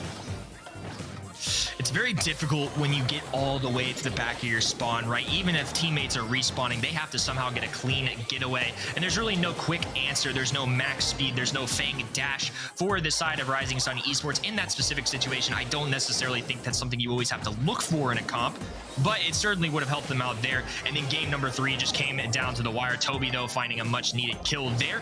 Did reset the countdown, keep things even. And, of course, the big bad gene pull, the game-changing super, allowed Deft to pick up every single one of those gyms remaining and pave the way for Deft to just chain a couple Tara pulls and secure the deal. Yeah, well, the bag has been acquired, and most of the heavy lifting, I wouldn't say was done by Fang, but some of the key plays as well can be traced back to Toby. Good stuff. 12 kills and a whole lot of DPS as well. His positioning was absolutely key to that second victory as well. He had the super right when he needed it, and he also showed us why Fang can do pretty well into Spike. Spike being one of the main tank counters available in the game, he just used the life plan to charge up his own super once again and chain things together. I mean, definitely high IQ plays there that we can be looking forward to seeing in the future. I don't think we'll be seeing the double pull anymore. I think that's kind of a double swoosh thing. Dueling Beetles, though, yeah, we'll be seeing some Fang here. Set number 2 coming at you lightning fast. I think we'll see some Crow here as well. He wasn't banned out, nor was he picked by any of the players, but I think this one he's surely going to be picked, but I'm probably going to be wrong, honestly. No, I think Crow's a great choice here. You know, I definitely agree with you. Probably no more Gene or Tara, at least here. Maybe if a Stu gets run, which I think could be probable, we might see a Tara, but I don't think you're crazy at all already. So now we approach the ban stage. You're going to call me crazy for this one, though. I've actually seen a lot of B here on the stage, especially for the Zeta teams when I've watched them practice. They actually fear this brawler a little bit, and the Crow even gets banned here ready, so don't be too hard on yourself. Definitely a good choice there. Deft going to be going with the Meg. That's a few times now now. We've seen that, and I think a very strong pick, one this region is definitely harnessing and really using it to their best. Bell, of course, being selected, Stu being selected, no surprise there, and of course, somehow, some way, Fang keeps making it inside these drafts ready. I don't know how. It's really interesting, right? It seems like we have not seen a single game where the team playing Fang didn't, or rather a set where the team playing Fang didn't take the win in the end. But that's not enough to phase these people. They're going to allow Fang to be in the game. Hopefully, for the sake of Rising Sun Esports, they're able to take this one. Otherwise, they're in for a very grim set number 3. They do have the counter pick available, though. So what will they end up choosing? From the side of WNS, they have some very strong brawlers at their disposal. Ooh, and the Daryl for the final pick. That is going to be actually quite good versus the Colonel Ruffs, and it's going to be pretty decent as well versus the Meg. Versus Fang, he can always just roll away, and also the Stu versus the Fang is going to be pretty good. I mean, if you're running the first star power for Stu, you're able to dash longer than usual, and you're able to get out of range of Fang, or out of his effective range where he's able to deal out a lot of damage. So good stuff. I think these could be some realistic counters for Fang. If we're gonna see a victory in the set by the team not running the Fang, it's gotta be now. But the thing is, Meg is paired up with the Fang. That's such a powerful pick for this map. Tough to deal with either of those. A mech super form and a Fang on the map. That is a lot to deal with. They're actually going to be electing to break open this, I guess, to allow Meg some more space to work with here. Now Deft going to be charging into the middle area. Aaron immediately rushing to that, though. They take out Deft very quickly. The roll from Aaron, constant cycling of the supers, allow them to get some good takedowns here. And now we see Rising Sun Esports with some pretty dominant control of the hot zone. It's certainly dominant. I will say, though, we haven't seen a super go to Deft yet. Toby does get that super comboed with the roundhouse kick as well to pick up the kill. 50% threshold is going to be crossed by Rising Sun Esports, but we need sponsor. Hey, look, they're playing the long game. They got to get their supers charged up. Aaron, though, is able to get a kill. What? And Toby is a monster. That's just the power of Fang in action. Shang Tsung will also take out that turret, and Toby still has a super to work with. This is looking not so good for Rising Sun Esports. They can totally bring it back. There's an AoE stun from Toby. He's gonna stay alive. Aaron gets taken down by Deft, and this is looking really, really bad for Rising Sun Esports. That takedown on the Daryl was perfectly timed. That roundhouse kick really put Daryl at a standstill, allow Fang to back up, and then a wasted gadget even came out from Aaron there. And honestly, that Fang super that basically gave them a triple kill really just killed the momentum of Rising Sun Esports, and has allowed Deft and Chang Xing to just hold down this middle area. They can just kind of hang out. Now Aaron's finally getting a takedown. This is a little bit of life coming in from the side of Rising Sun Esports. They are alone, though. Deft getting that off just in time. Does fall there, though. Aaron going down. Deft back into his normal form, but they still get the same result. Game number 1 going in favor of We Need Sponsor. Good stuff. I mean, with all those walls broken open by Colonel Ruffs as well, it was basically bound to happen. The Meg is so powerful once she's getting that supply drop, and also once she's in the mech form. The faster you can get that supercharge up, the faster you're going to be taking the W in the end. Now, Rising Sun Esports, as long as they can be careful not to give supers to the enemy too quickly, then they can start to work from there. The thing is that, well, Deft is doing a great job of charging up that super. Here we already see the first one. She's on pretty low health as well. Once she pops out of the mech, she won't have much survivability then, but that's not really what matters. It's about walking all over that point, healing up a little bit of health as well with the gadget, and waiting for the next super to come by. Ryohi does not have the range to compete with Colonel Ruffs. Is not looking super great for Rising Sun Esports as we stand. One thing to watch out for too, Hoshi really gonna have to try and take advantage of those Bell supers to allow their team to do extra damage. This can be a great way to take out a Meg robot a lot quicker. Now getting the takedown, but of course, Toby, the insane super chaining once again. I don't understand why Fang isn't being banned. I mean, they're allowing for these crazy plays to happen. If you're the enemy team, that's just free kills onto you. What more can they do? It's very difficult to deal with Fang, just period. And even Aaron, as well as he did in that first game to try and cycle the rolls, gets taken down there as well. And this is kind of the story of the night, Fang just doing Fang things. Yeah, I mean, this is what I always think is, yeah, you can get away from Fang if you have a super.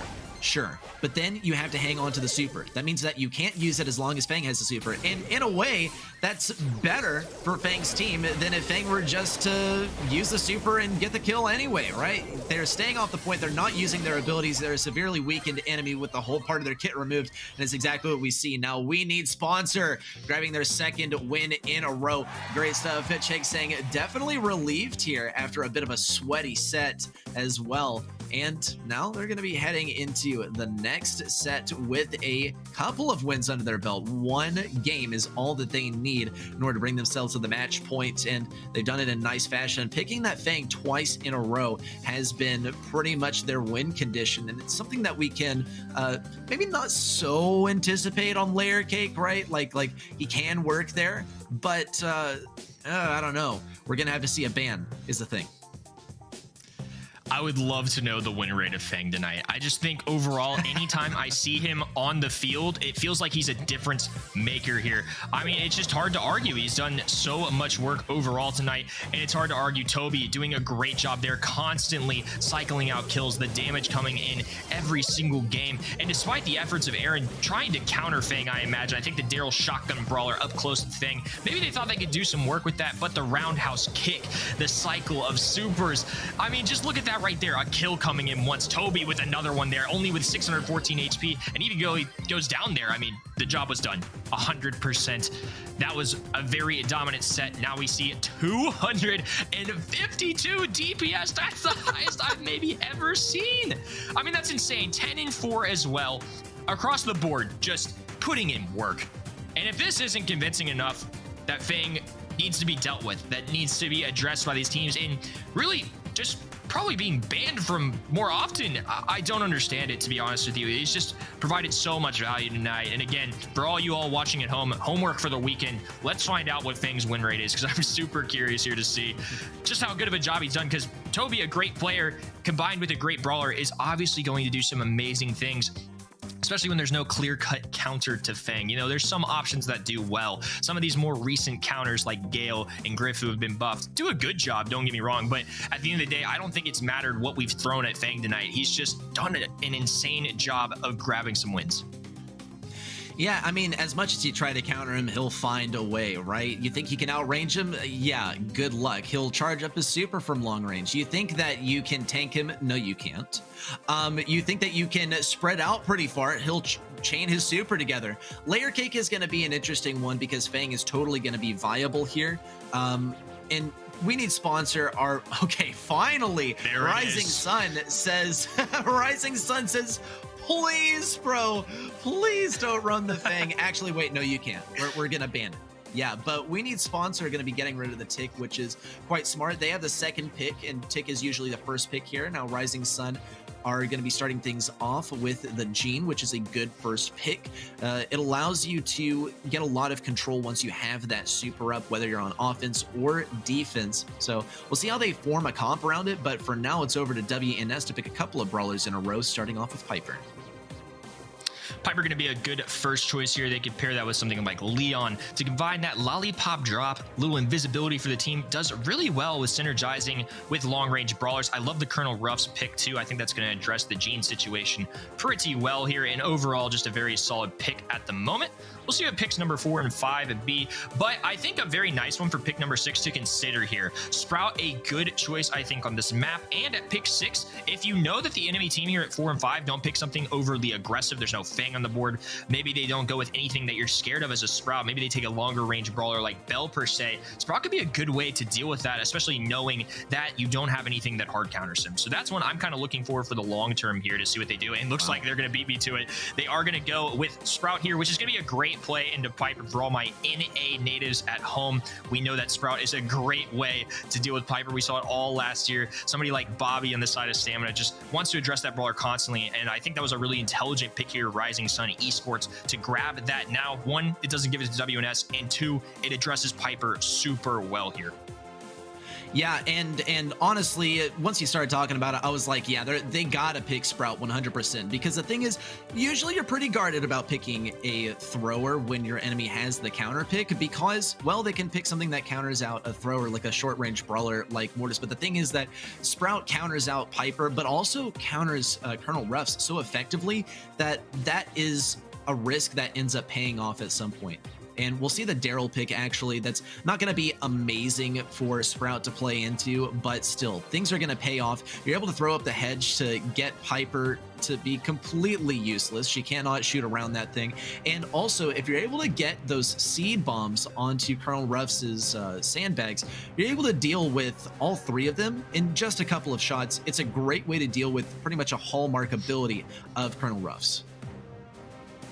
Yeah, that's an excellent point too. Sprout is going to do a good job at dealing with those sandbags. Ruff's not going to be easiest to deal with Sprout per se. I do like this though. The Daryl pick is a solid one here. It does not inherently scare me for the side of Rising Sun Esports, who now have Aaron very aggressively pushing on this right side. They are looking to take some good positioning of this map. They are well past the halfway mark. And Chang Song, Toby, and Deft just automatically forced back to their spawn right off the bat. A good wall coming in too. And now Piper and Colonel Ruffs can't really do anything here. There's nowhere to shoot. They can't get around these walls. And even though they're not going to land a ton of tags on the side of Rising Sun Esports, it does establish their dominance in terms of positioning early on.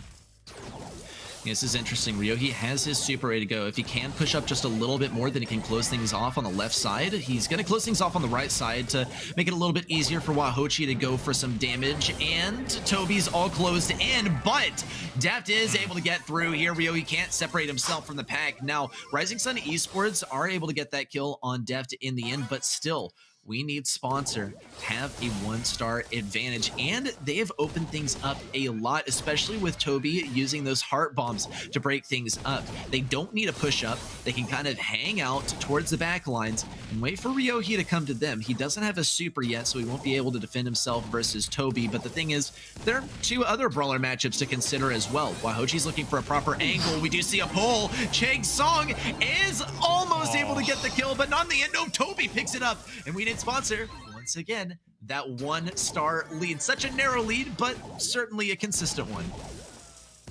I thought Aaron had made a really nice play there. It did look like that Chang Song was going to be able to escape that too, with the sandbags doing a great job of dealing with Aaron. They're going to put a wall down there. Can always move it around later if they so choose. Ryohi going to be pushing forward here. Toby in a difficult situation. Chang Song going to go down here. Aaron with the pushback. Deft continuing to push forward. Can they manage to get the kill here? No, they don't. And now Aaron with a very clutch kill there does give them game number 1 here. A little cushion to work with. Rising Sun Esports has to be on top of their game here. They're down 2 sets to 0. The only way they're coming out of this alive is a reverse sweep. Yeah, that is as true as a reverse sweep gets. Rising Sun Esports can do it. I do think that they have a pretty good draft here, but we need Sponsor are going to be mixing things up. You can't change the comp, so change your play style. And we need Sponsor are already getting very aggressive to boot. Deft has a super. He can use it to escape if he needs, but he would rather use it on the offensive. First needs to heal up just a little bit. Aaron has a lamp blowout, so he doesn't want to go too aggressive versus him to start things off. Chang Song also on the left side has broken up some of the walls. It's going to make things a little bit more possible for Toby while he's not backed all the way up versus his spawn. You would rather play the sharpshooter matchup at mid rather than at your own spawn, especially when you have a brawler like Gene who benefits from you not really moving a lot, so he can line up that magic hand and grab a free kill. Nonetheless, 1 minute remains. We need Sponsors gradually backing up, but they are still in the lead. Significantly better start for them. Sometimes it's all it takes just to get a little bit of momentum here. 7-0 now. Def now hardcore on this right-hand side, hugging the wall. Aaron does have a pull. I imagine they're going to try and use it onto Toby here. Does have a jump. They're actually going to go for Deft here. A very scary one to do. Even though Daryl is a shotgun brawler, the two of them combined do manage to get that takedown. Now the gadget coming in as well. Toby unfortunately not connecting. Ryohi trying to distract Chang Song. 30 seconds on the clock. They're going to need to find a couple more kills here. Yep, and Toby's going to make it all that much easier by jumping away with those heart bombs, breaking open some more bushes, breaking open some more cover that Rising Sun Esports would be using as they continue their push into WNS's spawn. One more kill for Cheg Song. Aaron's on super low health, and Deft is going to go for it. He's going to get pushed back and get taken down the process, but there was a kill onto Aaron, and that's all that WNS needed. We're headed to the match point. Super, super close set here. It's still possible for Rising Sun to come back, but they got to get the next win.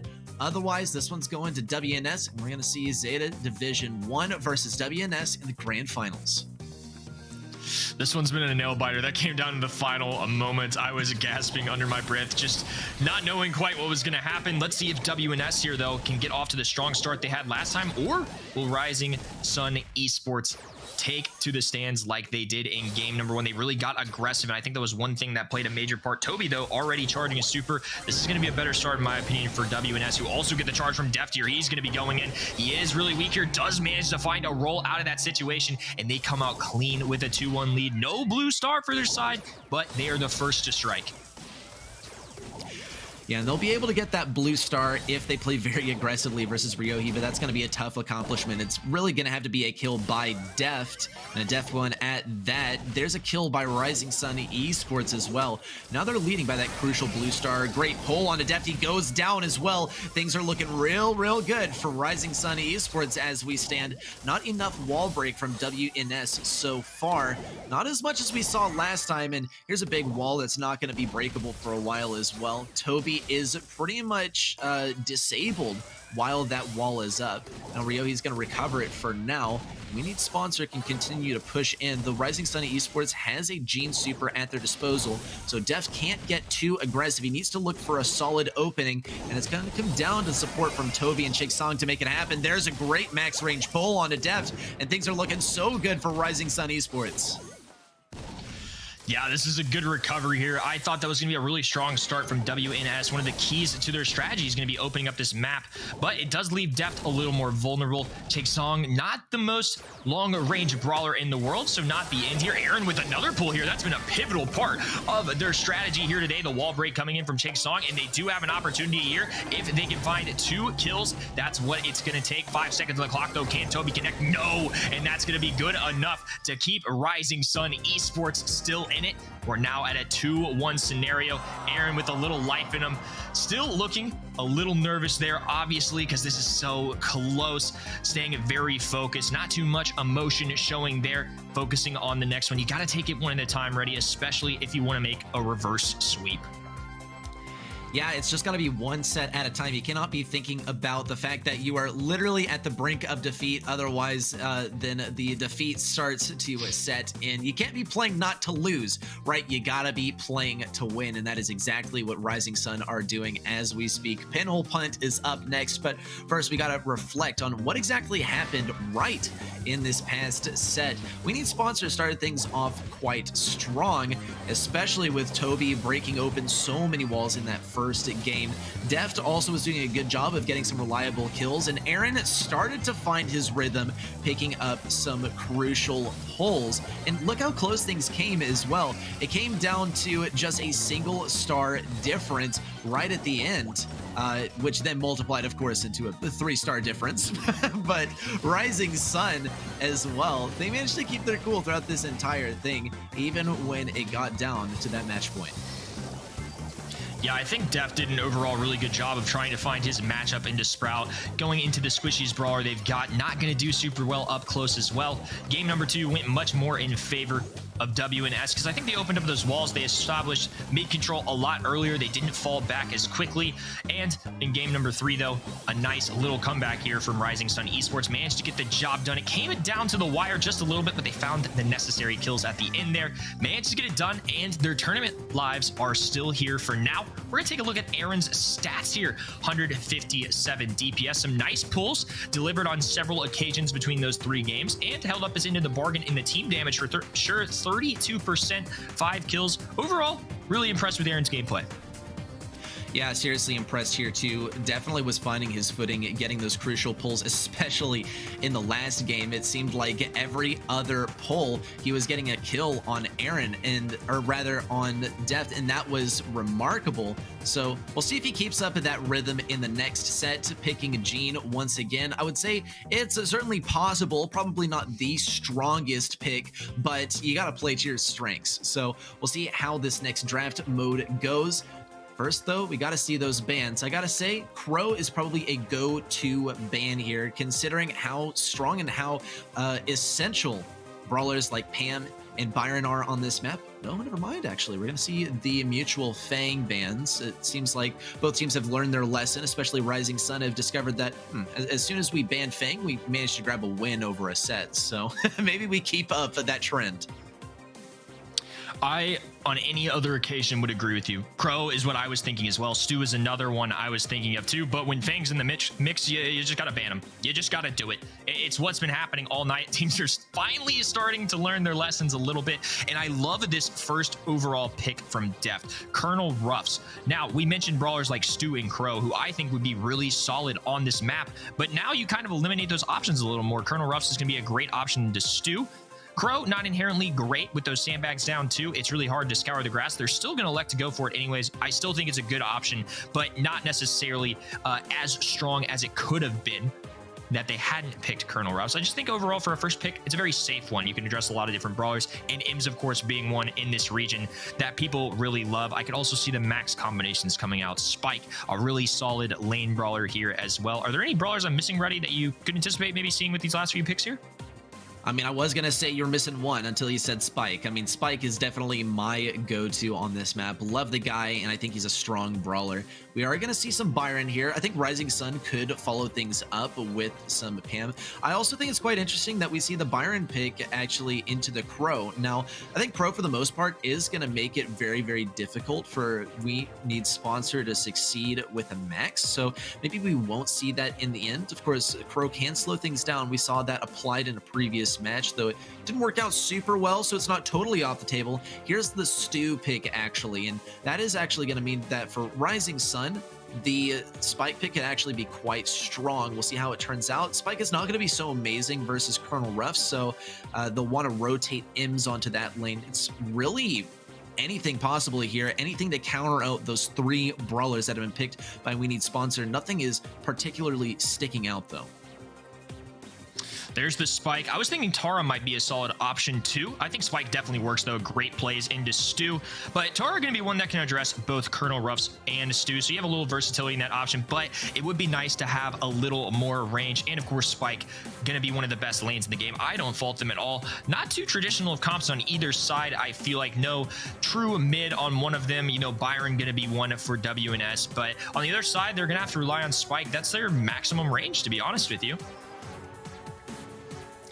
Yeah, maximum range is something you got to consider in these matchups. Let's see what Cheng Song has to say about it. He does have the longest range in this entire composition.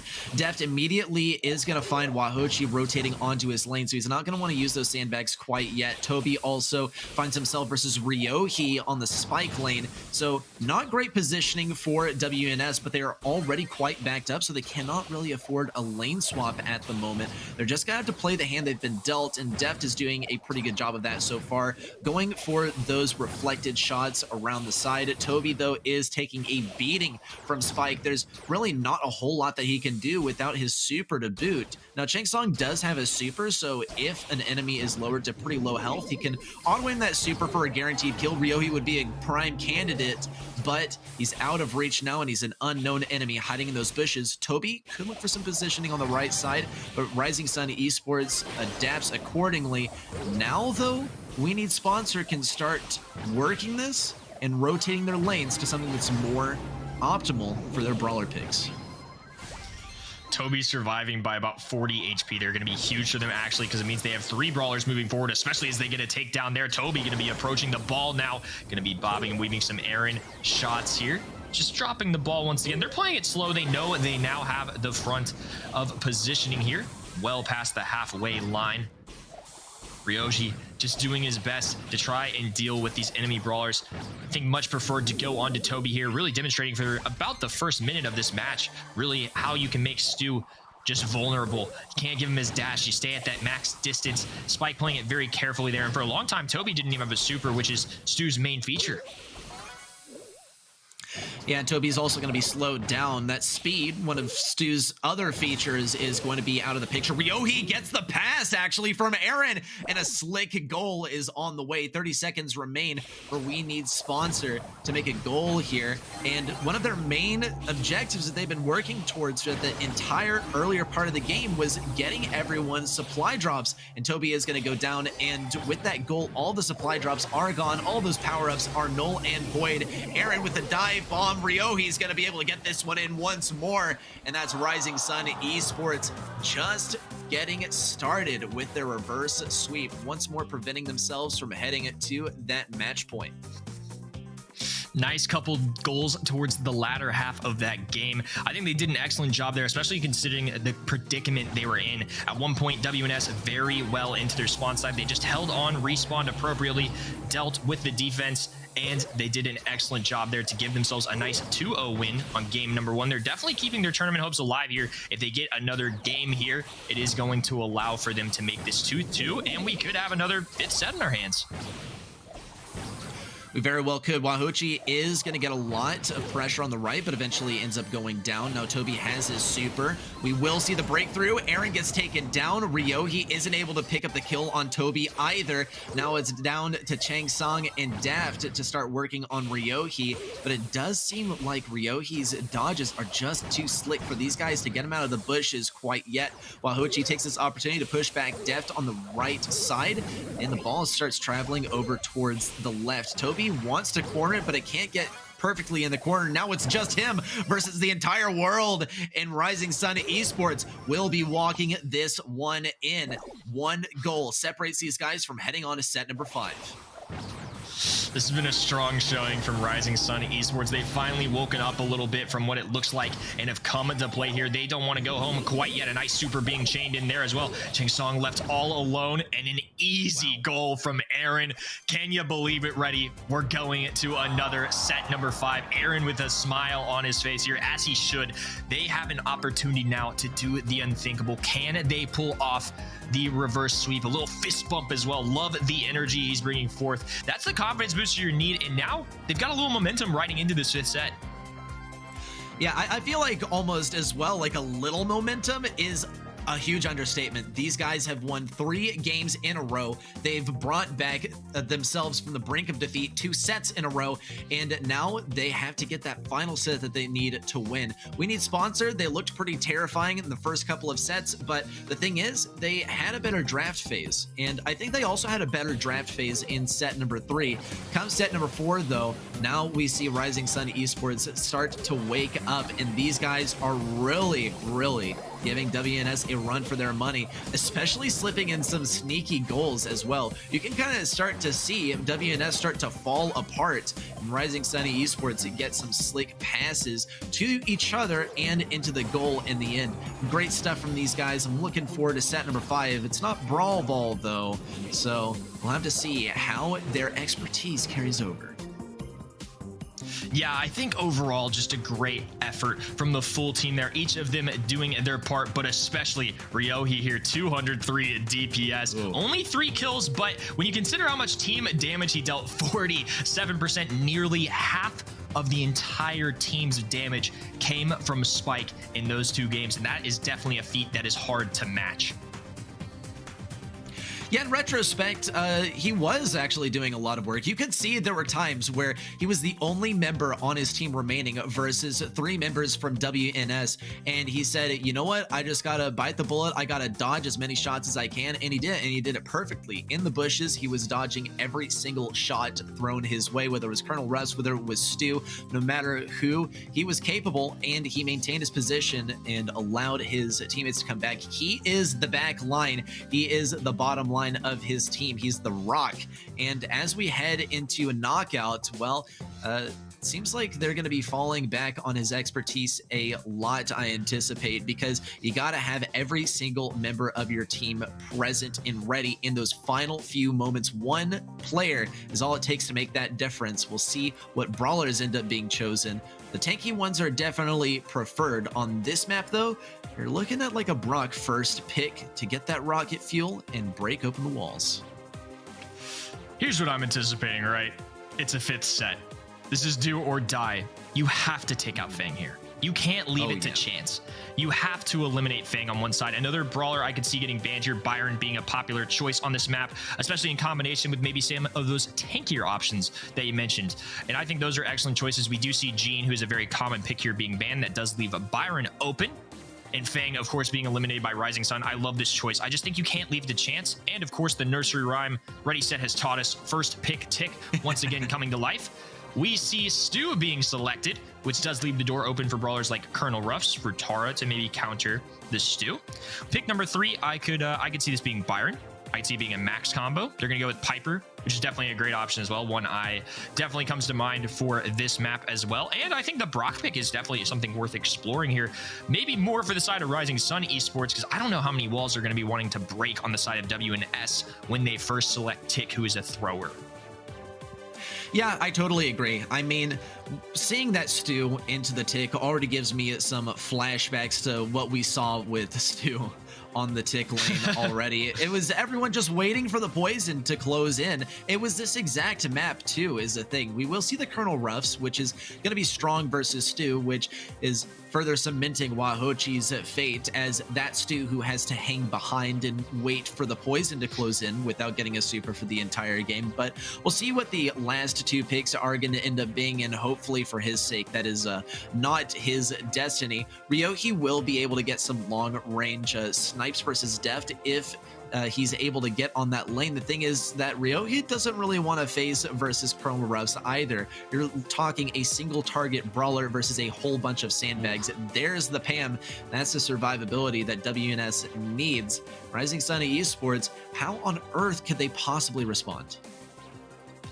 I think their Colonel Ruffs pick did a really great job of addressing both Stu and Piper. Those sandbags do really well into single shot brawlers like both of these. Stu has 2 shots in 1, obviously, but it doesn't do a ton of damage. It can definitely take several of those sandbags, and Pam, an excellent way to deal with Piper. I was anticipating a Brock, though. I think for their composition, they really need this thing to be wide open. They need Piper and Brock to take away the Tick, and they're just gonna have to do their best. I mean, Pam's gonna be a really good counter into Piper here in general, and as the map goes on and on, the left side here of WNS definitely has an opportunity for when those circles get small to have a lot more HP to be able to deal with things a little more up close. Piper, of course, when you eliminate that range as well, does less and less damage. So I can see this going either way. I think both sides have very different approaches and strategies here. We're going to need to see the side of Brock and Rising Sun Esports really break open these walls, and off the bat, they're going to break open some of this grass, and they're going to have some visibility to see Toby. Now Aaron making a nice connection as well. They're going to be eliminating a lot. That's 2 gadgets already being popped, and I think that's the wise choice. Is definitely a prudent decision. I mean, Rising Sun Esports, they're pretty much going to have to depend on the outrange here, and Aaron's already doing a fantastic job. He does go immediately for Deft, though, totally changing gears, and Deft is doing his best to defend. Aaron is trying to take him down in the bush. Meanwhile, on the left side, Wahochi's on such low health, he wants to get the pinch versus Toby. Aaron continues breaking open the map, though, to make things even worse for Deft. Deft makes things even worse for Aaron, though, taking him down. And now it is a 2v2. And in this situation, I gotta say, I think WNS have the advantage for now. As soon as Deft is forced out of this little cubby hole on the right side, things are gonna be looking quite grim for WNS. Down goes Deft. Toby is not gonna be able to make it happen. And Rising Sun Esports are 1 round victory away from the impending reverse sweep.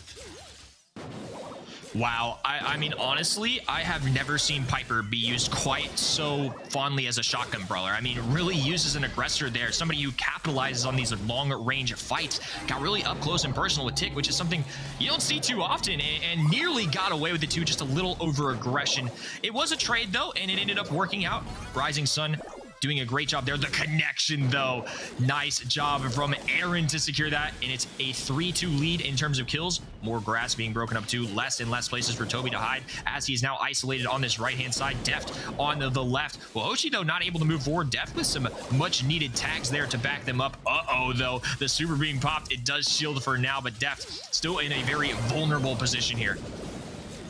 Oh, Deft is able to get a kill, though. Now it's a 2v2, and Toby can get this 1v1 victory versus Ryohi. It's going to come down to how much damage Wahochi can pump out on the left side. Lots, evidently. Deft goes down. Ryohi needs to get this final kill. Toby has no super. The dodges are crazy, though. Is he going to be able to get this last dodge? No way! And Toby clutches it. That is this round victory for WNS, but it's not over yet. It's all tied up, and whoever takes this next round will get the first game victory and therefore a match point.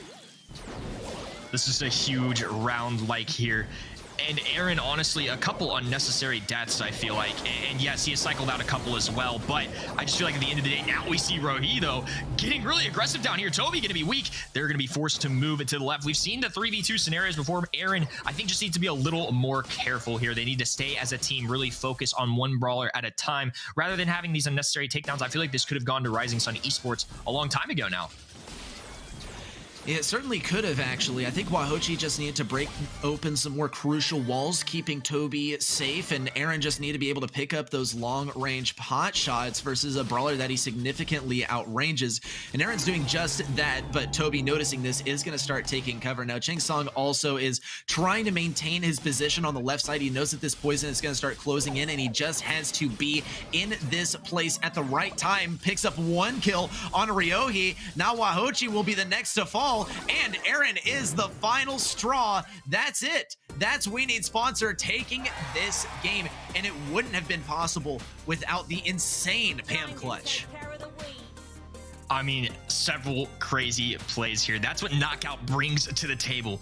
It has opportunities for comebacks, for 1v3, for 2v3 scenarios, and honestly, that was all in the favor of Rising Sun Esports. I feel like on all three of those rounds, they really had the opportunity to win, and they just didn't capitalize on those huge advantages. I mean, sometimes finding that first kill is enough to win, and honestly, Pam did just a great job overall. Toby finding a lot of value there. Deft doing his absolute best, especially as a squishier brawler, to do really well in those in-game scenarios.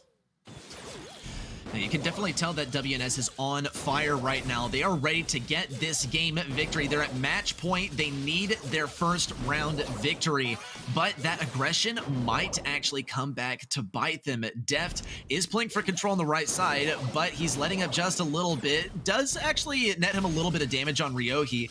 Meanwhile, Toby is playing quite aggressively into Aaron. Ryohi also has a breakthrough ready to go, but he doesn't want to face off versus Toby yet. Toby has a Scrap Sucker gadget in order to get this proper defense. There's a Scrap Sucker. Ryohi can't really go anywhere. He is not going to be going down, though. Not to the poison either. Good kill there for Aaron. Toby has to clutch this once again. Deft needs a kill here, but he has no gadget at his disposal. And that is going to be Rising Sun Esports getting the first round victory. One more round, and we're headed to a double match point.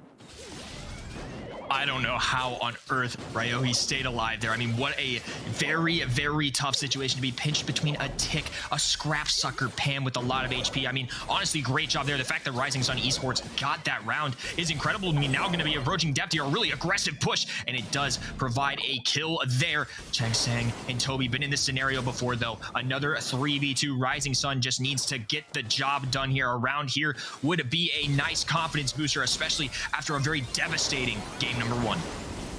Oh no, Toby does hit one shot of that Scrap Sucker, but he got a lot of damage dealt to him by Aaron. Fortunately for his sake, he's able to retreat, but he cannot linger around that obstacle for too long. Otherwise, he's going to get pinched between Aaron and Ryohi. Almost gets some damage versus Aaron, but he stays alive, and now it's just Chang Sang versus the entire world. If he's able to get this one, then We Need Sponsor will still need another round of victory, but it was basically impossible. That is round number 2. And, of course, game number 2 going the way of Rising Sun. That is gonna take us to the double match point. Unbelievable that things are getting this close, but here we have it, the grand finals. is on the way for one of these teams. Who is it gonna be? It all comes down to one game.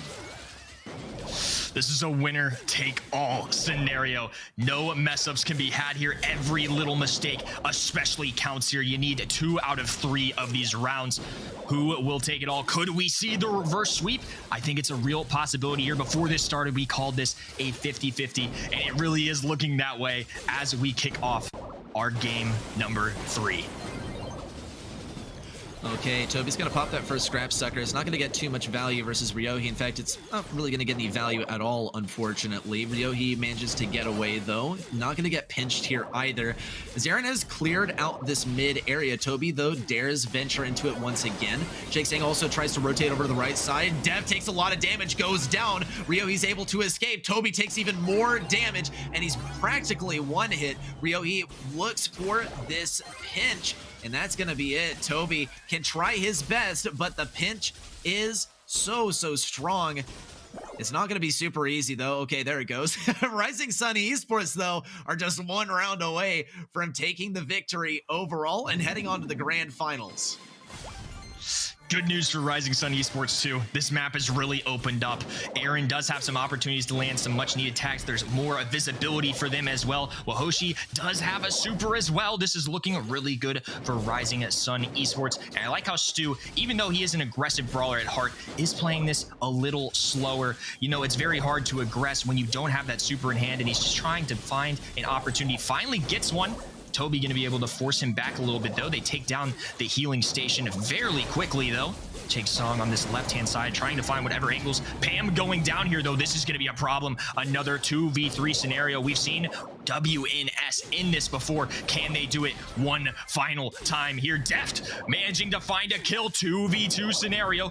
Ryohi going to be approaching, though. The wall's being broken open. This is going to be a troublesome situation. The sandbags coming in as well. A great way to deal with the Piper shots. One connection, and now the aim. Too good. The gadget being popped. One brawler remaining. Deft has to do everything here as the storm closes forward. Will he be able to do it? Gets a nice connection there. Actually does a ton of damage to Aaron, but it's not quite enough. The reverse sweep, the fist bump. Aaron getting the job done. Couldn't be happier with this situation. We have now decided our other grand finalists.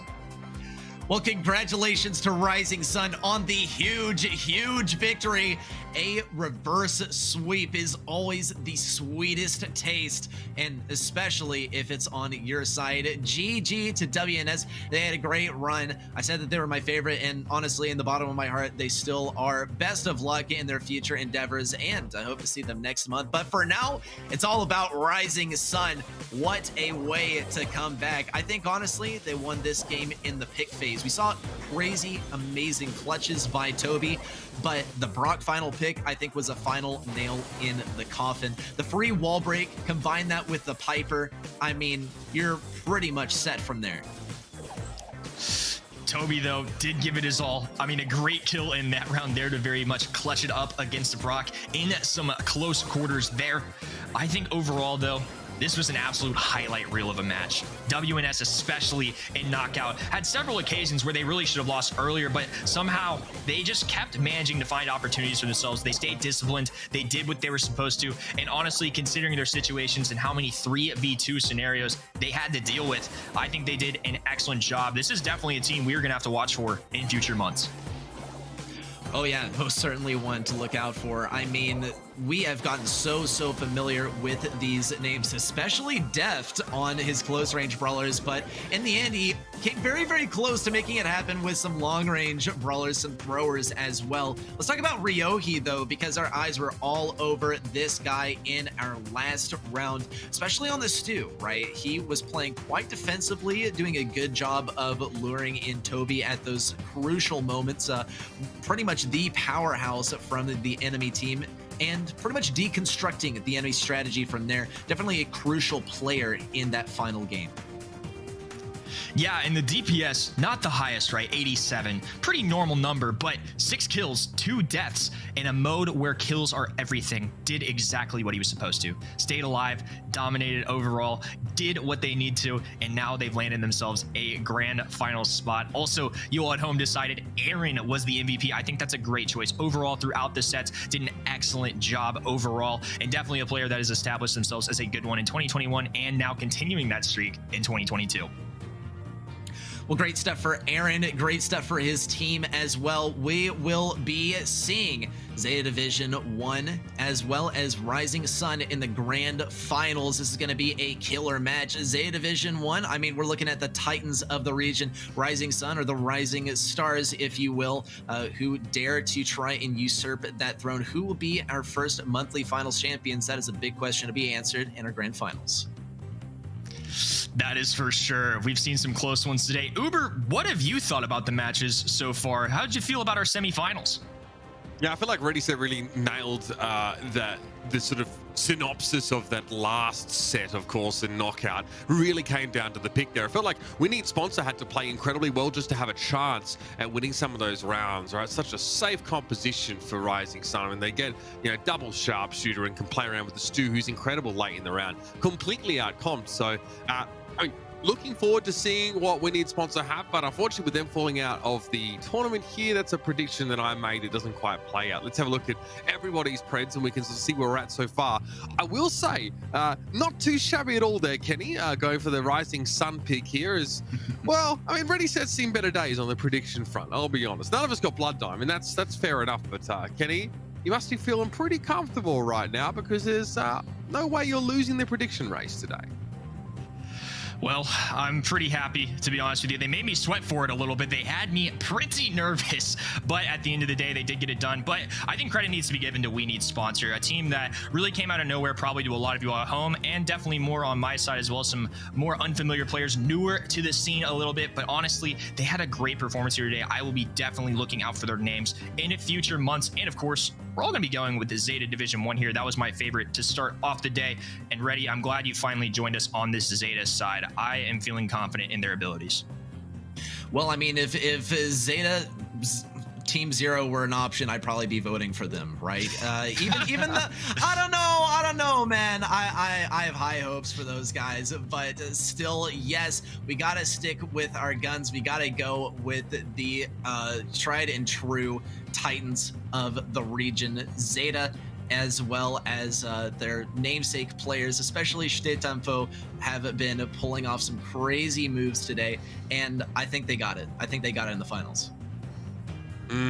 What do you guys think at home? That's the real question here. Event.brawlstars.com. That's where you could submit your votes, give yourself a chance, obviously, to win some great in-game goodies and be a part of the action. That is the way to watch, obviously, the Brawl Stars Championship here in 2022. Let us have a look at the bracket here. Of course, as we say goodbye to Ready Set, we'll catch up with you on the other side of this match. Kenny, just a quick, looking back through this, we got lucky with our semifinals, really. I mean, Winter really impressed. I think Tenside tweeted, I think after that first match, he just said, East Asia is crazy, man. Some really close games, and our top 4 teams really competitive in their semifinals. This bodes well for a close match 7, a close grand final between Zeta Division 1 and Rising Sun Esports. There were question marks coming into the day, right? We all knew that Zeta had 2 really, really strong teams. They provided that in match number 1. Zero came really close to taking down Zeta Division 1. It was a heck of a match. I expect great things from them. But here's a question mark we had. Is there depth in this region? Are there teams that can compete? And clearly there are. Winner doing a great job there in match number 5, barely following Zeta Division 1. And We Need Sponsor. That was an absolute nail biter there going against Rising Sun Esports. There are plenty of really good teams here, and crazy is definitely the word I would use here. Yeah, we have had monthly finals where it's been pretty one-sided, actually. Like either side of the bracket is dominated by one team, and then we have them face off in a grand final. And in East Asia, there's almost a tradition of it being pretty one-sided grand final at times. So very different story this time around. And Rising Sun Esports are warmed up. They're ready to go. A team that we haven't checked in with almost all night. I mean, since that first semi-final is, of course, Zeta Division 1. They are getting themselves ready to jump into this particular game. Hopefully, they've been able to keep themselves warmed up. They look pretty hot. Even up against a very plucky winter squad. It's Moya Goku, Kenji, and Shitatampo here. Listen, I mean, I expect to see Fang pretty heavily contested now. There's a good chance that, we see that banned out by Rising Sun Esports. Both teams are really nasty on that one. Cast your minds back. Zeta Division 1 v Zeta Division 0. Pretty close series at times there. Max heavily contested. Safe mids was the name of the game. But this Gale pick here on Brawl Ball, this is what really feel like put Zeta Division 1 ahead. Yeah, this is what really sealed the deal for me. The Gale pick into Rosa especially was a deal breaker. Moyagaku making a great selection there, a great brawler choice, and of course, it got them that much needed quarterfinal win, and arguably one of the toughest they'll probably have to face in this entire bracket. Rising Sun Esports definitely have some big shoes to fill, and winner was a close match too. They really made it count as well. Very close matches overall. I mean, Zeta Division 1 has had to really fight just to get to this grand finals today. Yeah, look, and they're probably pretty happy with that. I think, a sign of a healthy region, a rising tide raises all ships here. I mean, Winter really had to bring things back from the absolute brink. They were so close to just being completely eliminated, and it was a really impressive display of grit that got them back in the fight. But Shitampo got the Fang over towards that last set, and that really started to tilt things in their favor. Again, it's tough. If the pick and ban phase doesn't go well for you, you are stuck trying to play a suboptimal composition for the entirety of the set. Not easy to do here, but Rising Sun Esports made a great selection in that last set, right? In knockout, they managed to secure Piper and Brock and really put on so much pressure early in the round, so much so that, the winning sponsor couldn't fight their way back in. So again, these guys are really trying to play the brain game a little bit with some of their picks. And you see, Hochi has loved the Brock all night.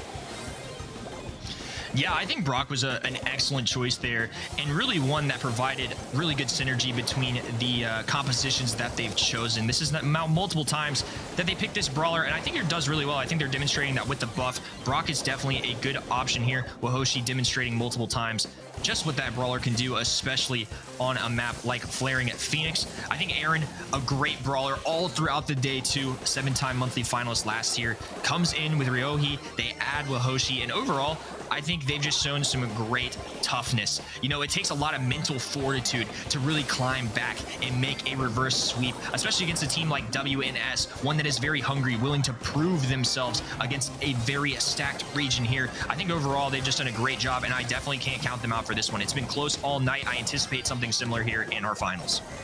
Yeah, again, Zeta Division 1 needs to be on lookout. Even if they are 2-0 up, they still need to be on their guard. They almost dropped the ball to Winter in the same fashion, just averting a reverse sweep. And Rising Sun just inflicted such a reverse sweep on their opponent here. So they've had the maximum amount of rounds in that semi-final to play here. They're going to be coming in hot. And obviously, this is those last moments. Again, tough composition, especially with Deft getting picked off early in the round here on this tick. And that's kind of what you have to deal with when the map's getting blown up, terrain being removed, and you're going up against double sharpshooters. So again, the strategical side, even the sort of pre-match preparation for Rising Sun Esports is on point. That makes them the perfect opponent here for Zeta Division in this final match. Do we get all 5 sets? That is the real question. Again, these two teams are locked and loaded. Kenny, they're ready to hit the ground running. I'm excited to see it all unfold. It's been an excellent day of competition. We're on Bridge Too Far. The band's coming in. Lola, one I was expecting to see be drafted either really early or banned. And of course, Fang, Zeta Division 1, not willing to deal with it, and I don't blame them. Pam, with the first overall pick, not going the sharpshooter route. But if the side of Rising Sun Esports select to go something like Piper, it is going to be very difficult to deal with that Pam. Yeah, because we sort of saw this earlier on in the night, right? It was like a Pam and Meg setup that really just played around the timing of that mech and charged straight down, tried to force like an all-in trade situation. It fared pretty well. Not perfect. Again, as this playstyle, I think, rarely is, Kenny. You're always taking a couple of risks there, and you really need to play around the mech as much as you can. So Colette, first pick here, and the mech's taken away from Zeta Division 1 here. Yeah, we've seen this multiple times, and Bruce looks like he's chiming in as well on Kenji's selection here. trying to coach the team up a little bit, but I do like this Colette pick and Meg combined. You know, Colette is going to be a decent brawler to actually deal with Meg, especially in that mech form when you have a lot of HP. Colette shreds through tanks. That's one of her specialties. So I think taking that off the board, having it on your team, and just the ability to do a lot of safe damage, I think between Meg and Colette is very high. Every time that Colette connects a super onto that safe, it's 10%. They're now going to be selecting Piper. I think it's going to be a solid choice overall for this map, and also you're going to be able to outrange Colette. The biggest struggle for Colette, if she's outranged, she can't charge her super, she can't go anywhere. So playing into a Piper lane could provide some very tough stuff coming up for the side of Rising Sun Esports. Yeah, crucially, she can't get close enough to use her super for free damage, safe damage on the enemy safe, right? The chip damage across, across the course of a round, which really starts to add up. And I wonder if Zeta Division 1 haven't had to pivot a little bit, right? Having a tank counter and probably one of the strongest, sort of tank brawlers picked against them, going a little bit more in like a direction that favors that mid control, Piper being able to dish a lot of damage down and try and keep the Rising Sun Esports heads down. They're definitely going to be playing off these picks from Shtitampo, though, or whoever ends up playing the Piper. And dealing with a Bell, not always the most fun for Piper. Bell can play outside of the range of that homemade recipe pretty frequently and make it frustrating for the Piper player to actually get a proper elimination here. I like the comp from Rising Sun Esports. I know everyone at home really, is getting behind Zeta Division 1 in this matchup, and I understand that, but I'm very impressed with how the draft has gone here for their opponents. Yeah, and one thing to note too, Bell does do a really good job of staying out of that range, but from a long distance, Piper can actually provide some great use there. There is a faster reload speed for Piper. There's more damage from a distance for Piper. So a lot of the times in a 1v1 situation, as we're seeing here, Piper and Bell in an isolated situation, a lot of the times it really can go to Piper. Nice trade there as well. Kenji trying to connect with the safe. Unfortunately, just out of range beside Tempo, just doing his best not to feed Aaron's super. I think that's going to be one of the keys, is really trying to avoid Ryohi and Aaron getting their supers here.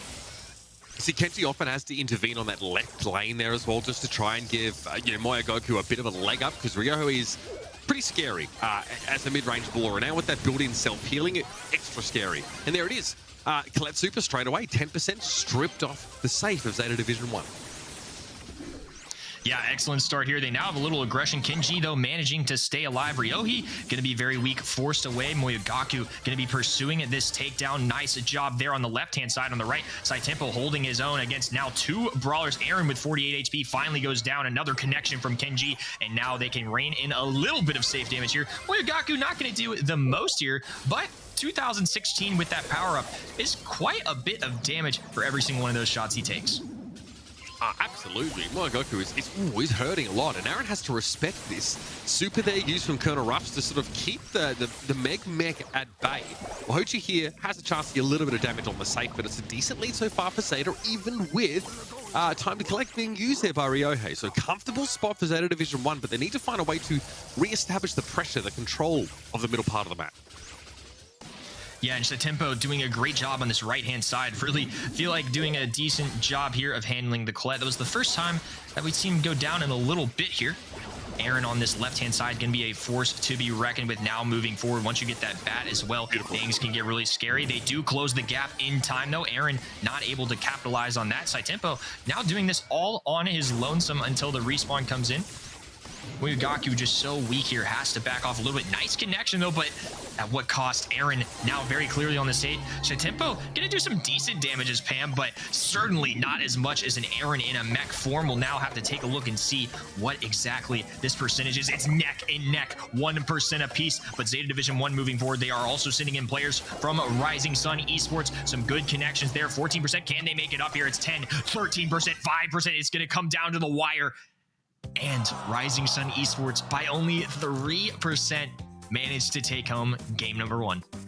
Yeah, comfortable lead there for Zeta Division 1 until Meg Mech becomes a factor. And I feel like they got crushed in that left-hand lane, of course. It's just a Colonel Ruffs there. I mean, Moya Goku doesn't have a good side lane matchup, really. Both of them are pretty difficult for the Ruffs. That's why Kenji often sends shots across from that middle lane to try and, help out the Ruffs. But Moya Goku did that all on his own. Fantastic stuff. A much better start here. There's some threat, of course, from Aaron towards the safe, but he's knocked out of his mech. So not quite DEFCON 1 for Zeta Division 1.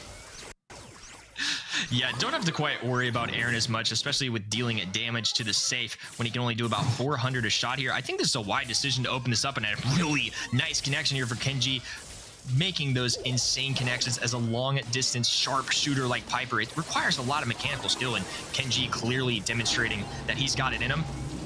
Ryohei trying to make some form of a connection here, though. That's going to be an unfortunate miss there, as they're not able to get too many kills out of that, and they now have to recycle it. Good work there, though. Now some good tags onto this safe. Tempo going to be moving up this right-hand side, trying to address the Meg once again. Asked a lot to deal with a robot, but Pam going to probably be the best on this roster to deal with it as a bulkier brawler that can heal with that nice turret that she has equipped with her. Oh, Zeta Division 1 definitely have the best possible lane assignments, but Kenji's not winning this middle hard enough. Good kill on Wahochi there. Does need to use a homemade recipe to secure that one. Positive feedback, obviously shielding somewhat. Ryohei going down now. So here's a power play opportunity, especially with the mech getting removed. It's got to be here from Zeta Division 1. They need to find some real pressure on this safe, but they're a little concerned about Wahochi having respawned. Yeah, now Kenji going to be advancing forward. This is a bold choice here. Going to go down instantly, though. That was well response from Wahochi there. Now the side of Rising Sun Esports can take a moment, regroup. Shy Tempo going to be on this right-hand side, now grouped with Kenji. Some good connections here. Ryohei doing a good job here, preemptively popping this gadget as well. Kenji just not able to advance very closely here. This could be a very decent lead here for the side of Rising Sun Esports, and with only 20 seconds left, they're going to have to make some moves, and quickly, if they want to close this gap in percentage for the safe. There's no way they're getting past Aaron on that right side lane right now. Tempo has to sort of retreat back away, try and fire off as much damage as he can. He does get rid of the mech here, but it's such a huge lead for Rising Sun Esports now. Tempo doesn't have the time to go back for the safe. A convincing first set victory here from Rising Sun Esports. I've got to say, it wasn't that close.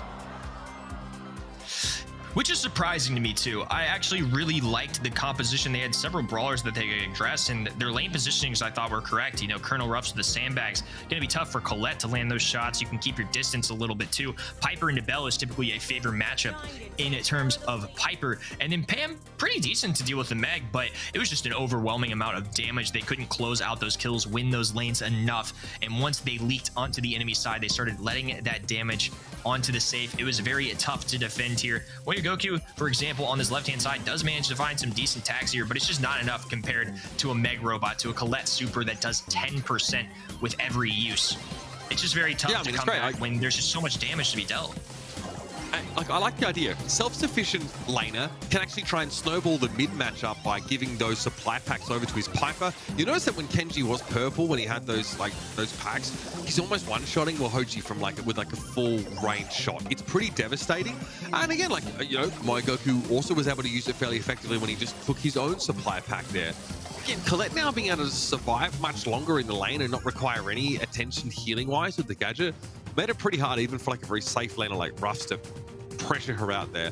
Nice stuff by Wahochi here. Even when the map started to get open up, he's still able to make good use of that terrain. And Nestek makes it a little bit hard to for his opposition to get aggressive. 202 DPS, that's pretty insane considering that most of the time he's laning against a Piper that's probably playing outside of his range.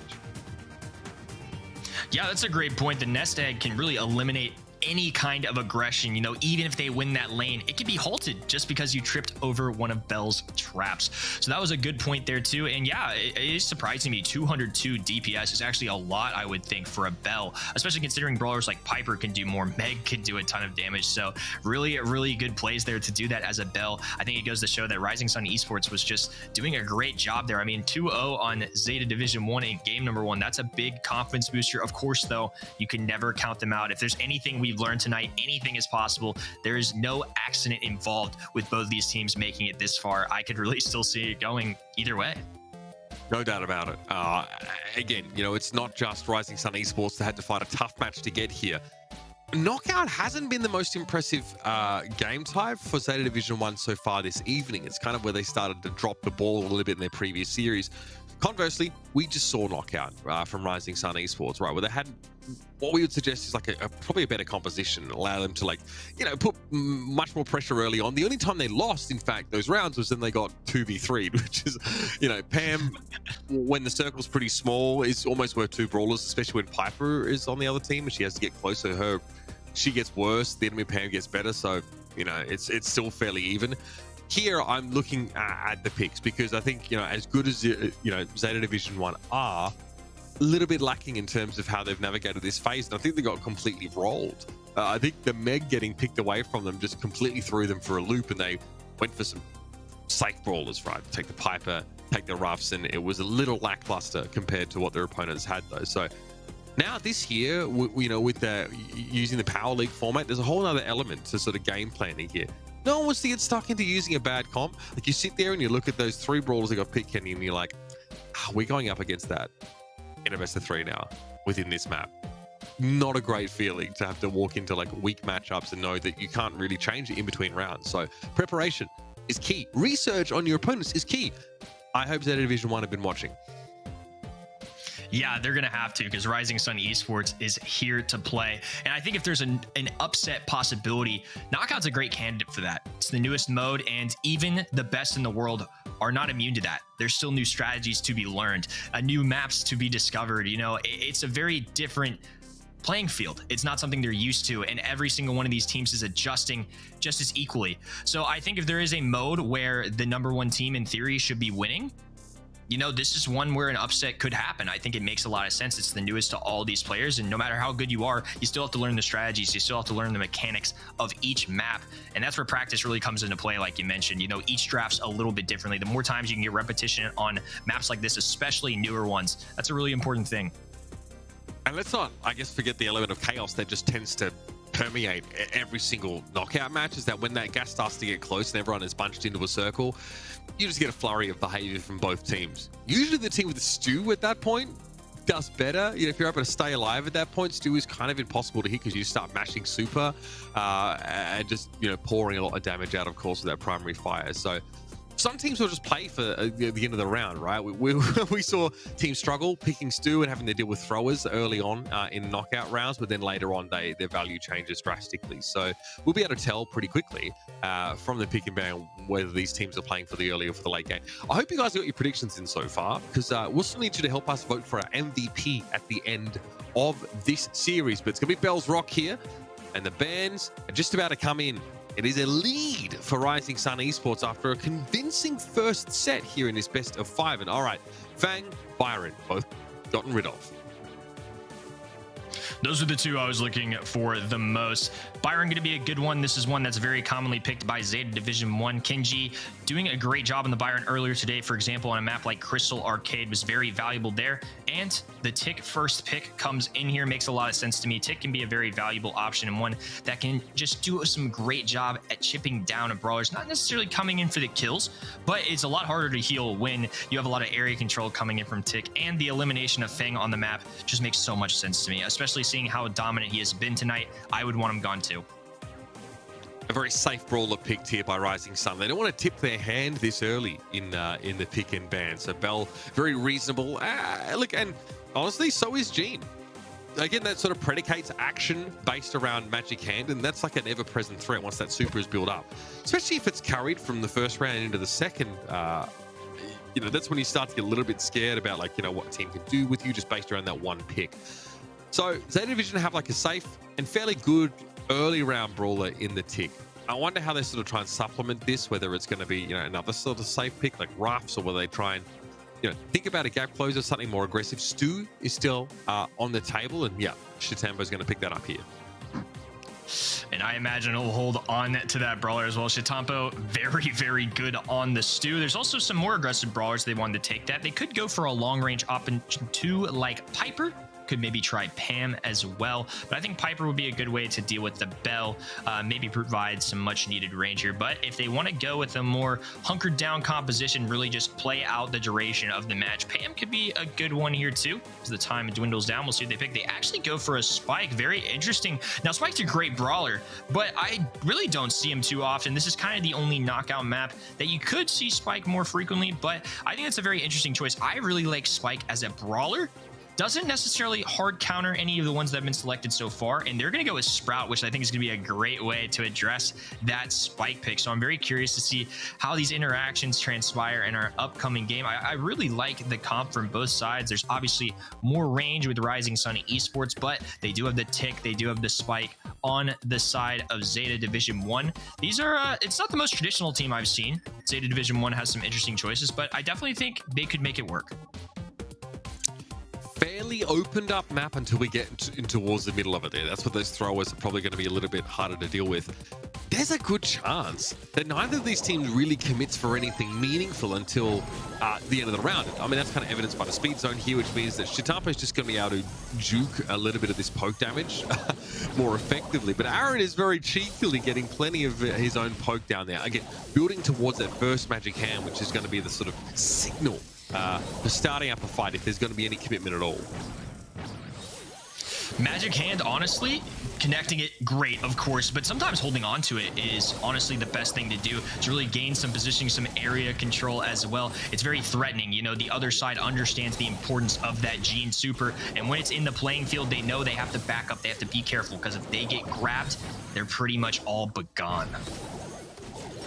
All right, well, Hochi pretty good at shrugging off a lot of like the pinwheel damage, but if he takes direct hits like that, he's going to be in trouble pretty quickly. Moyagoku, good connections, but Shitapo's gone down. It looks like there was an attempted commitment there. It doesn't quite pay off. Zeta Division 1 down a player. Pressure now on Moyagoku, and this is Rising Sun Esports. A defiant stance here early in the round, and Kenji may as well just run into the clouds. He's done. Yeah, I think this Sprout's going to be an excellent pick, and honestly one I could argue that's just as good as Tick on this map. They're going to be playing that very well here. Also going to be a great counter into Spike. It's going to make it a lot more difficult for him to find any value. Shitempo, though, does now have a super, can advance forward, but immediately backed away. Aaron also has a pull of his own, too. Ryohi has a wall. This is getting very difficult. It looks like they've elected to switch Bell to this left-hand side because it is wide open. There's plenty of space to work with, and it's going to make things a little more difficult for the team of Zeta 1 to maneuver when they make connections like that. Wahochi getting a good one in there. Spike going down as well, and Kenji going to be the only one remaining here. A wall coming in, a pull as well, and things looking up for Rising Sun Esports right now. I'm starting to wonder if Zeta Division 1 already played their grand final in the semis. You know, we've seen this time and time again, right? A team that's favored comes out, has to play a brutal matchup and then go into a final, and they're just not ready. Right now, it doesn't feel like they are. That was pretty scary stuff from Rising Sun, and their composition that looks so comfortable. Wahochi opened up so many opportunities in those last couple of rounds here, and already mid-control being heavily fought for. Kenji takes a hit and has to back up. Ryohi very weak, though. They do get a trade there. Wahoshi on this left-hand side, Aaron in the mid. And the longer this plays out, it will get a little more difficult for brawlers like Kenji, who are on the squishier side of things. Not as much HP, but I will say Spike, heavy DPS dealer, now getting a little aggressive here as well. Aaron going to be on this right-hand side trying to deal with that as Kenji just keeps landing these tags on Wahochi, who I think is going to get taken down here by a Tick Super. And now we're in a 2v1 scenario. Things could turn around here for Zeta Division 1. They could finally grab themselves a round and look a little up on themselves going into the number 2.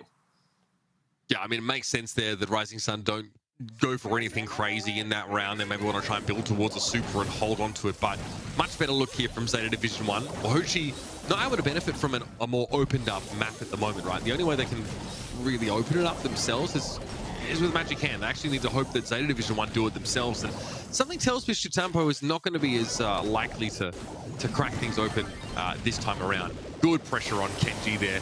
He's able to avoid most of that damage, but Shitampo just charges forward to his doom. Kenji's taken down, and oh dear, Rising Sun are back with a vengeance. Good news for Rising Sun Esports too. They have a gene pool and a sprout wall ready to go to enter this round. Saitempo does have a super, helpful, but that wall can siphon them off. They have nowhere to go, but some good aggression coming in for Saitempo. Gonna move forward on the map. That wall being very pivotal to try and keep Ryohei alive a little longer, but nothing there for him. He's gonna fall very quickly. Wahoshi gonna be in a very difficult situation. Now a good takedown there. A pull coming in from Aaron. He gets the kill. It's gonna be a 2v1 here. Can he clutch it up? No. The tick mine's unavoidable there. And now we have ourselves a 1-1 set. I have no idea what Ryohei was doing in that round. I'm a little confused, obviously, running sort of towards the enemy tick. Maybe he thought he was the tick and he had last hurrah. He's like, oh, I'm just going to get some damage here and be done with it. But yeah, put himself in a pretty awkward position. I think, you know, walling himself off and leaving him very vulnerable to the enemy stew there. So maybe the nerves getting to him a little bit there. A stumble for Rising Sun Esports as they were trying to close out the second set. They've let Zeta Division back in. Well, good news is, nice recovery. Tick going down early. Moyogaku gonna be very weak here too, forced to drop the life plant, and now another takedown on this right-hand side. He's gonna be all alone here. Some good connections onto Aaron, though. Does heal due to the life plant as well. Ryohei, though, going to wall him off, and where is he to go? Now just spinning a very anxious emote coming out here, and now they just kind of stand, hold the line, and because of that gadget, Ryohei does get that wall back. The super will be on his side going into round number 2. Could be a big difference maker as well. They let Aaron get the finishing blow on Moyogaku there, so that means Magic Hand is available. Now, last time the Rising Sun Esports had the perfect supers, they got stopped. Put themselves in some awkward positions. That needs to not happen here, of course, and that means keeping Ryohei alive. He's going to stop on by for some magic puffs here as Aaron tries to top him up as quickly as possible, but good connections here from Moyogaku and a lot of pressure from Saitempo onto Wahoshi. Eventually, this magic hand has to come out, but Aaron hasn't seen the opportunity, and he doesn't take down the head first for Ryohei. He's not able to support his teammate, and now we're in a 2v3. Yeah, it's probably not going to be able to deal with things up close to him, and that tick head was charging at him way too fast. Even with one connection, may have not had a second one to go. Needed help from a teammate, and unfortunately, they just don't make that connection there. Aaron and Wahoshi going to be left all alone in this top right-hand side. Saitempo going to take the opportunity to heal up a little bit. Good connection there. One more should do the job, and that's going to do it. It's now going to be a 1-1 round 3, and game number 3 will decide who takes map number 2. Aaron straight into the fog there, trying to make sure he doesn't give over supercharge to his opponents. We might see an early magic hand here as Rising Sun might look to try and catch Zeta Division by surprise. Ryohei needs to stay alive in this round, falling in some odd situations the last couple of times as Kenji's pressuring him out of mid.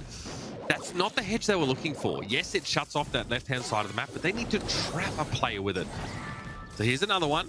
Again, this gives Aaron a space. He's looking for a magic hand, so a safe way of getting up would be great. Sticking around is going to be thrown down and make it hard for Aaron to get close. That hedge is about to dissipate. Rising Sun trying to take some space, but Zeta Division were born yesterday, and they know exactly what Rising Sun are trying to do here, and Aaron needs to respect the spike damage. Yeah, problem being now, though, Saitempo going to be isolated on this right-hand side. Kenji falling as well. Let's see if Aaron can help out this time. 594 HP to his name. Gets it done. Saitempo, though, going down. And what do you know? We've found ourselves in a 2-0 scenario.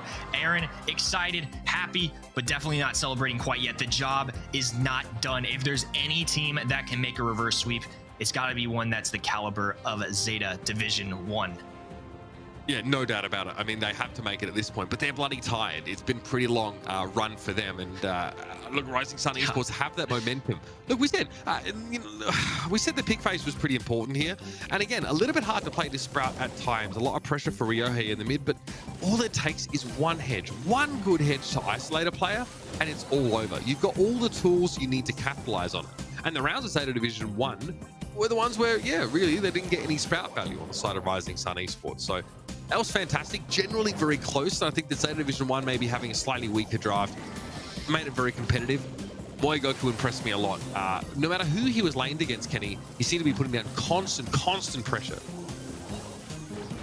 Yeah, I think that was a very valuable pick for them, and honestly might have even been my favorite. Tick a great choice here too, and I know they love this Stu, but I don't know if they got as much value out of it as they would have hoped for. I felt like a lot of the time Stu was kind of trapped on this bottom right-hand side or wherever they were laned up against, just because of the sheer range of Bell and Gene. It's very difficult to charge those supers when Sprout's hiding behind a wall, and like you see here, Saitempo just kind of bobbing and weaving shots, doing his absolute best, marked by a Bell here, and now left all alone.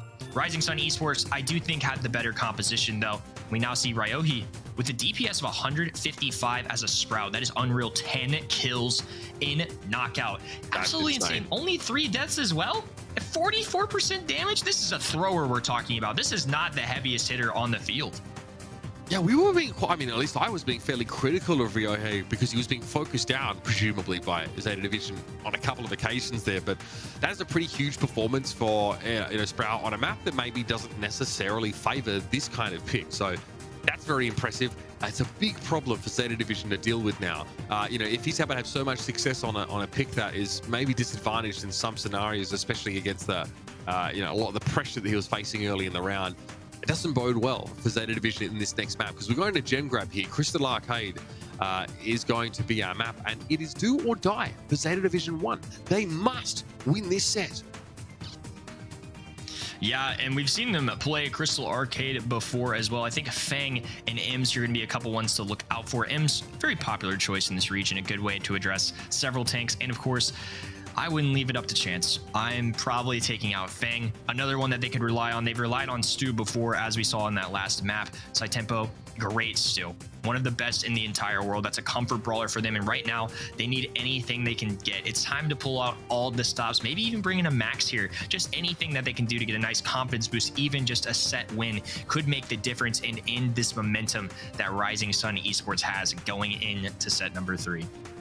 Wouldn't shock me to see a good combination of, Max Byron, across these two teams. Maybe the Byron to support a Stu if they want to get a little bit more aggressive with it. But, Zeta Division 1 maybe not expecting to be in this sort of position. And again, it looks like Rising Sun Esports have just put a little bit more thought into how they conduct themselves through the draft here.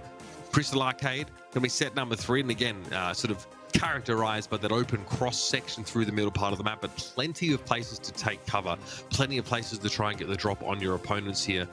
And again, you have to think Rising Sun don't want to let Zeta Division 1 get comfortable. That might just mean a Fang ban here. Just be done with it. Yeah, I wouldn't blame them at all. Fang is a super powerful brawler. That super to chain onto enemies is really good, and it looks like both sides were thinking the same thing. They're not leaving it up to chance either, but that means there are plenty of options out there. So many to roll with. They elect to go with Colonel Ruffs for our first pick, and we've seen that several times tonight. And actually going to be a pretty good way to deal with Stu, so I'm surprised they're so quickly picking that. There's the Ems I was looking for. I think this region really likes Ems on this map in particular, and Sandy for Saitempo is going to be such a good pick here. He loves that brawler. It's a popular one in this region, and definitely a comfort one that does really well on the lanes in Crystal Arcade. And there is that Byron pick here as well. This is going to keep Saitempo topped up really nice. It's going to allow him to be that aggressive Sandy that he kind of wants to be, right? Sandy with a slightly, better health pool than a lot of mid-range brawlers, and the fact that you can just get an on-hit stun with Sweet Dreams really means that you want to be aggressive if you possibly can, especially with your shorter range here. The Rising Sun say, right, how do we deal with this? This is going to be the main threat here. The support, core of Kenji and Moyagoku definitely going to be looking to enable this Sandy to be aggressive. So, all right, something with Lamp Blowout, something with pick potential here. I mean, neither team is particularly durable. The healing obviously sides with Zeta Division 1 here. And let's see if Kenji can get big sandbag value against a composition that it can affect you behind them, of course. Ems doesn't really care about those. I like these compositions. They both look really interesting. And again, it's going to be Saitempo having to step up to keep his team in this grand final. We're about to find out what exactly Zeta Division 1 is built of in 2022. This is do or die. This is about as tough as a situation as it gets. Rising Sun Esports has proven they are formidable foes. They're going to have to come out here 3 straight sets, but let's just start by trying to take set number 3 on Crystal Arcade. This is a great start here for Zeta Division 1.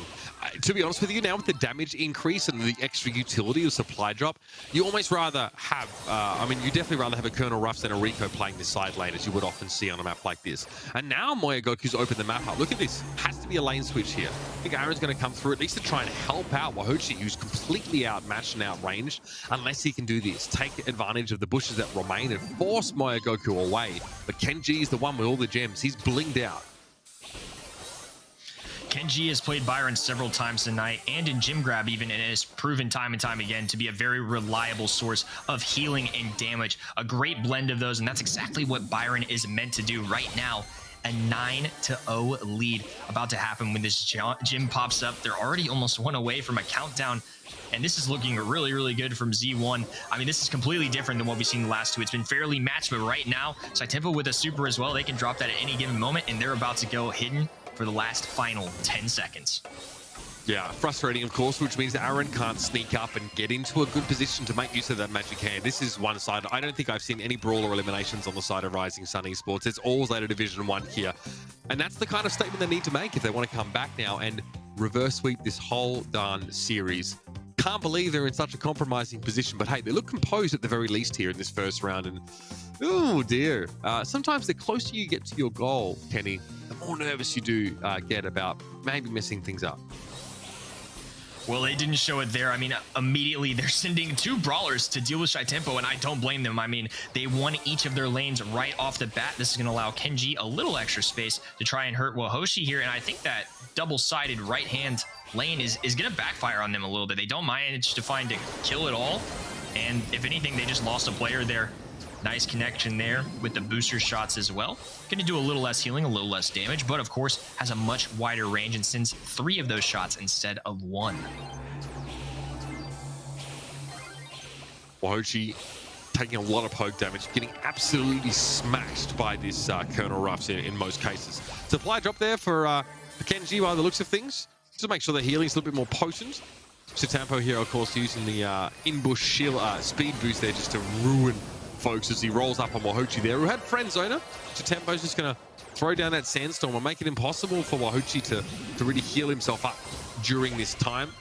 That is nasty. It is one-sided. This will be a very quick set and a very quick response from Zeta Division 1.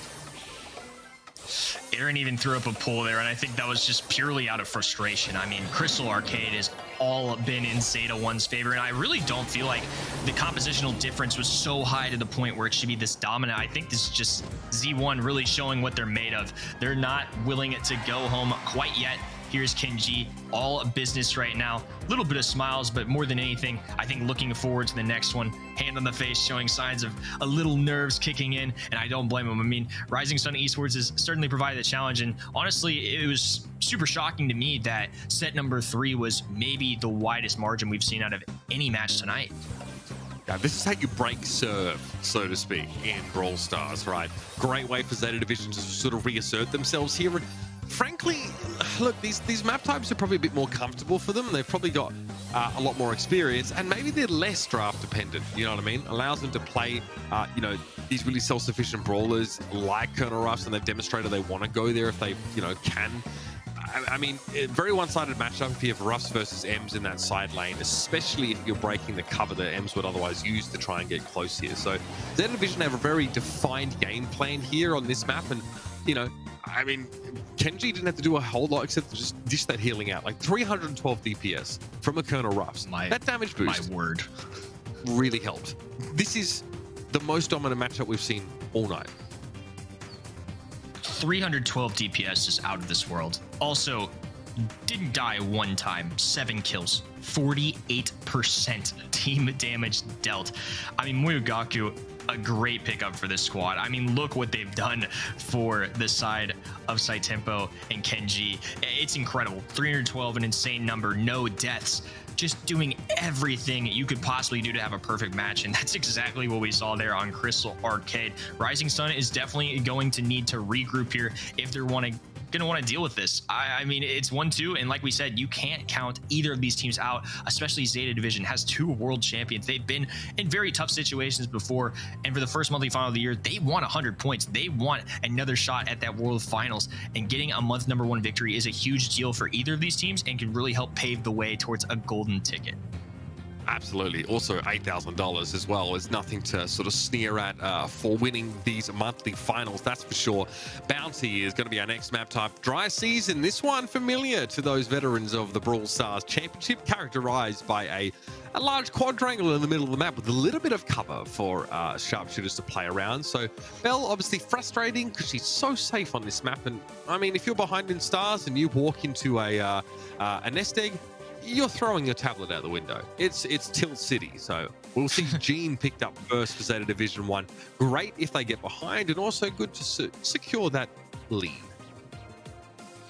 We could see Colonel Ruffs come in here as well. It's a great way to deal with some popular brawlers on this map. There it is right there. Piper and Stu going to have a tough time at dealing with Colonel Ruffs. They end up taking the Stu. So I imagine picks number 4 and 5, great opportunity to select Piper here. Great opportunity to select Tick. Those are a couple long-term brawlers that have had great success here. Belle, of course, being off the table as well. You want to grab that long range while you can. And those are definitely going to be a couple options that you could roll with. An aggressive brawler like Leon, of course, a choice here too. The fact that obviously you have that mobility could be really important as we get towards those frantic final moments in the round. If Rising Sun Esports find themselves behind, they really want to get that Stu into high gear and make sure he's able to run in and do some serious work. Also, you know, it's less likely you're going to deal with too many throwers, maybe a tick, you know, here and there. But speed zone is hard to, destroy on this map, which means if you're in a defensive position, if you have that gem lead and you're able to throw a speed zone down, it's pretty comfortable. You can sort of sit back and dodge a lot of these skill shots that are coming in. The map really lends itself to that, as long as you don't give up too much space. The Byron here, again, another pretty safe pick. That means this last pick here for Zeta Division 1, this is the real telling one. Yeah, we'll see what they end up selecting here. Looks like they're going to go with the Max, and that can be a scary one here, too. We finally get to see the Max and Gene's synergy, which I honestly expected to see more tonight, but this is a great time to choose that. If they elect to go with the long-range brawler on the side with Rising Sun Esports, it actually can be pretty tough to land those shots. So this map so far, not lending to the normal long-range brawlers we're seeing. There's no Brock so far picked, no Piper. Still time for that, of course. But it's going to be a little difficult to hand those shots over when you've got a Max that's running 1,000,000 miles an hour. They do elect to go Piper. I think it's a great choice for this map, but it can be a little difficult to deal with a Gene and a Max as a Piper. Yeah, look, I mean, if we have breakthrough here, then Piper won't have to do this, but we often see the strategy of Pipers. If you ever get ahead, if you ever get an early kill, move up and use that super on one of these sort of rectangular blocks here. Knock out any of the cover that the defensive team will otherwise have. And that's when Piper really goes to another level. She sits in the bush, she plays at her maximum range. If she has a star lead, and if she doesn't, she's just able to put on a lot of good pressure. Another good pick here, but Zeta Division 1 are safe, safe, safe. This is such a low maintenance composition they're running. And oh, yep, there'll be a bit of this early in the round as Wahochi scoops up the blue star. Yeah, and another nice kill coming in there for Tempo too. Off to a hot start here, 4-1 for what longtime Brawl Stars players might not recognize as a traditional comp, but all of these brawlers have been utilized in the East Asia region a lot. I think this is honestly a pretty solid composition from Z1 here, and clearly it's paying off so far as they have a nice 4-1 lead with about 30 seconds into the match. So you see the speed zone here. Rising Sun don't benefit from it nearly as much as aggressors. They really want to be playing back, you know, behind it and using the ability to duck in and out of these bushes as they can. But because they lack a star lead, they have to push out of this speed zone quite a lot, rendering it not very useful. I'll say that in a safe way. Yeah, I think the composition of Z1 can kind of be used offensively and defensively. They've got the heals of a Gene with the magic puffs. They've got Byron, who is a natural healer. And on offense, they've got the max speed in their utility kit. They can push forward, get really aggressive. So I think they've got options here. If they need to push back, they've got that 4-1 lead. They can kind of hunker down a little bit. They can play it defensively, hide behind these walls, and make it really difficult for brawlers like Ruffs and Piper to land shots. Crucial that your safest brawler has the blue star here as well. So if Rising Sun look to try and get an advantage, remember, if they get elimination on Moe Goku, it's not enough to put them in the lead, because Chitampo will be holding that blue star still. This is a pretty rough situation for Rising Sun Esports in general. There is so much escape, so much disengage available to Zeta Division 1 and the Magic Hand to punish any bad positioning and just making it unwinnable. We're inside 15 seconds and Rising Sun have to make a play. Here's another speed zone. They're looking for an opening. They have the option to use speed if they want. They're going to elect to do so here. Kenji with the booster shots, now making some connections as well. A takedown there. Tempo won't even need to finish this if he chooses not to, and everything just crumbles there in the final moments. A 10-1 lead. Z1 just doing Z1 things. We might have ourselves a reverse sweep if they take this next game on our hands. It's on the cards. I mean, if you don't win that first fight with the composition that Rising Sun have, you're in deep trouble. And you saw just how hard it was to catch someone like Shitampo or Moyogoku. Even though his Magic Hand went for a sandbag, by the way, they didn't need that Gene Super to do to make a big difference. So this is the difference maker, right? Rising Sun Esports, they go up close, they get the blue star out, and they're alive, and they've not given any stars over. This is best case scenario so far. Yeah, it looks like they're electing to go with a more defensive strategy here. They're going to hold on to that blue star, and Colonel Ruff's a great option to have. That Stu, a very aggressive brawler, and Colonel Ruff's does have a little more HP than the Piper, so I think that's going to be a good option here and a great person to hold on to that blue star. As now Tempo going to be looking to advance forward. They've already gotten some great aggression coming in here to try and get to this enemy side. Additionally, the nice passive healing coming in for Ruff's onto the teammates does help out a ton here. That's going to be a tried and true kind of strategy here for this map, typically paired with more stagnant brawlers, ones like Tick who don't move a lot, or Piper. It can be useful too, just to beef her up a little bit. But right here, electing to go with the Stu, and the only thing tougher than an aggressive Stu is one with a lot of HP, over 5,000 about right now. Yeah, all three players now have picked up a supply drop, and Moyogoku gets a little bit too close. Here's that advantage that Rising Sun can now snowball because of what they did early on in the round. It's a trade there for Kenji. Still puts Rising Sun in the lead as Wahoshi has that blue star. Moyogoku needs to find a way to get value out of that Magic Hand, but Aaron is threatening from this right-hand side. They may not have that blue star on their side, but if they do find a kill onto Aaron, it will be enough to give them a small lead here. 25 seconds to go. Sandbags being placed down. This is going to be a good way to shield them. It's going to force Z1 to reposition here, but the pinch is moving in, and quickly 15 seconds remaining. Can they get it off? No, the takedown there, but a trade coming in 4 to 7. It's going to be a 2v2 scenario with the respawn of Wahoshi, though. He will be able to play a little bit of defense here. They're going to need to find very particular kills here, trying to land on Aaron. They don't manage to do so. A final takedown there secures the deal, and now we have ourselves a match point. Absolutely. I think you can kind of see just how important that sort of first star is, right? And you can see how doggedly both teams are fighting over it now. That's pretty big. I mean, now you put the pressure back on to Zeta Division. It's like a vice. It's crushing. They have to get this star early. Spooky Ghosts even use, or Vengeful Spirits. I like Spooky Ghosts better. Straight off the rip there from Moyogoku, but doesn't really contribute much to the damage pile. And Wahoshi gets out with the blue star as well. Moyogoku overextends, and this could be dangerous now for Zeta Division 1. Their hopes could be going up in smoke if they're not careful. Tempo in a very delicate situation, stays alive for a little bit, finds a trade, but that's still going to lead to a 1-star deficit here. After all that effort, it's the same result, a blue star in favor of Rising Sun Esports. They still have plenty of time to recover, but right now, Rising Sun, of course, going to be in a much better position. Aaron even branching out on this right-hand side, going to be trying to find some connection. Tempo going to be moving forward as well. Wahoshi dropping the sandbags to shield himself from the onslaught of Tempo, and this is going to be a good start here. 594 HP. Can they finish the job? A dash into the wall, unfortunately, will not be enough, and Kenji going to be looking to heal Tempo somehow, still staying alive in all of this. A 1-star deficit still remaining, and Tempo just refuses to leave their spawn. This is going to be a tough situation. Can they get the blue star lead? No, they don't quite find the connection. Super finally landing though, and now a 7-6 lead. The 1-star advantage now on the side of Zeta Division 1. Magic Hand not connecting. It actually catches the speed zone there from Ryohei, so no super available for Gene. I think Zeta Division 1 were looking to just basically secure the win there, but it doesn't work out, so it's all on the table. With 30 seconds left in the round, Rising Sun gonna group up, and then they've got to go for it. Aaron, I mean, Popper not really going to do too much for him right here. He needs to find some consecutive connections, but the healing is pretty good for anyone standing near Moyogoku, who has 6,000 HP. It's now or never for Rising Sun. If they play their cards right, this could be the final moments of our East Asia monthly finals. They're going to be advancing forward side tempo, getting aggressive here. Knows they can do it. A super connecting on Ryogi. He doesn't quite go down yet. 92 HP, still somehow alive. The super being popped though, and they manage to keep up here.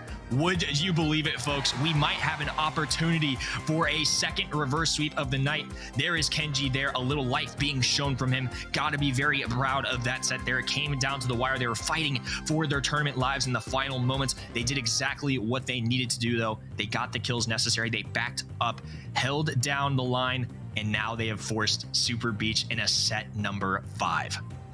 I mean, no other way this could go, really, based on the way the night has gone so far. It's been one for reverse sweeps here, and Zeta Division 1 are hoping to add just an extra one to that tally. Again, you can see this time Zeta Division 1 deal with not getting that star at first, right? They have to pressure, though. They really have to extend very deeply for it. Normally, it's, Moya Goku has been the one that's had to go forward, but we actually see, Shitampo sort of throw caution to the wind and make a big play, able to get that 1-star lead and get out there. This is edge of your seat kind of stuff. Real hair-raising action from two teams that are pretty evenly matched. So, I mean, my appetite has been whet for this last map. I can't wait to see it unfold. I mean, I can't ask for much better gameplay from any region, and East Asia is certainly proving they have some deep rosters. There's so many good teams out here, and really, it's going to come down to the wire. Any team can end up winning it, and there's been several teams tonight that have definitely done a good job. Rising Sun Esports, of course, making out of a tough bracket, but Zeta Division 1 has had to really climb to get here. Now coming in, we see Kenji's stats, 28% damage coming in from a Byron who is a healer, 5 kills and 2 deaths, great KD there, and a solid DPS overall. Kenji, several times tonight, just providing some great Byron gameplay. It was that Byron super that really turned things around, though. Kenji with a very important connection to secure the blue star. And that's what put his team in a position to be able to play backwards, play safe, and ultimately take the round there. So very clutch play from Byron, who's normally expected to just fulfill a self-sufficient supporting role. You can make plays with that super, and Kenji really showed how you can sort of balance between that aggression and, of course, spending time healing your teammates. Brawl Ball, pretty chaotic mode to sort of have this series end on. Again, we've seen some of these rounds go so any which way. I'm not sure what to expect from this one. I think that you have to really play safe through your pick and ban. So I'd probably only expect to see pivotal brawlers come out in that third pick, and you try and obscure what your game plan is for as long as possible here. Maybe, again, just pick safe stuff like we saw both teams do in that previous set. Well, to me, nothing screams safer from this region than picks like Sandy and Ems. Those are a couple I'm definitely anticipating here. Some very overall good brawlers, maybe Tara in there as well. But those don't have too many hard counters. Very comfortable choices. And Stu, another one these guys are comfortable with. A little risky since it does involve some more counter plays, but I'm kind of with you. You really got to nail the draft here. We'll see what the bans come in as in just a moment. I'm expecting a Fang ban, at least from one of these teams here. I know I would not be wanting to deal with it.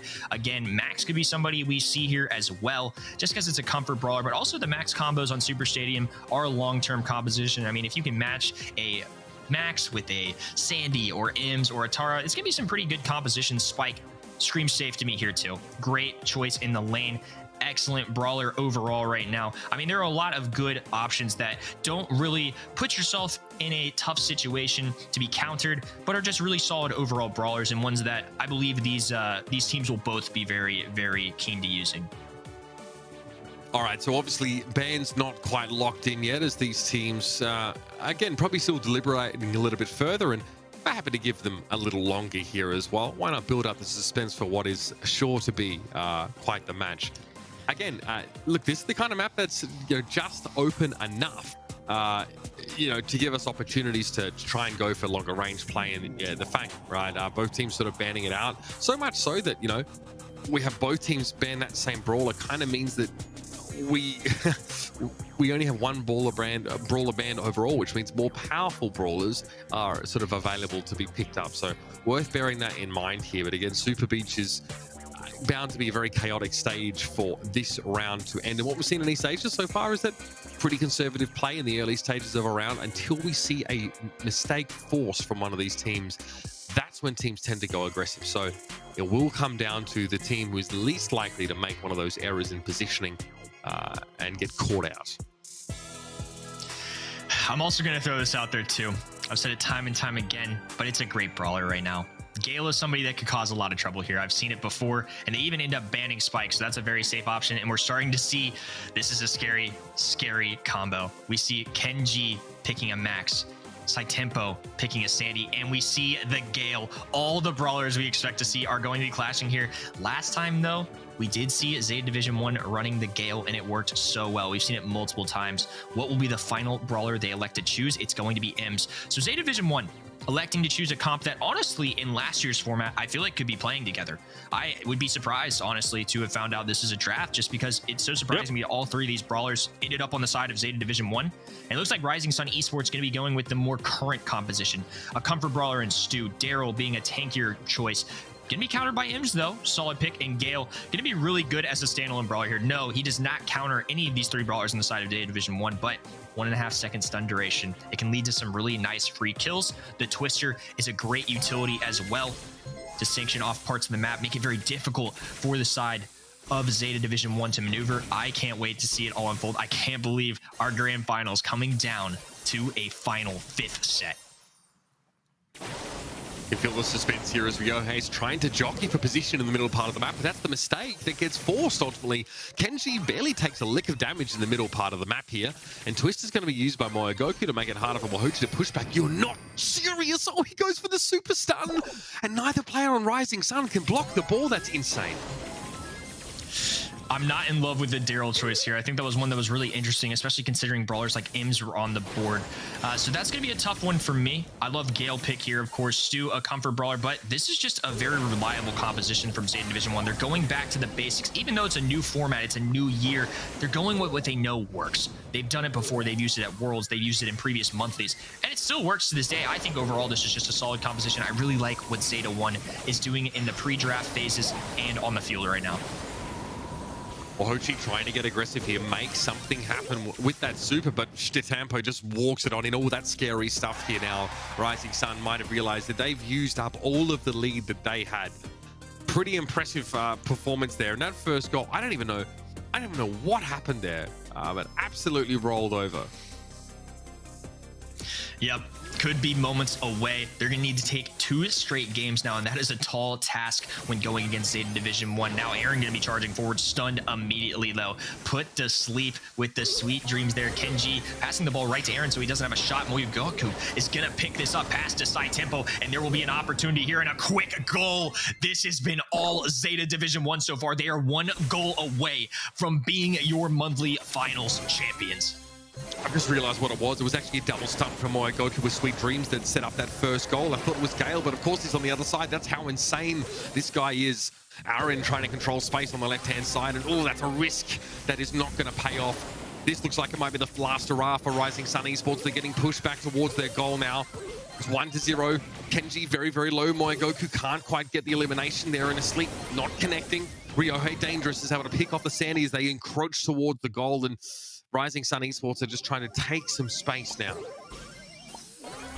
This is excellent defense from Gale, really showing what his kit is made of. That Twister, they can't move through it. You can't get the pass off, and they just couldn't grab the ball. It was quite literally impossible for a moment there, so it does buy them a little time. This is still scary, though. There's really been no aggression from the side of Rising Sun Esports. I don't think they've crossed the halfway mark of the field, and now Saitempo going to be sped up here. Aaron going to be left to defend the pushback. Wahochi, though, stunned as well. 3v1 here, and that is going to do it. A nice little spin for the win. Saitempo getting the goal. Kenji celebrating, by far the most emotion we've seen. Peace signs being thrown up and big smiles everywhere. Well deserved in them as well. They absolutely had to fight through several incredible teams to get to where they are now. They really just had to make it interesting for us, didn't they, Kenny? Kenji absolutely ecstatic there as well. Obviously, the coaching, of course, was very crucial.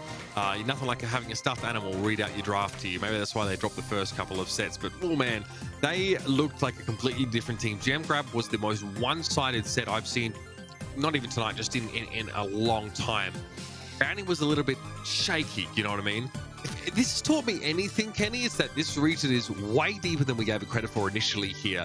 And we kind of joke, we kind of say, oh, it's anyone's game, you know, who knows what could happen, you know, when the rounds actually start going. But I mean, we have like 4 teams that could quite easily have been the monthly champions for March, but it will be Zeta Division 1 to take the honors this time.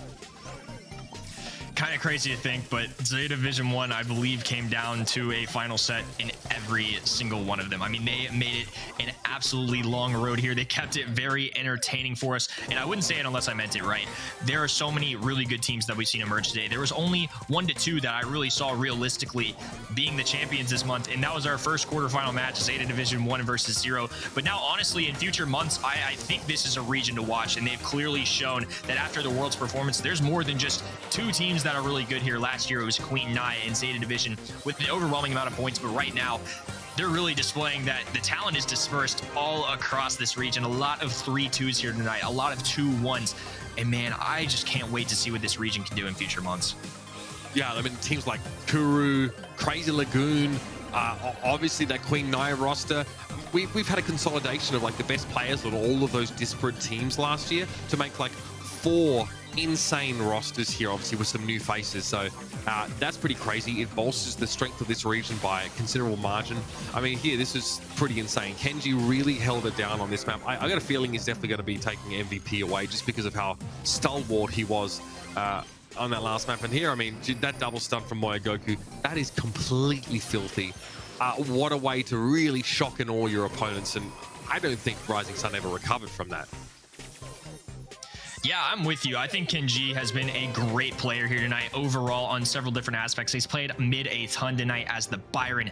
In other modes, he's been relied upon too. And I just think overall, every single one of these players had their moments. I think a lot of people at home are relying on Shai Tempo to be the real star player here, to do a lot of the mechanical digging. But honestly, I feel like all 3 of them had their moments. Moyogaku in that Brawl Ball set was very pivotal to their wins. The sweet dreams coming in at just the right moments. And they played it perfectly. All 3 of them shined here tonight. And I think that's what makes a great team. There were no weak points. Every one of them did their part, and when they needed it most, they ended up winning games. Great point. I think Moyogoku had about as close to a perfect set as you could on Gem Grab as Colonel Ruffs. That was just astounding. Okay, still a lot of energy in the room here. Let's add some more to it as we bring Ready Set back in, who I'm sure has been, you know, chomping at the bit to share some words about that set. We had another reverse sweep scenario already set. We've been blessed with incredibly close games. Just as Tensai put it on Twitter, man, this region is crazy. Yeah, this region is absolutely wild. I'm so looking forward to seeing what we discover in the coming months, because we don't just have one crazy roster here. We have 2 crazy rosters. We have Zeta Division 1, we have Zeta Division 0, and now, of course, we have Rising Sun Esports, all very realistic competitors for this year's World Finals. I cannot wait. Incredible stuff. Look, Kenny, I want to take a moment just to recap because it's been a pretty long night, I think, with all these sort of long series and get an idea of how we started. It started off with this crazy Zeta Division 1 versus 0 matchup in that first quarterfinal. Yeah, these were a couple heavy hitters right off the bat. These are 2 teams that a lot of people had heavy faith in that would end up winning the region. Of course, that paved the path for Zeta Division 1 to take down their brethren. Zeta Division 0, though, I would not count them out in future months. They played a very, very tight set there. Came down to 2-1 and a final game, in fact. So definitely don't count them out. They're going to be a team to watch for. Unfortunately, though, they will only be grabbing of 35 points there, which is pretty tough, especially for a team that's going to be trying to fight for one of those golden tickets, but they did a great job. On went Winter. They fought against Zeta 1 very admirably, but at the end of the day, Zeta Division 1 just showing their stuff there. We need a sponsor coming out of nowhere too. Getting a nice win over Blood Diamond, which many believe to be a dark horse candidate here, but they got a 2-0 victory. Played against Rising Sun Esports, who ended up going all the way to our monthly finals, where Zeta Division 1 pulled off yet another reverse sweep. Got the job done, and they will be taking home the clean 100 points, $8,000, and will have the ranking of #1 going into next month. Oh, man. All right. Dr. Ready Set, give it to me straight. How are we going with our predictions today? Well, y'all are looking great, especially Kenny. Me, not so hot. I mean, you gotta take the risk to be wrong, so I went for much different stuff than you guys, but I mean, I'm definitely giving an award to Kenny here, for going 6 for 7, and you, Uber, going 5 for 7. Me, I'm... I better prepare for next month. All right, not too bad. I didn't look. Fortunately for you, I don't know if we're going to keep track in between show days. I mean, that would be too much. So you have a chance to redeem yourself every time. So do you guys at home. So predictions didn't quite go the way you wanted them to. Well, EMEA is going to be the next region coming up. You have a chance to participate there at event.brawlstars.com and get your predictions in early. Maybe do a little bit of homework. Maybe try and get a feel for these teams a little bit more. Now, we had some insane action in the semifinals. I think one of our favorite moments, Kenny, came from Cheksung in a very clutch moment in that semifinal, of course. It was, Gene always gives you that bit of excitement. Talk me through this moment here as things really got going on Gem Grab. Well, this was game number 3 here. This determines a lot, right? You have some momentum going into it. If you can grab it that first game and get a very pivotal pull with Gene, it's going to pave the way to a great set overall. And yes, they did end up making it happen. They got the play. Unfortunately, it didn't lead to them winning everything, but it definitely had a nice little success rate there. Cheksung gonna go for this right here. Hiding behind the wall, does manage to get the one tag he needs to get the pull immediately after. Goes for it here. Gonna grab 13 gems and allow for Tara to really seal the deal in that game and allow them to take that first set. That was so sick, obviously, just to make sure there wouldn't be any awkward stalemate. You know, Cheksung takes matters into his own hands. Such a shame that we didn't see that team advance any further. But next month, of course, they'll be competing because, as we refer to our regional point leaderboard, they and the rest of the teams here today came away with their fair share of those leaderboard points. So it's going to be Zeta Division 1 here in first place with 108. Rising Sun, of course, with 77. And again, Winter and We Need sponsor. Impressive stuff. And Zeta Division 0 at a healthy 42 points, despite falling out, of course, in that sort of first series here. So all of our teams are off to a great start. We're definitely going to be more interested to look at this leaderboard, you know, in 2 or 3 months, right? See how this region's developing, and obviously keep track of that race between the 2 Zeta Division teams, because it's an ambitious project. You know what they're trying to do? They're trying to send both of those teams to a world final, but today the honors go to Zeta Division 1, the team that most of us predicted to win that first quarterfinal matchup, but it was pretty darn close, and it got even closer over the course of the day. Of course, you know, not too much to sort of say about the region compared globally yet, but I think it's safe to say there's more than just 1 or 2 teams, unlike last year, that Kenny are poised to be top contenders here.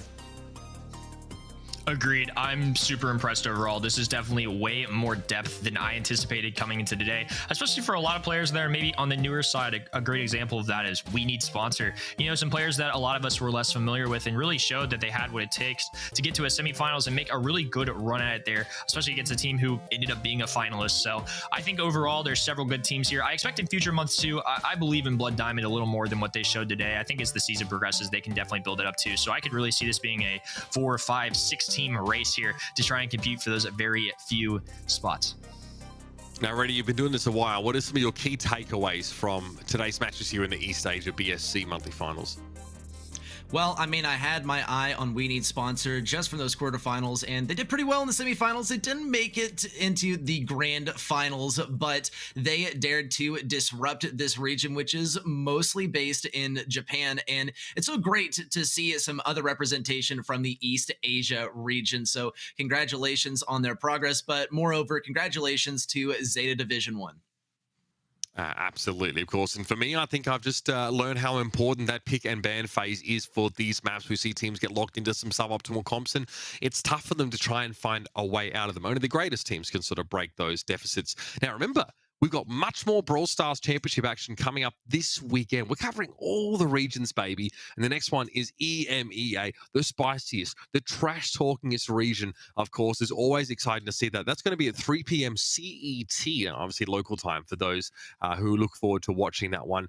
Going to be fantastic. It's been great to have you all here, of course, for our first East Asia monthly final. This region is the best in the world right now, and it promises to get even better. So stay with us as we journey through the year, seeing the best Brawl Stars play in the world. For now, we say goodbye, and we'll see you for EMEA monthly finals not too long from now. Kenji able to eliminate Kuru pretty comfortably up close, and that's Leon's disgusting damage output potential. And now Moyagoki wants to set things up here. Walk in, Shtitampo gets it done, and Zeta Division 1 and make it happen. Rising Sun that they can afford to play this way. Wahochi pounds pounding heels into Ryohei here as Aaron runs straight into that close range bell we were talking about now, and it's just throwing bodies onto the point. Boy, Goku throws down the sandbags, which are gonna make it much more difficult for Batman to get that super back. In fact, make it impossible, at least for now. Menby takes quite a bit of damage. That's gonna be the team kill from Zeta Division 1. The sandbags coming in as well. A great way to deal with the Piper shots. One connection, and now the aim. Too good. The gadget being popped. One brawler remaining. Deft has to do everything here as the storm closes forward. Will he be able to do it? Gets a nice connection there. Actually does a ton of damage to Aaron, but it's not quite enough. The reverse sweep, the fist bump. Aaron getting the job done. And Twist is going to be used by Moyogoku to make it harder for Wahochi to push back. You're not serious. And now side tempo going to be sped up here. Aaron going to be left to defend the pushback. Wahochi though stunned as well. 3v1 here, and that is going to do it. A nice little spin for the win. Side tempo getting the goal. Kenji celebrating, by far the most emotion we've seen.